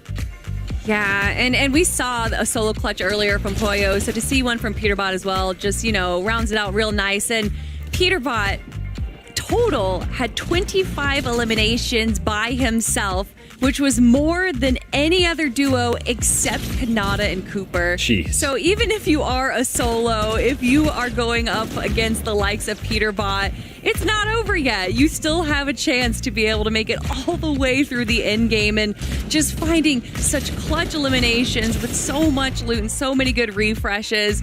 It's no wonder that even when they are in quote-unquote shambles, it's still not that bad. And speaking of not that bad, 486 points for first place, Peterbot and Poyo. Well, Fortnite fam, you're looking at a new record. That's right. These guys have just broken the previous record for most points in a single day. The last time we saw this was OCE Chapter 4 Major number 2 from Suns and Anon. To see Peterbot and Poyo put up the numbers that they did, and I love, Kelly, that you kind of called out that both members have kind of been put in this solo situation, and both have performed. You know, I think sometimes when we watch duos, it's very easy to say like, oh yeah, well, one's doing more work than the other, like, or even to try and compare them. But to show how talented these guys are, to just look at these numbers and like just keep in mind, you know, obviously, like typically we see standings and you'd be like, everyone would probably be around like that 300 range, right? But because Peterbot and Poyo have so many points, they've just kind of pulled points from the rest of the lobby and said these are now ours. And Viv, going into tomorrow with a 1.5 times multiplier, all they have to do is do this again, right? Even just be half as consistent, and they're walking away your champions. Yeah, but I mean, listen, I don't want to say it, okay, because it is almost a 120-point lead. But Kanata and Cooper have honestly performed so well today that I would consider them in striking distance. I mean, you got to imagine Peterbot and Poyo have a bad game tomorrow where they get like 30th place, 25th place, or something like that. Boom, that's enough, especially in a 1.5x format, 1.5x day. Kanata and Cooper are honestly close enough to still be considered in contention. That is interesting to say, although the major that they won, Major 3, or that was back when it was just Canada, they actually had a worse day too. So we do have to look at the format with it being 1.5 tomorrow, but with how they are performing today, Canada and Cooper, I would not be surprised if they are able to shorten that gap. And Cooper and Canada, absolutely just the elimination that they got on I'm sorry, that was it was absolutely incredible. I'm so excited to see what day 2 holds for us. Yeah, so that's actually a good way to kind of close out the show. Day 2. So sometimes we talk about this. Obviously, with 2 days of competition, you have teams that perform well on day number 1 and then not so much day number 2, or the vice versa. Sometimes they perform not that great on day 1, but day 2, suddenly they've just come alive. Do we expect much of that to change tomorrow? Like, how much of a fluctuation could we see going into tomorrow's 6 games? I mean, yeah, the big reason why we see a lot of changes actually happen, right? Because you have the entire night early tomorrow to kind of go over the VODs, see what other teams are kind of doing, what rotates they're kind of making, how you can kind of take advantage of some of them. But looking towards, the top of the leaderboard, I don't really know if there's room to kind of take advantage of a Peterbot and Pollo who are kind of dashing around the map, where Canada and Cooper kind of have this entire kind of western region to themselves either. We'll have to see what teams kind of come up with. Yeah, and we already saw it today by game 2 and 3, people changing up their drop spots, which is usually something that we see in day number 2. So I don't think people are shy away from making those kind of extreme changes, but I think it's too little too late. Peterbot and Pollo are absolutely running away with it unless Canada is able to. I don't know. They're not going to drop on them, obviously. But if something just crazy happens, there is a baby. Sorry, let me rewrite the script. Yeah, not contest. Sorry, I just backspaced what I wrote before and I wrote that in. So tomorrow that's what we're going to see. I doubt it. We have it. Fortnite fam, thank you guys so much for hanging out with us. We hope you've enjoyed just day 1 of grand finals. Remember, tomorrow we come back 6 games, and then after those 6, we'll have FNCS grand champions for Major 2, and we'll know the top 3 duos that will be going through to the Global Championships later on this year. Don't forget, tickets are on sale, so if you want to check those out, you want to come by, hang out with us in Dallas, watch more awesome Fortnite like this, but in person together, check it out. Tomorrow, EU is also before us, so watch their games because they're going crazy, even though we're better. Make sure you go tomorrow and chat type NA better than EU, but don't say I sent you, say Vivid sent you. Guys, as always, thank you so much for hanging out with us. Thanks to all of our incredible talent here for making this all possible. Until tomorrow, we love you. Keep yourself safe. We'll see you on that battle bus. Peace, peace.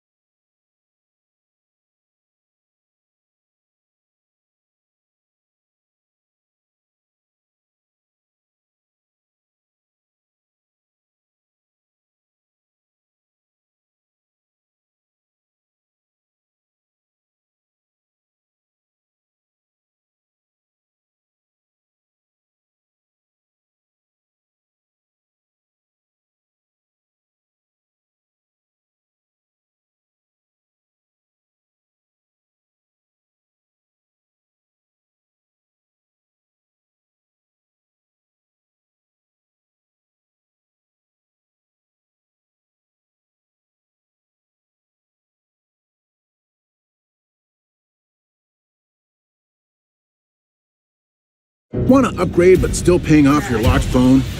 Break free from 3-year device contracts. Switch to T-Mobile and we'll pay off your phone. And upgrade you to a new Samsung Galaxy S24 on us.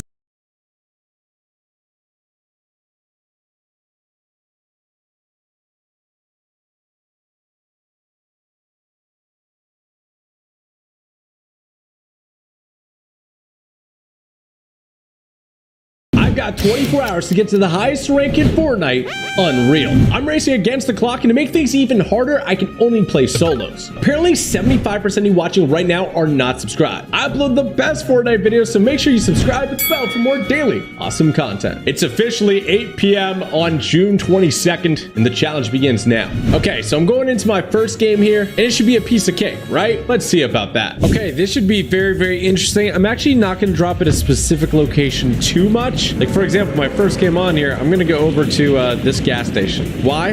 Well, there's a very good reason. The boss that I want to take out is over here. Pretty much every game, I'm going to have to go for a medallion until maybe Challenger? I'm not sure. Okay, is there loot in here? Wow, there's really not. Yeah, I'm just going to go ahead and activate the supply drop.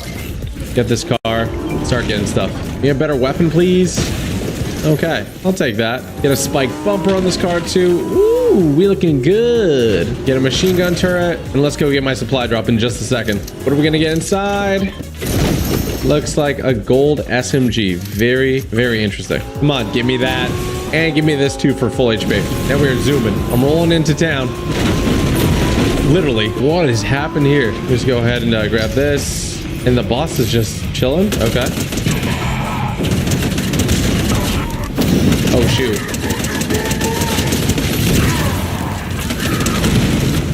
Enemies over here.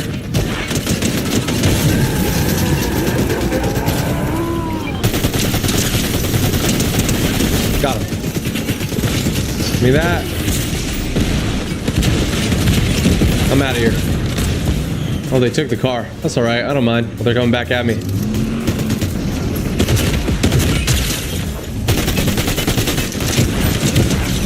2 down. Come on, you gotta go down too. These EMPs, don't forget about them. I'll be using them a lot. Very interesting loadout I got, but it's my loadout. And now we'll deal with it. Let's take this car and get out of here. But I need to make sure that I get this first win. It sets the pace for everything. Get over here, bro.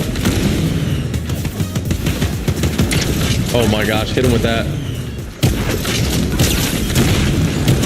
Goodness, really came at me like that? I didn't appreciate that. Give me that medallion. Give me that crown. Oh.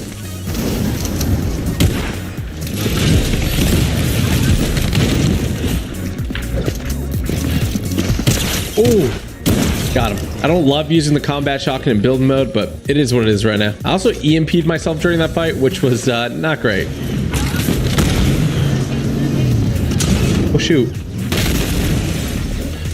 Did I hit the car? Oh, I did. Down they go. Give me that mythic. And we are vibing. Get over here, dude.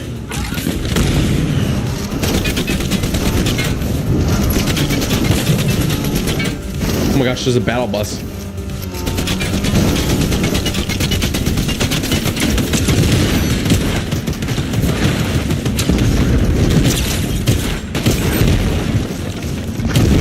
Bro.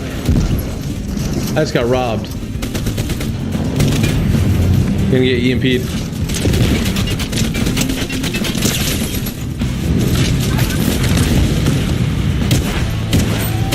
Got him.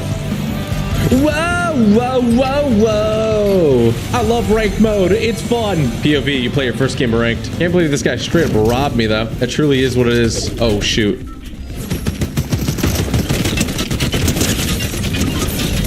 Got him. This has been a party zone. Holy smokes. 6 EMPs. Woo.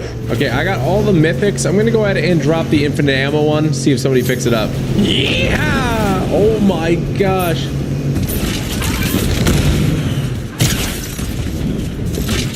Oh, I'm coming, dude.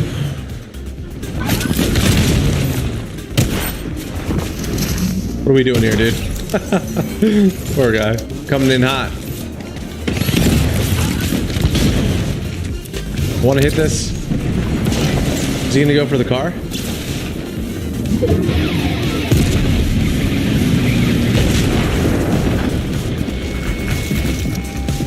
Little piece. He's out.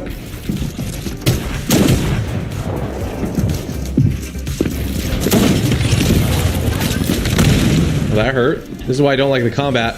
Hit him for nothing, basically.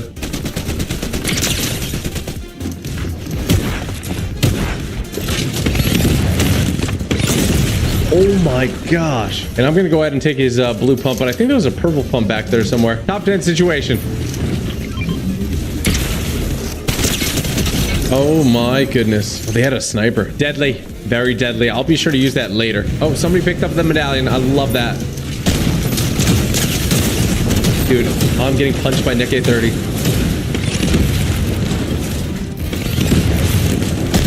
Holy smokes. Nick A30 was going ham on me. I will take that back. Thank you very much. I'm going back and I'm getting the sniper. Give me that. Oh, and give me the gatekeeper too. Gatekeeper is by far my favorite shotgun right now. Nice throw. Nice throw. Jump out of the car. That's why you shouldn't have listened to me, dude. Oh my gosh, I realized I don't have heals. No sniper yet then. We're stacking a big game here. A lot of people have cars.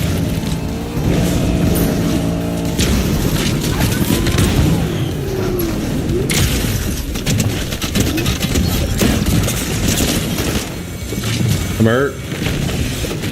There we go. Big chillin'. And we got 3 people left. Time for me to drop some loot. Medallion goes down again. I've EMP'd so many cars. Oh my gosh, I'm doing a trick shot here.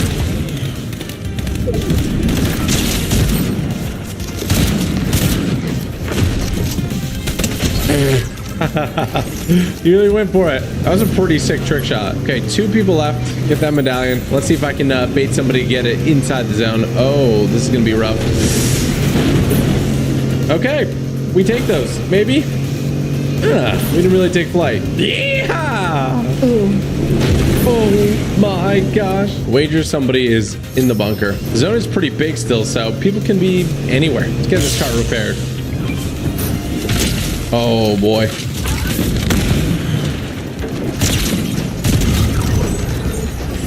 Now it's a 1v1, and this is how the cookie is crumbling. Oh. Hear them guitaring away. I thought it was all good until I fought this last guy. I'm gonna stick with my car. Wait until I can find this person. Now, if you guys aren't gonna take the medallion, I will. Thank you. Where's the last guy? Oh, I see them. Whee! Bro. I'm coming.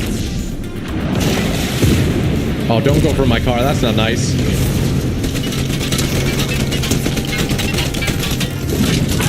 How do you think this works for you, by the way?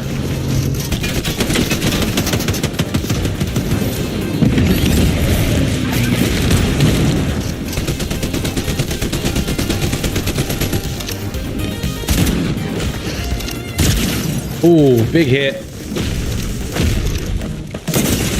Oh my gosh. He almost stole that one from me. Big old W. And a Crown Victory Royale too. I love that. Let's see this. Ooh, that is a big game. 16 eliminations and almost filled up a whole circle with that one. That guy almost took me out, but first game, first W. Off to a great start. Plus, we gained a lot of percent. Now, some of you might be asking, how am I Platinum 1? It's clear that I've already played some ranked games. Well, I did quickly rush 2 ranked games. Like, I'm talking, I didn't even want to win the game. I just tried to eliminate a bunch of people and rush it because I wanted to play FNCS with Nick A30. And I would have gained so much more rank if I actually played them. Still, I got 24 hours. Going into game 2, I just wanted to keep on pushing people. This season has a lot of cars and things that can really cheese you like fists, so I gotta be careful with those. But this one I'm gonna switch it up and land at Redline Rig. Yeah! Great drop. Absolutely fantastic. I can go ahead and grab this AR. Oh no, what is this? I gotta jump off. Rip that guy. I'll be back to Redline Rig in a second, don't you worry.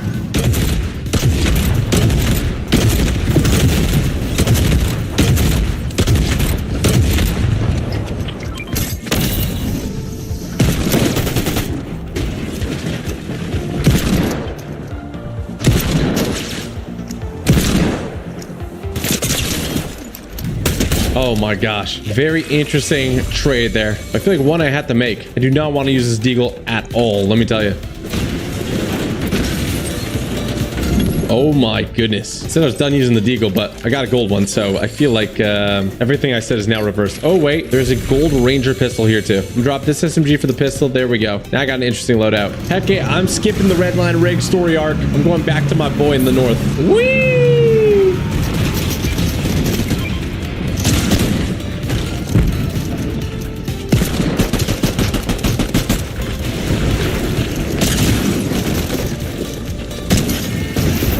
Oh my gosh, where is he?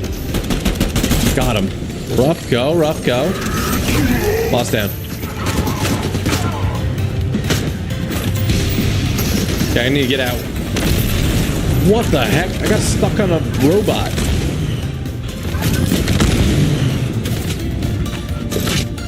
What is happening? I'm mantling off everything. Oh, same skin as me. Aw. Good try. I missed that? Really? Oh, shoot.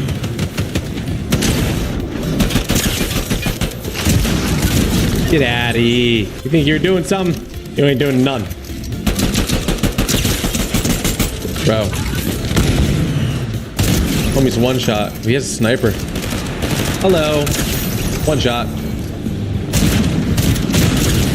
Crushed them. I got the most important medallion, and I'm gonna flex these muscles.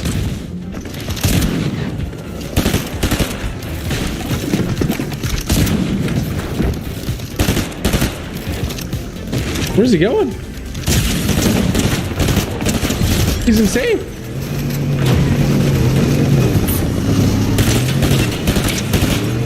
Where you going, dude? Snipe the car once. Can't hit the second shot. Oh, they are just booking it. Oh my gosh. Another 400 damage. That's ripped up. Oh, I see you. I'm on the hunt. Let me tell you, they are running scared. I think somebody's chasing me and I'm chasing the other person. There's definitely somebody in that bunker. Things were going pretty great for me up until I pushed this guy. I really don't feel like pushing into a bunker. He was chilling in the bunker. I didn't know this, but he's a master of the nitro fist. How can you even do that?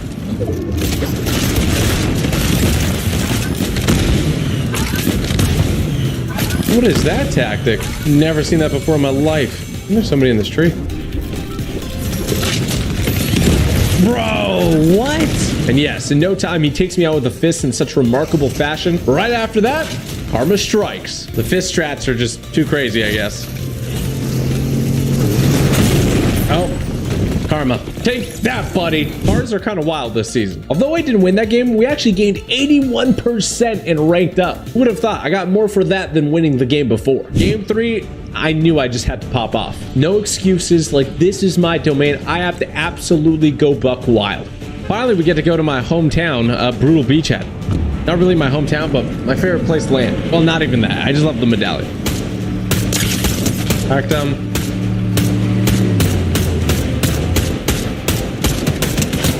Got him. And I also learned that people love driving cars this season. Like, absolutely love it. Look down that guy.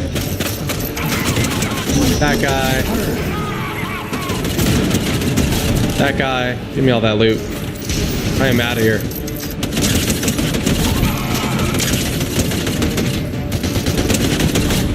And that's why the vehicles are banned in actual tournaments. Coming in hot. Hope you're paying attention.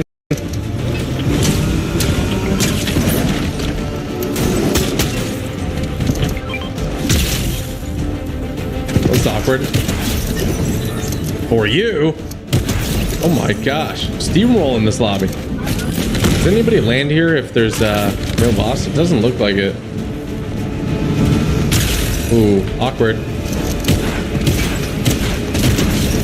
Down they go. I don't know what that guy was doing. Maybe they were friends. He's like, if you go down, I go down. Like honorable, I don't know. Time to go collect the other medallion. Seems like we found another car along the way. Hiding in cars, definitely a strategy. Don't know if I could recommend it. Oh no, he stole the limb.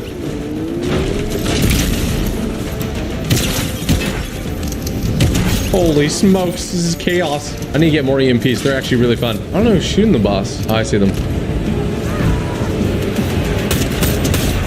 And that guy goes. And the boss goes. Not gonna take the boss car either.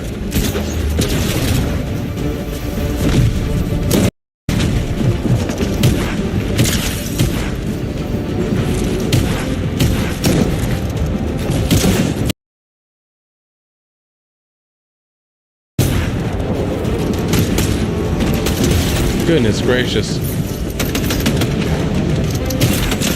Oh, this is not good. Yeah, let me think about this.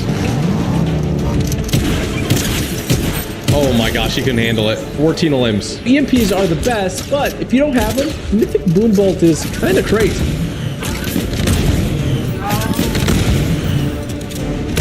Oh my gosh, he disconnected.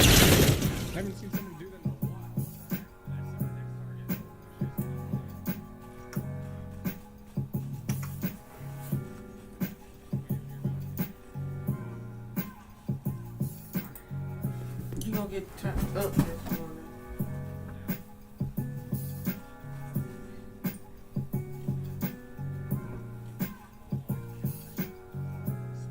Hey Google, play Cream of the Crop on Spotify. Cream of the Crop by Gregory Isaacs. Sure. Playing on Spotify.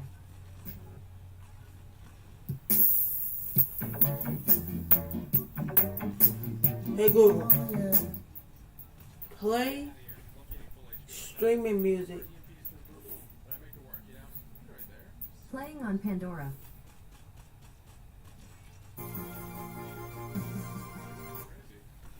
Okay, they're not working with me right now.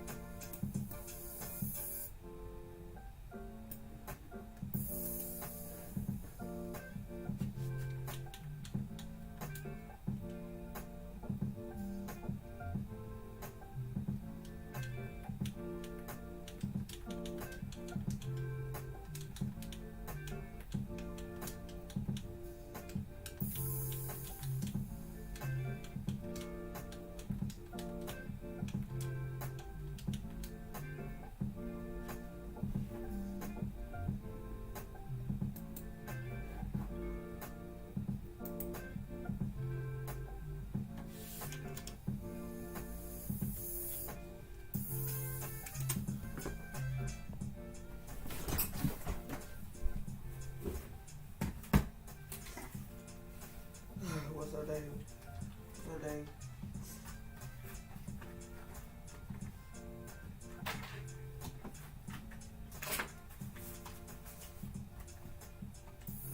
What's up?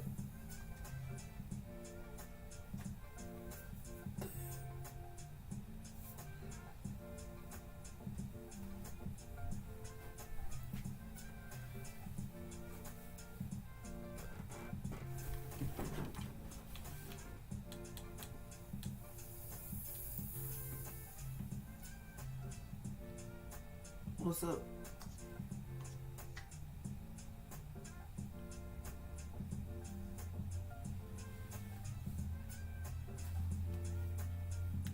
I cannot believe I'm talking to Davey.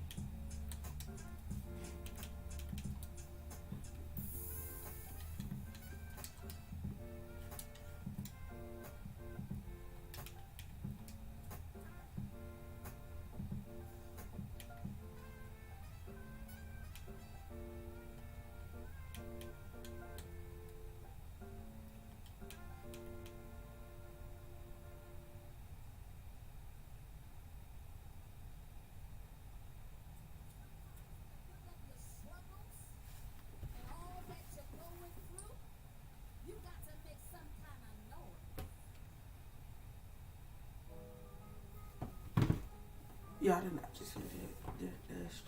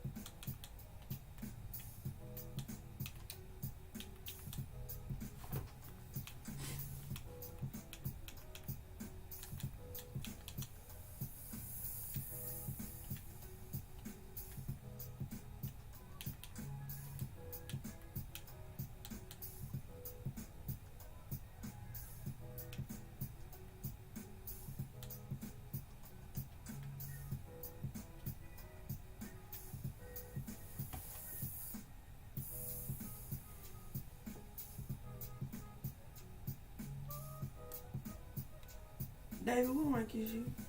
In rank? What rank are you? Oh.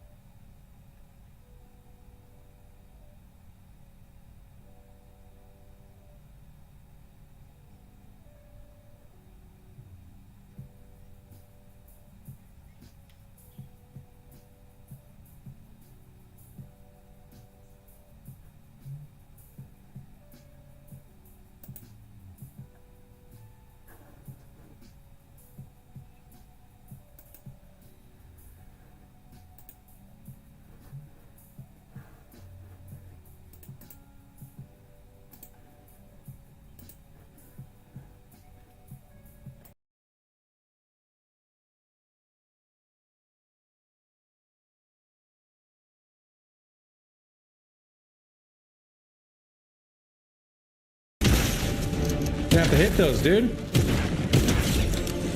They don't do anything if you don't hit me with them.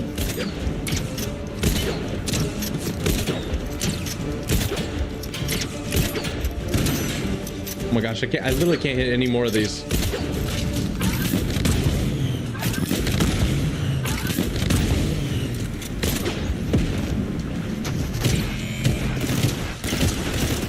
Dude. That robot literally did more damage than any other player in this game so far. How's it even possible? This is for sure a wild game, my best one yet. Can I close it out strong though? I'm gonna drop the infinite medallion here. Always in my bait.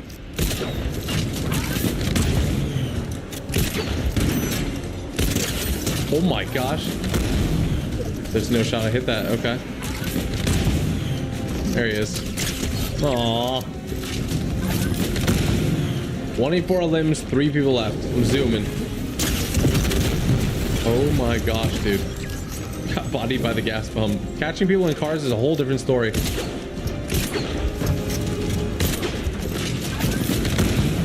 And these guitars. These are wild for rank.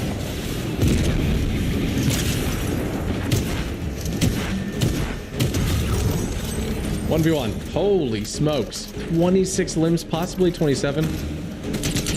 Definitely 27. GG. Oh my goodness gracious. Sack it up. That's a wild game. With that being said, I go on an absolute tear, completely dominating this lobby and dropping a 27 elimination win. Let's see what our rank is. From Platinum 2 into Platinum 3. I like that. How much percentage are we going up though? Are we at the maximum amount you can get? 79%, that's great. Plus 79%, big W. I mean, really, I was just flexing with 27 eliminations. Actually pretty good. Plus 79%. Less than game 2 where I lost though. Kind of weird. But we're on to Platinum 3. Game 4, I decided to switch it up a bit. I wasn't really gonna use the Gatekeeper. I'm gonna use the Pump Shot. Well, it seems like it's working for us to go for the Nitro Medallion, so I'm probably gonna do that. Kind of cool how it drives around. Makes me switch up my strat. I feel like I'm really starting to get warmed up now, which is great. This guy might challenge me, it looks like. I'm gonna pretend I'm veering off. Swap back last second.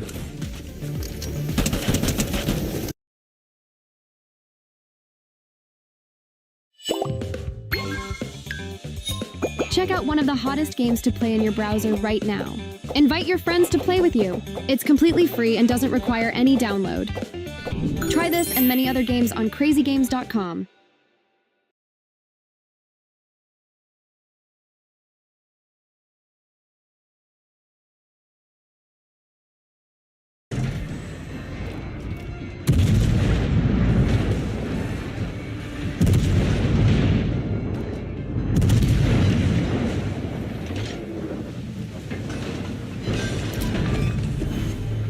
Destroyed an enemy cruiser.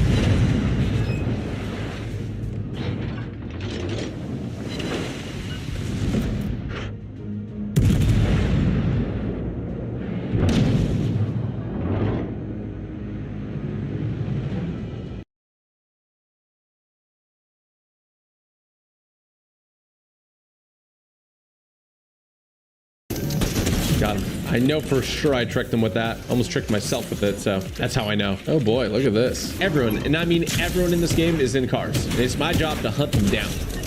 Oh, dude, there's a guy on this hill.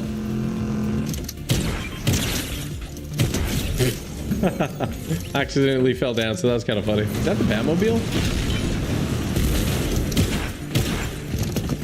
Wait. Oh, that was another person in there. Oh, shoot. What is that? Was that this guy? I don't even think that was this guy. Somebody else on me? I don't know what's happening. I do know that I lost my boss car, but...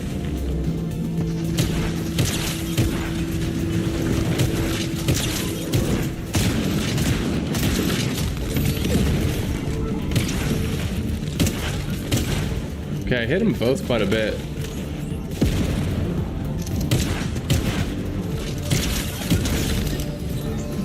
Easy. By easy, I mean pretty difficult. You probably think I'm gonna want to take the car, and I actually don't. I'm gonna drop this off here, leave a ping so I remember. Actually, I'll probably take that instead of my AR. Just feels bad not to.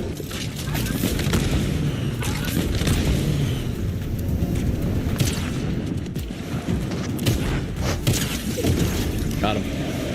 Oh, shoot.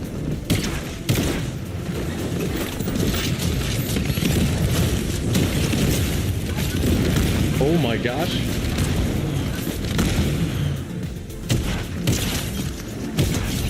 Goodness. That looks legit. I dropped it with the bow and arrow, so. Sorry, not bow and arrow, the crossbow. Ooh, awkward. Thank you.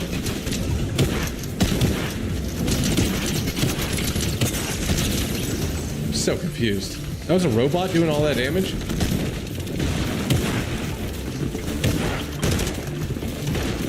I'm stuck on like a piece of net, dude.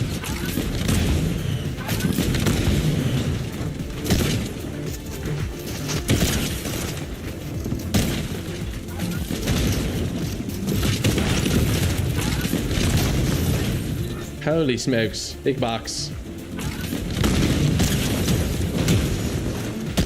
Got him. Take an aim duel.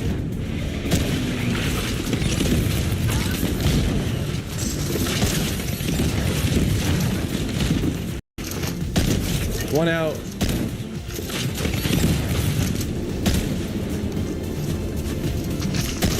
Took two out. I think there was one more dude coming in. I don't know. That was getting crazy.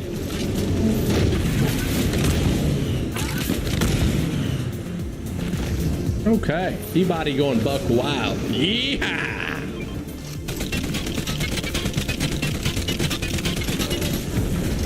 think they got in the same car.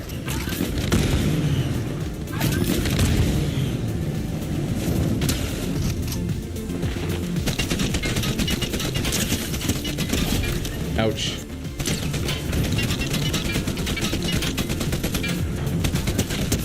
Oh my gosh, this gets one shot.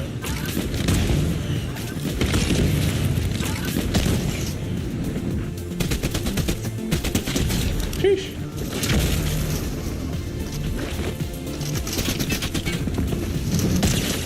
Oh, run, run, run, run, run, run, run, run, run, run, run, run, run, run. You good? Punching my walls? It's not very nice. Of course, this guy that tried to take my medallion that I left on the ground so nicely for him. Is anybody on the island? Doesn't look like it. I'm gonna try to hit a rip.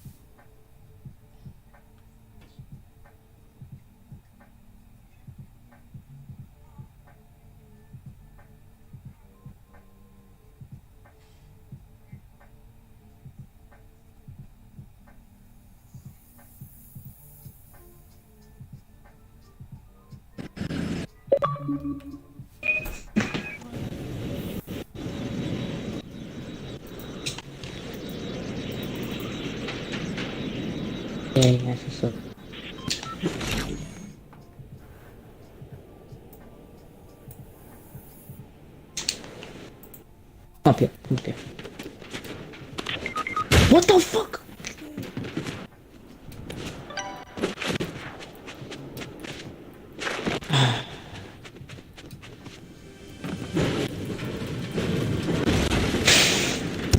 Oh man, I hurt.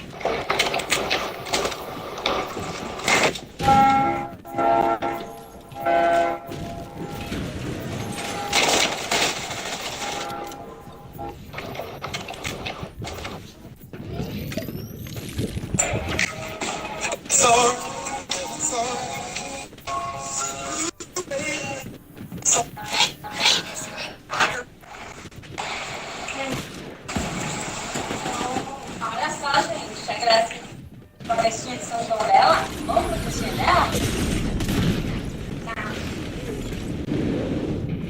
16 HP.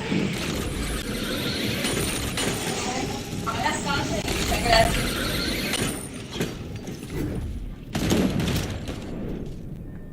Pra festinha de São João. That's the song, but loser gets pie. I'm about to call him.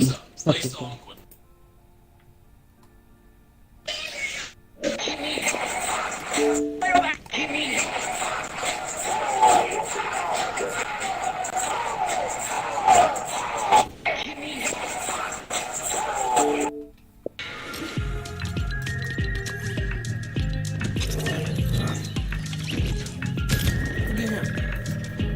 We are on the rank card today, alright?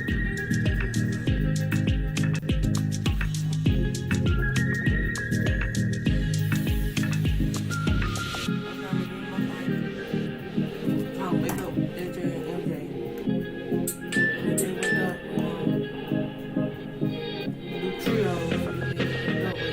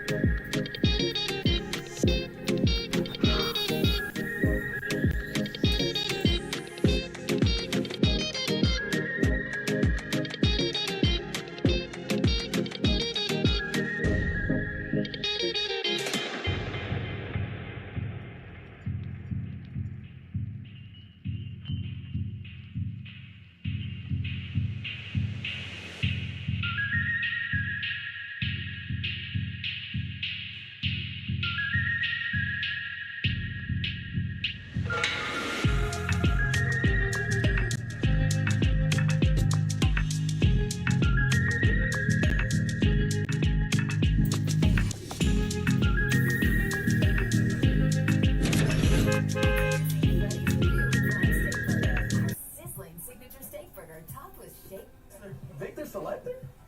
Damn. That shit smells good. Or how much money should we get?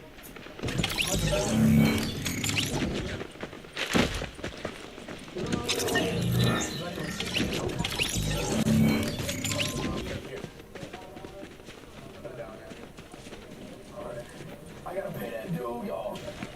I told you, bro, I did not.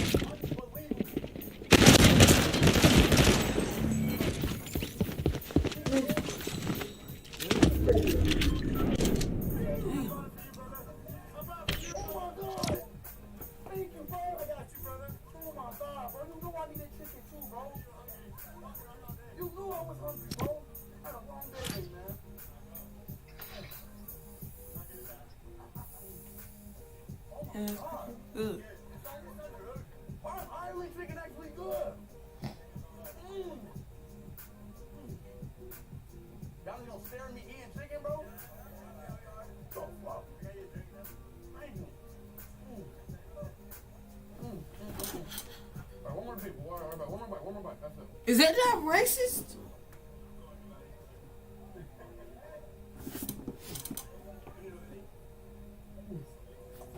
Thank you, man. Thank you. I got you, brother. Oh my God. I got you. Thank you, man. Let's go. We got chicken snipe. We got KFC snipe in 2021. 2024. That has to be racist. This dude from Ireland came up to speed with a chicken.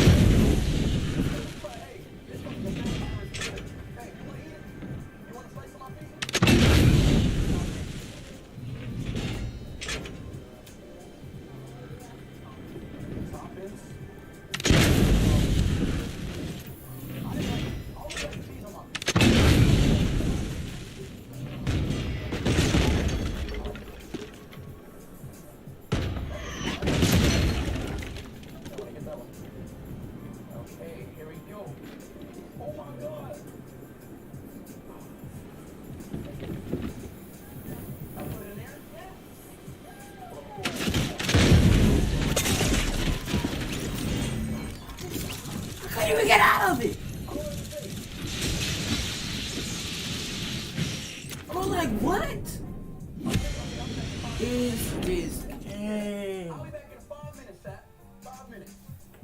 Do not forget to tell me to get my pizza. And I'm gonna sell it for £5.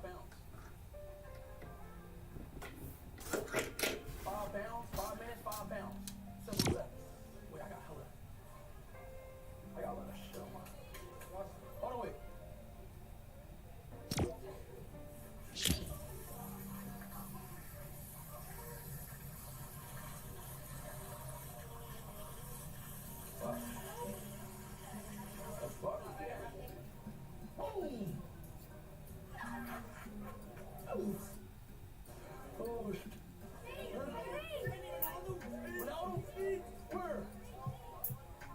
Where?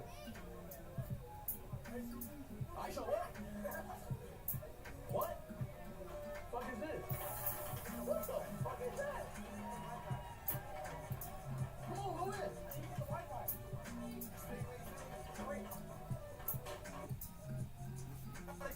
Hurry up, hurry up. They going crazy in here.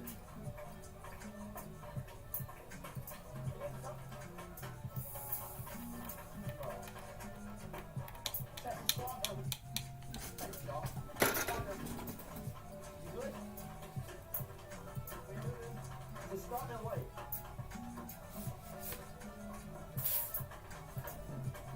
I'm like, oh yeah, 9:30, let's go, keep subbing. Keep liking. Oh, they saying hell. Is it lagging? Oh, how weird is it? Oh, it's lagging. Stop and wait.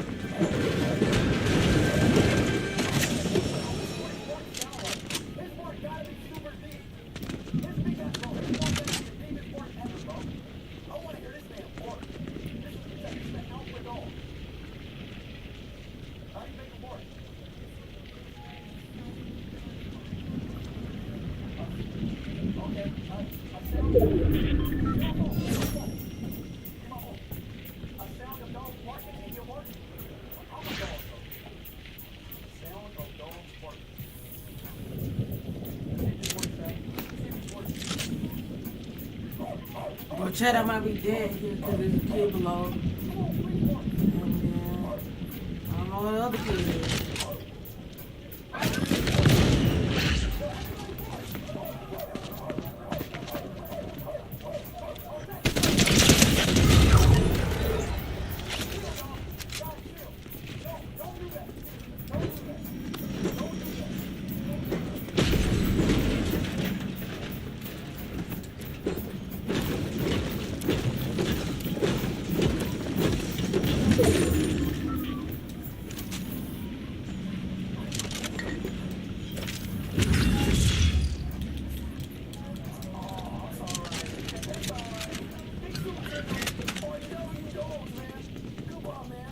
No, I'm overpowered. I don't need anything.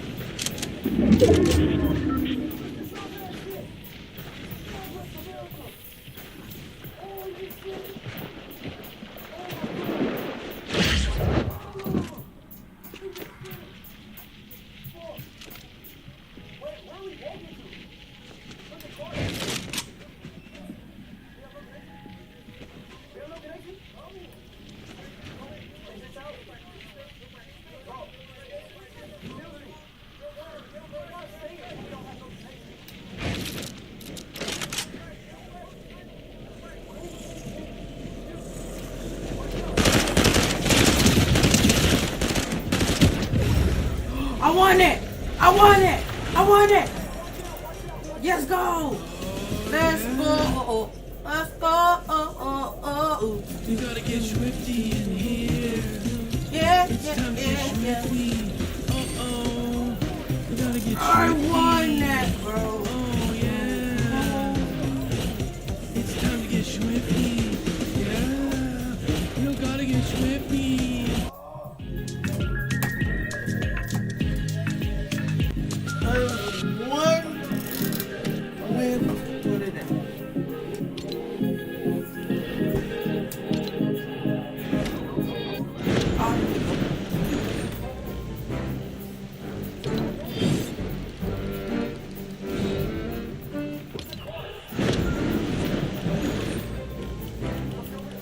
That skeleton look.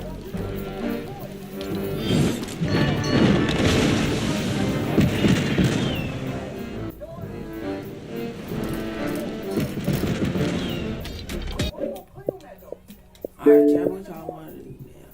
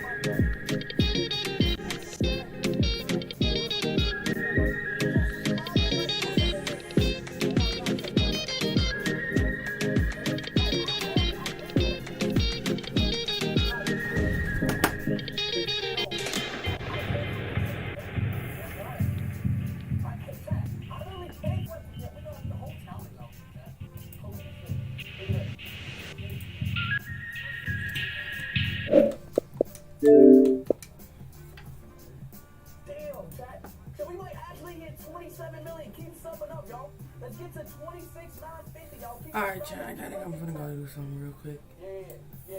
Eyes is in the top right corner. Putting TG back on. Right back. Did I not pay for it? I could have sworn I paid for it. Bro, I paid for that pizza, bro. No, they said, Speed, can you pay for my pizza?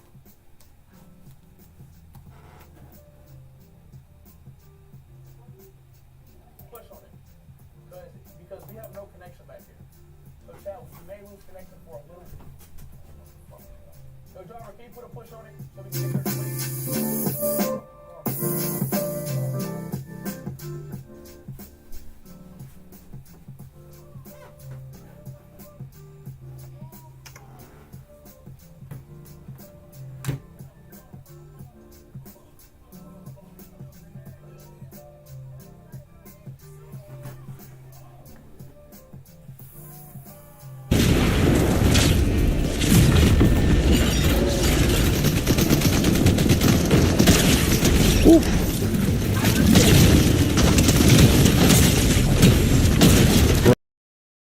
Bro, those fists are insane. Hello.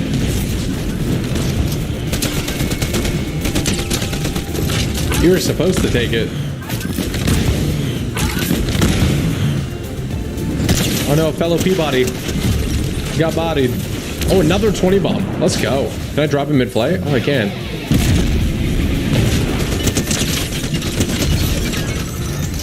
Wow, they're doing all switcheroo classic. Oh, I got the medallion. Dropping it again. I think somebody's in here probably. There is 3 people left. I think there's probably 1 person in the vault. That didn't scare him. Well, if then they're gonna have a hard.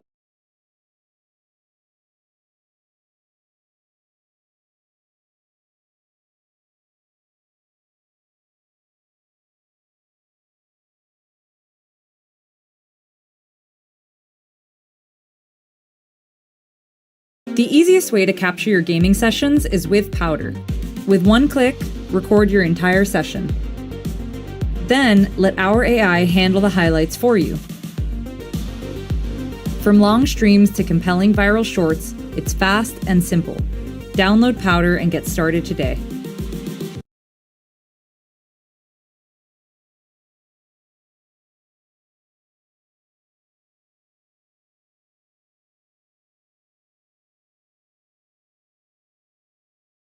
Dive into crazygames.com where hundreds of epic games await. No downloads, no fees, just non-stop fun right at your fingertips. Click now, unleash adventure, and challenge your skills. Let the games begin.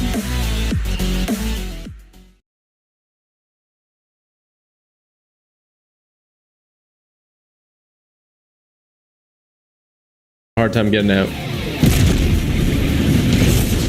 Is there a guy in here? In the cone? Oh, he is in the cone. Guys, if you're gonna hide like that, you gotta hide in a building or hide in a cone that's like metal, you know?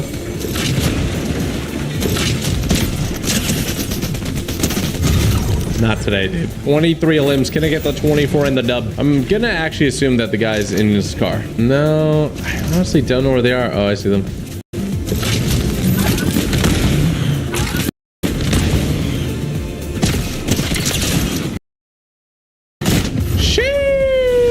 I'm in my zone, Peabody zone. That's why. Big game, but let's see how that's reflected in the rank increase. We go from 43% platinum 3-2. We're in the diamond leagues, baby. Diamond 1, 41%, plus 79%. Big W. I go absolutely nuts, show everybody what the pump shotgun can do, and drop an absolutely massive 24 limb dub, which ranks me up 79% to Diamond 1. Game 5, my first game in Diamond 1, and I'm just gonna stick to the game plan. Looks like they got a better drop than me. It's up here though, they don't have anything. And I do. Sucks for you. Good vision on the boss. Get the nitro medallion. Look at that. Thank you. and just chase everyone who's kind of scared of me, which is everyone in this lobby. What the heck was that? People in these fists, man. Kinda did. How about in here? They are in there. What the heck? Ooh, what the? The Mythic Gatekeeper. Can't be playing around with the Mythic Gatekeeper like that. Oh my gosh. Boombolts go crazy. No AR though. What happened there?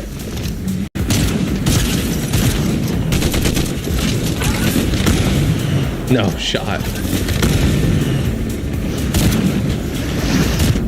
Got him. Oh my goodness, what is that? Oh shoot.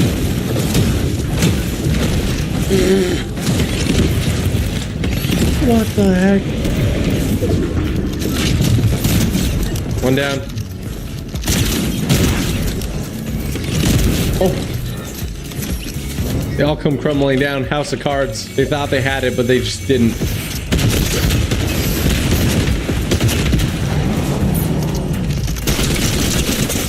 Oh, that was almost bad. Whew.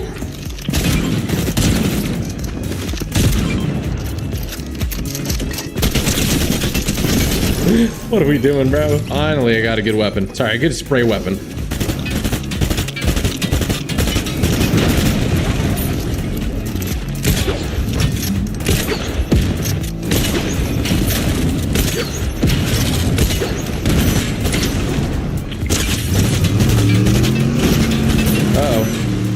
Boom goes the dynamite. Boom goes the dynamite. So I'm going to go ahead and... Oh.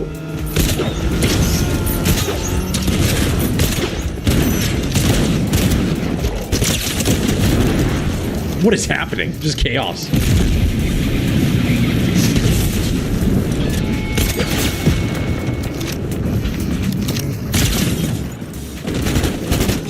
There you go.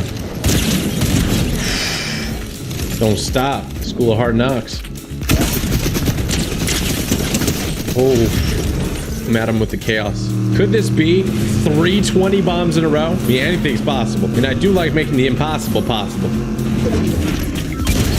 Oh no, they had no health. Although I almost got eliminated to this guy with the Nitro Fist. Bro, I can't with the fist. The only way I've even come close to dying is when somebody just starts going absolute ham sandwich with the fist. What is up with the Nitro Fist taking me out all the time? I always have a med kit too, which is great, but 20 bomb achieved.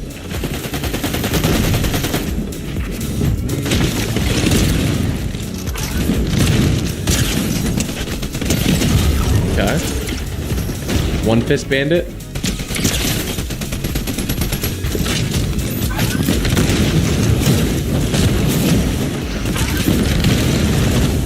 Where are you going, bro?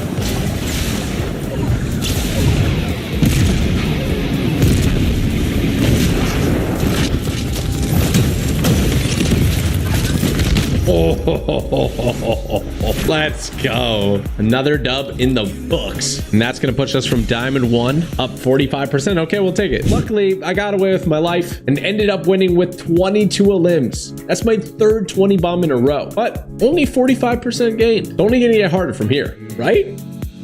Where is it? Game 6 was an interesting one. I started at Redline Rig and really clutched up. Oh my gosh, I'm him. What the heck was that, dude? What? Why is there a guy up there? What is happening right now?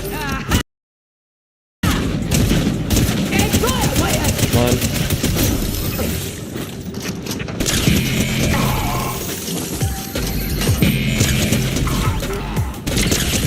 Oh my gosh. Sheesh. Give me this boss car. I deserve it. I earned it. I don't have a fist, which kind of sucks, but I'm sorting it out, you know? Oh my. Why'd I do that?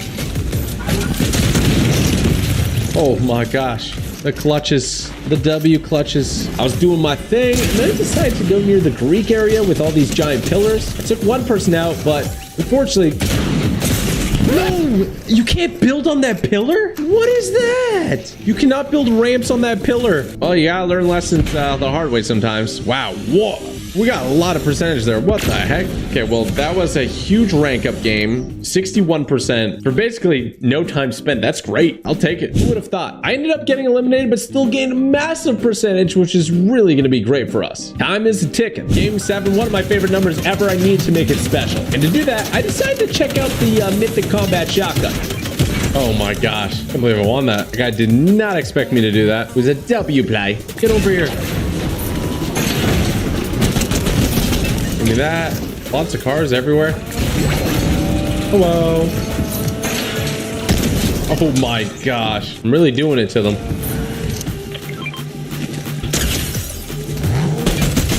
Oh, I'm popping up. Ooh, gold pistol's kind of nice with it.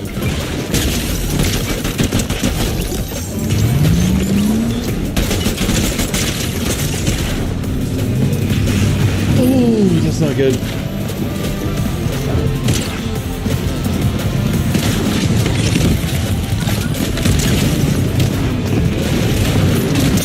Bro.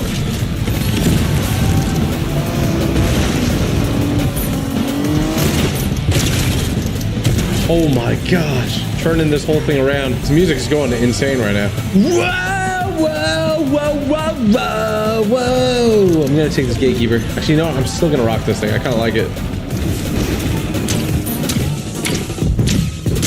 Oh no, he doesn't recognize.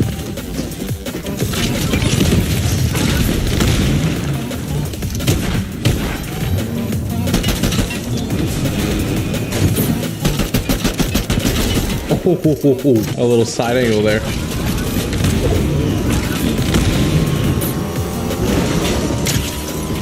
Oh.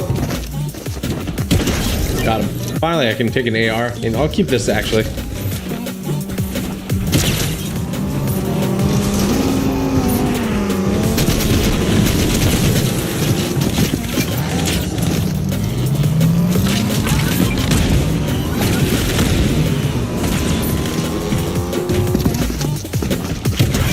Got him.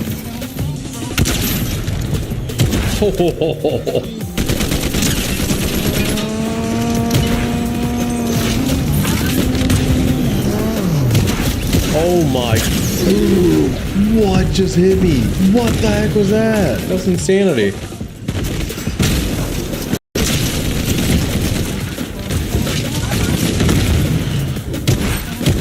Nope.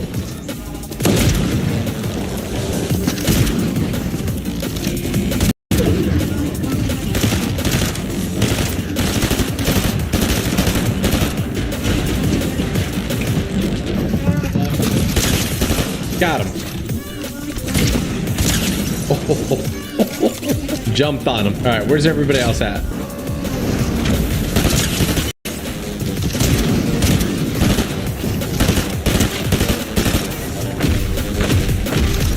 Sheesh, you're getting the medallion. Silly goose. Oh my gosh. I just got sniped. I didn't like that very much.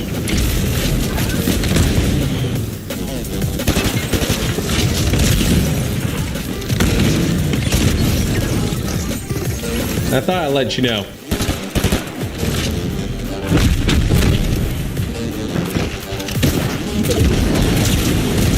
Whew. Almost bad. 20 bomb achieved.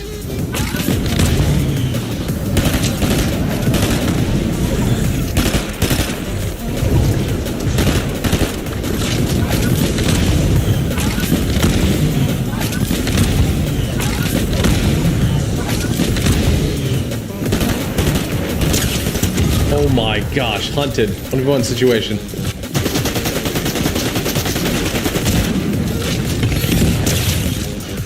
Oh my goodness gracious. I have mastered the fist. That's just the way it is. Oh my goodness, that's a big game. Plus 44%. 22 elimination dub in the bag. Now game 8 didn't really go my way. We keep dropping these 20 bombs, and honestly, we don't go up like a crazy amount. I guess almost 50% is a crazy amount, so I'm not gonna complain. Did I just complain? Oh, what? We get a quick boost there. I mean, if you think about it, that was like a minute for 15%. That's great. I really do think I should have won this fight, but it was still a good percentage for the time. Now, starting here in game 9, I feel like things are really starting to ramp up in toughness, but I'm still holding my own, taking people out. Ooh, that hurt.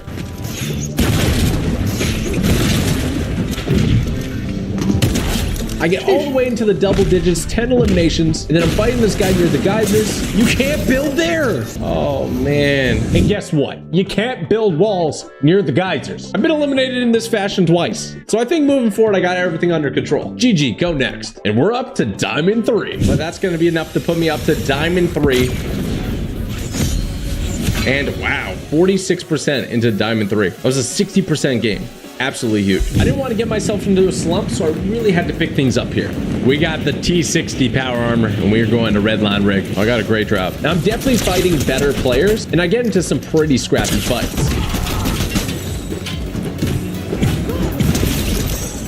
Sheesh.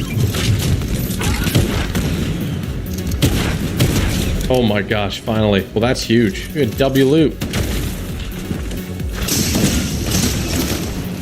Why does that always happen to me?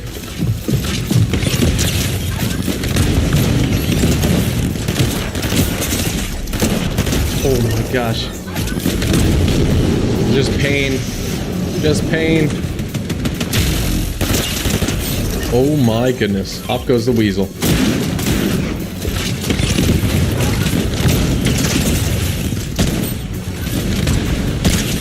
Got him.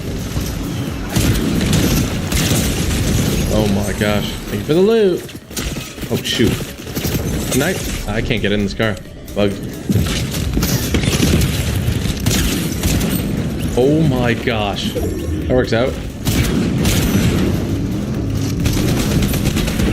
Oh my gosh. How wasn't I hitting them? I have no idea.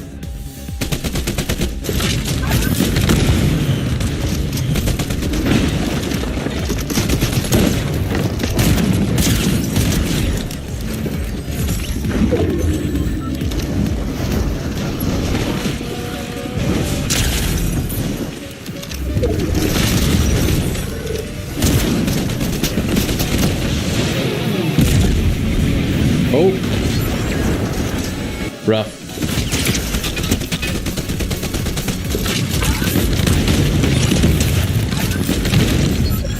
Wow, 2 people left.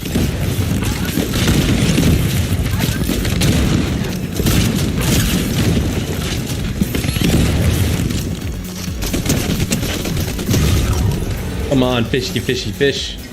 What are we doing? 1v1 situation now. Can I win with the P60 power armor? Oh no, it's set for you. GG. Oh my gosh. T60 power armor kind of cracked, I guess. Okay, that's got to be like a huge game. Ooh, that's big. That's big. Plus 42%. I managed to get a 17 elimination dub in higher elo. This is a good sign. And I think one more good game and we'll be an elite. I knew this was a rank up game, so I really need to finesse. It looks like I'm unconned. I took somebody out with a guitar. Here goes nothing.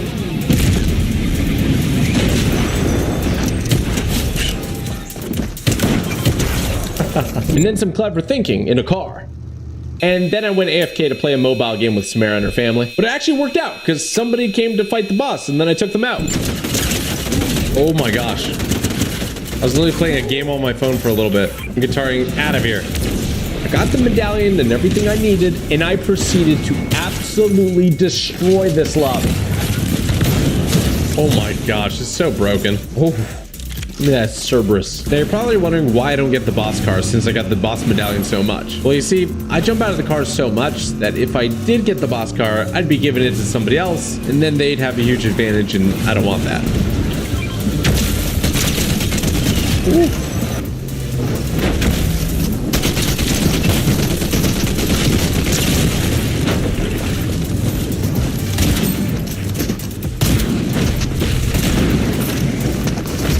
Oh my gosh. Uh-oh for them.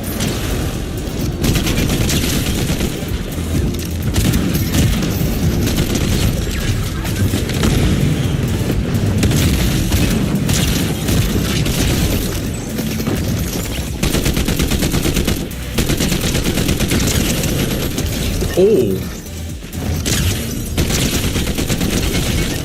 Ooh. Holy smokes. What's happening? It's chaos. They never figure it out. And I leave that medallion for bait.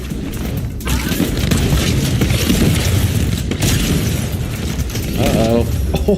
Oh, perfect accuracy. And that's a big old W. Oh, that's a rank up game for sure. And we are going into Elite. Oh, how far into Elite? 30%? That's not too shabby. That's probably going to be the highest percentage I can get, even if I drop the 16 elim win next time, since Elite is harder to rank up than, you know, Diamond. 16 eliminations and the win, and I one-tapped the last guy out of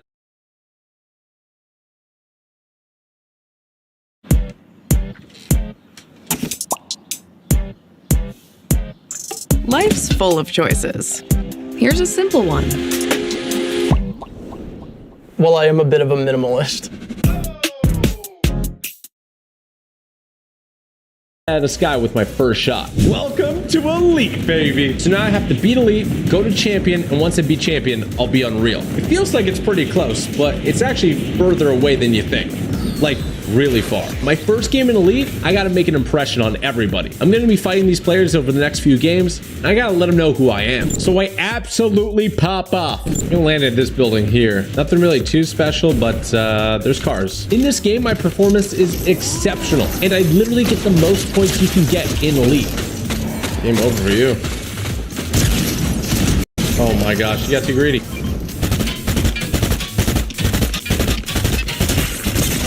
No.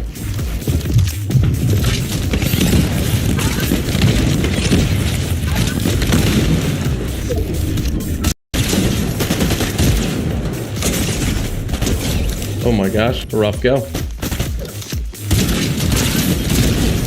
Goodness gracious.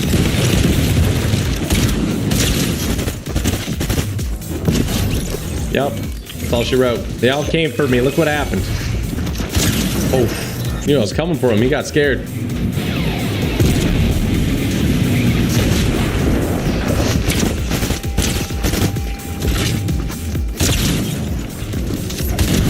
Got him. What the heck was that? Oh, I only had one shot at my shotgun.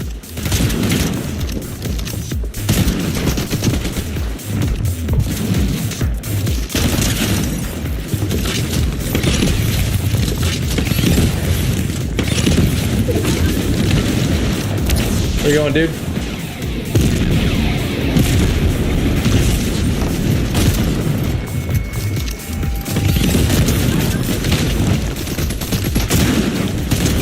Woo.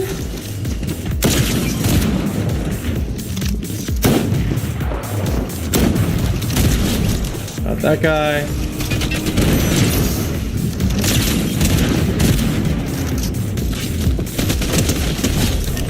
Oh, I'm having a good time right now, for real. Oh my gosh, that was a really great move. Not gonna lie. I almost ate it there. Left my shotgun here. I swear I had a mythic shotgun. Guess not. You gonna hit the thing? How is that gonna help you very much?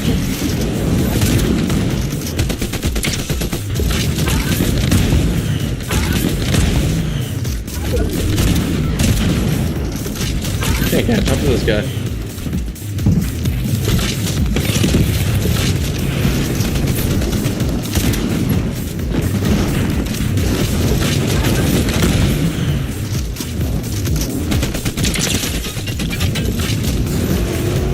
Oh my gosh, he's getting rammed.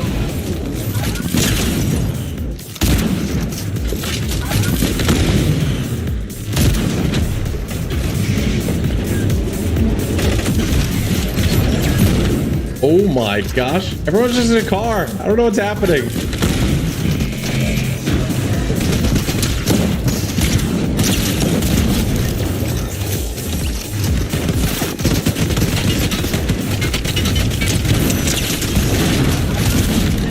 Oh no, he's gonna just repair it. Get over here, bro. Come on. Oh. That combo, I don't really see anyone else do it. I love that combo. Yeah, that's not happening, dude.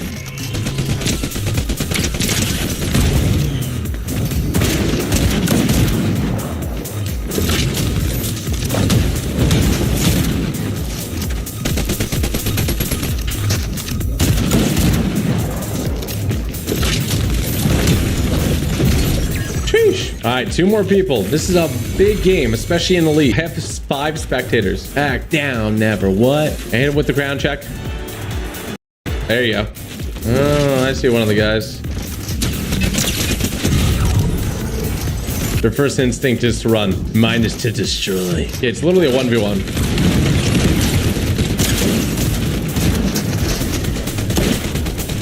Let's go.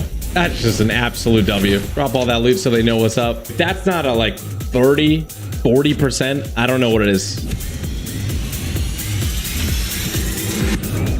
21%. I guess that's the max because I just almost dropped the 20 bomb in elite. So I got 19 eliminations in the win, gaining 21%, which is the most percentage gain you can get in elite. Now I did good, but I wanted to do even better. Watch this game though. Holy smokes.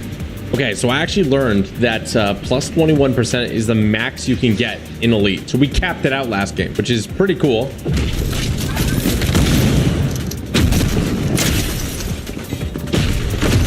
Ooh, rough.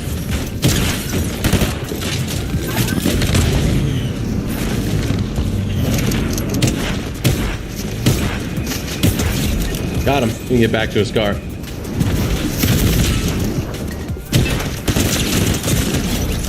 Now, did I say somebody's riding a zip line near me? What the heck? I heal enough where I'll be okay if I take a shot or two. I can get the rest from cactuses. Coming in hot.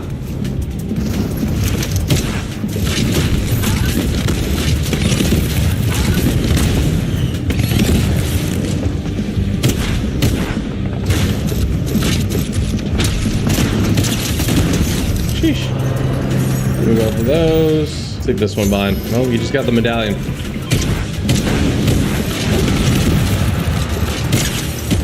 Oh my gosh. Woo. I'm just putting on a clinic right now. I'm just that guy, I guess. I don't know.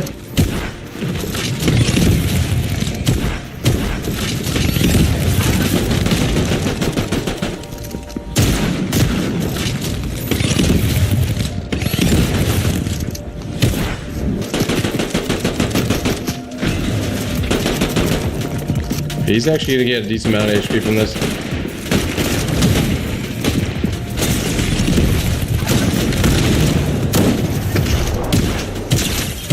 Oh my gosh.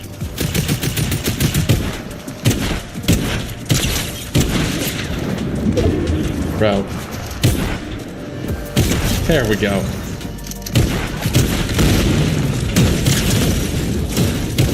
Oh, a little wrapperoo on him. Hello.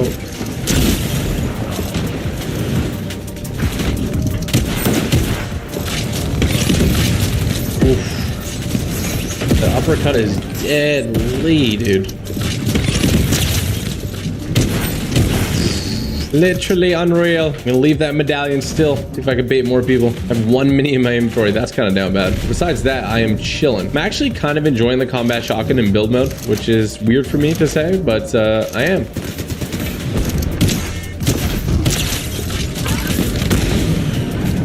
Hello. Land right on his head. I'm gonna take the gatekeeper though. Mythic gatekeeper. And I see my next target. I mean, you can really tell who the scared people are because they're always driving cars.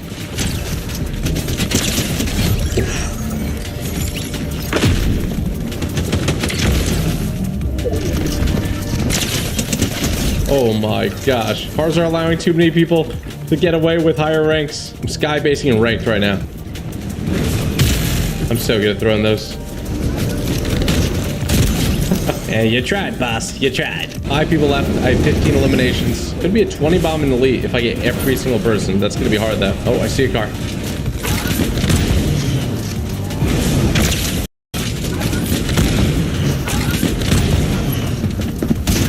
Goodness, I have found the ultimate meta.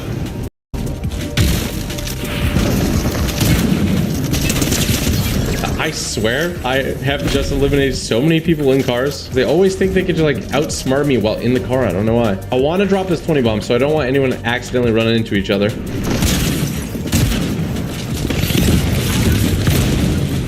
I'm stuck. I'm doing Superman. All right.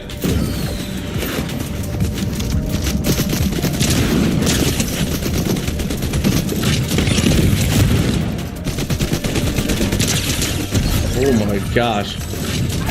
There's one in the tree too. Okay, I didn't see you. One more elimination for 20 bomb in elite, which is absolutely insane, I gotta say. Oh my gosh, you wanted to shoot me out so bad, dude. I would still live. GG though. Oh my goodness, a 20 bomb in elite. Might have been my first 20 bomb in elite, I'm not sure. And look, it's gonna be 21%. That's the most it goes. That's the most it can go. 20%. There you go. My first 20 bomb in elite and another almost max percentage game. Now in game 14, queues are starting to take a long time. So I have to make sure I do really well in these because the queue time is really eating into my overall time of this video. Like the clock is ticking Fortnite. Get me into some games. Okay, I'm getting pretty tired and the queues are like really long. Like, the last queue there was like 7 to 8 minutes and it's just a little past 2 a.m. right now. So, might be time to wrap it soon. Oh, that guy's gonna get something. Oh, shoot. Oh, no, not like this. I knew I had to make the most of it, and this one was a doozy. Ow, bro. What are we doing, buddy?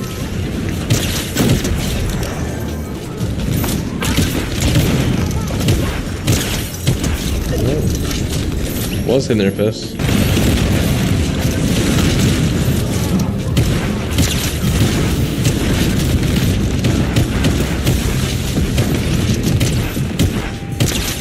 Got him. He's hiding in a tree. Ooh. Bro, what is this?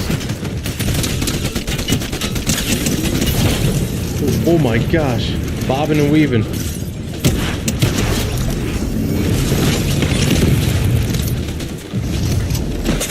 Oh, shoot.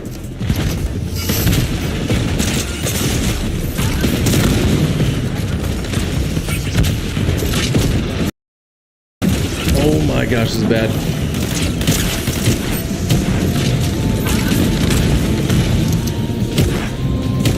Got him.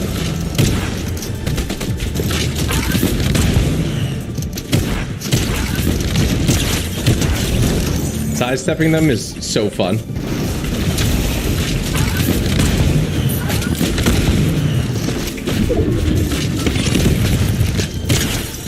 Oof. Not again, bro. I knew you were gonna do that. I'm actually gonna leave the medallion here.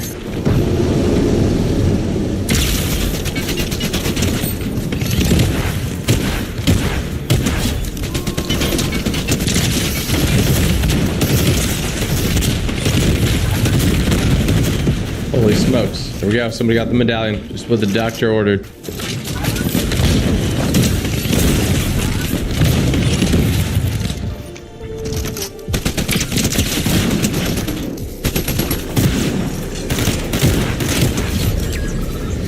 That. Yeah, the conductor's hand cannon. Very interesting.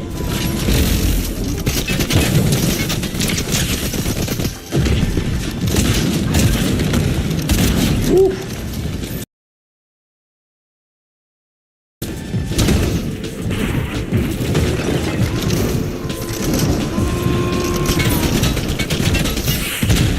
Bro, what is up with these bombs this guy keeps hitting?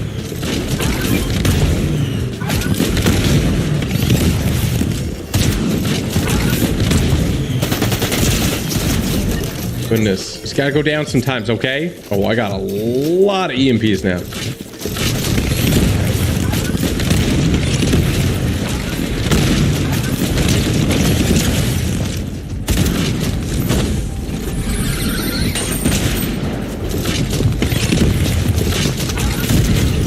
No go. Yeah. Yeah, I'm so done with you using that thing, bro. I'm so done with it. I have to show you what I mean. Can I get back-to-back 20 bombs in Elite? Like, this is getting ridiculous.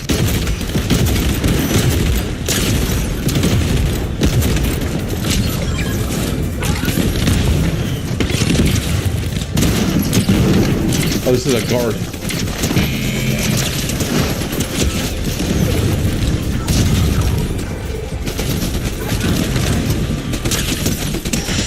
Oh my gosh, I'm tearing up a storm right now. Sheesh. What's that gonna be? A 21 limb dub is gonna be 21%. We're literally maxing it out right now. Second 20 bomb of Elite. That's gonna push us up to Elite 92%, which means we just need one more good game and we'll be in champion. Here's the problem. I was trying to queue into game 15, but it was currently 2:26 a.m. and I was in a queue that lasted over 20 minutes that never put me into a game. That's a lot of time. So I had to resort to desperate measures. I usually play on West Coast servers, but I actually switched to East Coast servers because people were just waking up over there. And although I'll play with more lag, I can actually get some lobbies. And I did. Okay, so it is 2:47 a.m. right now. I have been in a queue for 22 minutes and it's just not putting me into a game. I'm gonna try another region, but if that doesn't work, I might just go to bed for a bit. Oh my gosh. I changed it to East. It's literally across the country from me. And it popped. Okay, so with it being almost 3 a.m., I am getting extremely tired, but I'm gonna try to make this work. Where's this guy going? Game 15, my potential rank up game. I have not lost a game in Elite yet. Got him. So if I win this one, I'll have a flawless record in Elite and be in champion. I don't think I've ever done that before. So I decided to go absolutely ham sandwich. Getting elimination after elimination after elimination.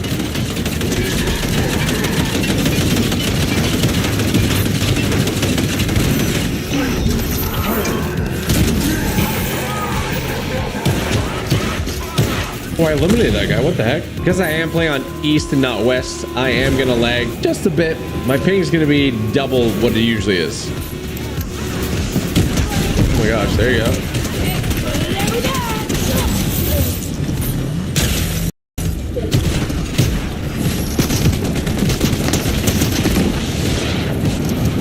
Where we going, big boy?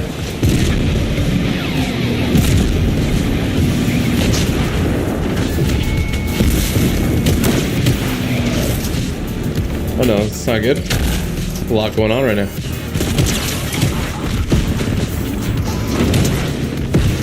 Oh my gosh.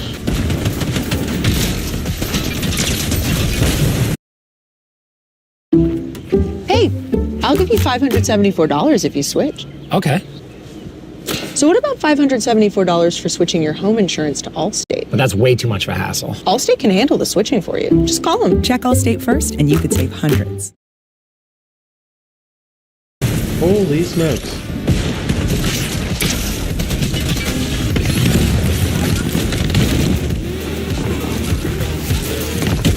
Oh.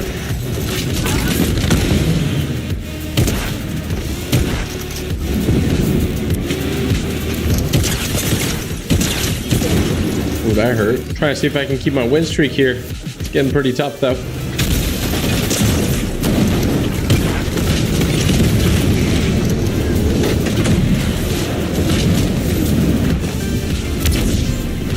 That's becoming a problem.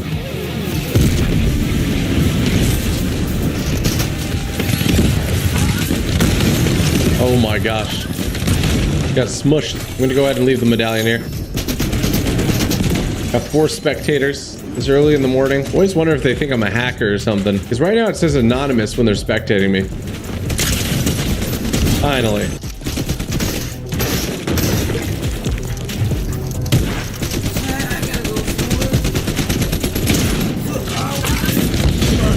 Oh my gosh. I'll see y'all later. Ma'am? Yes, ma'am?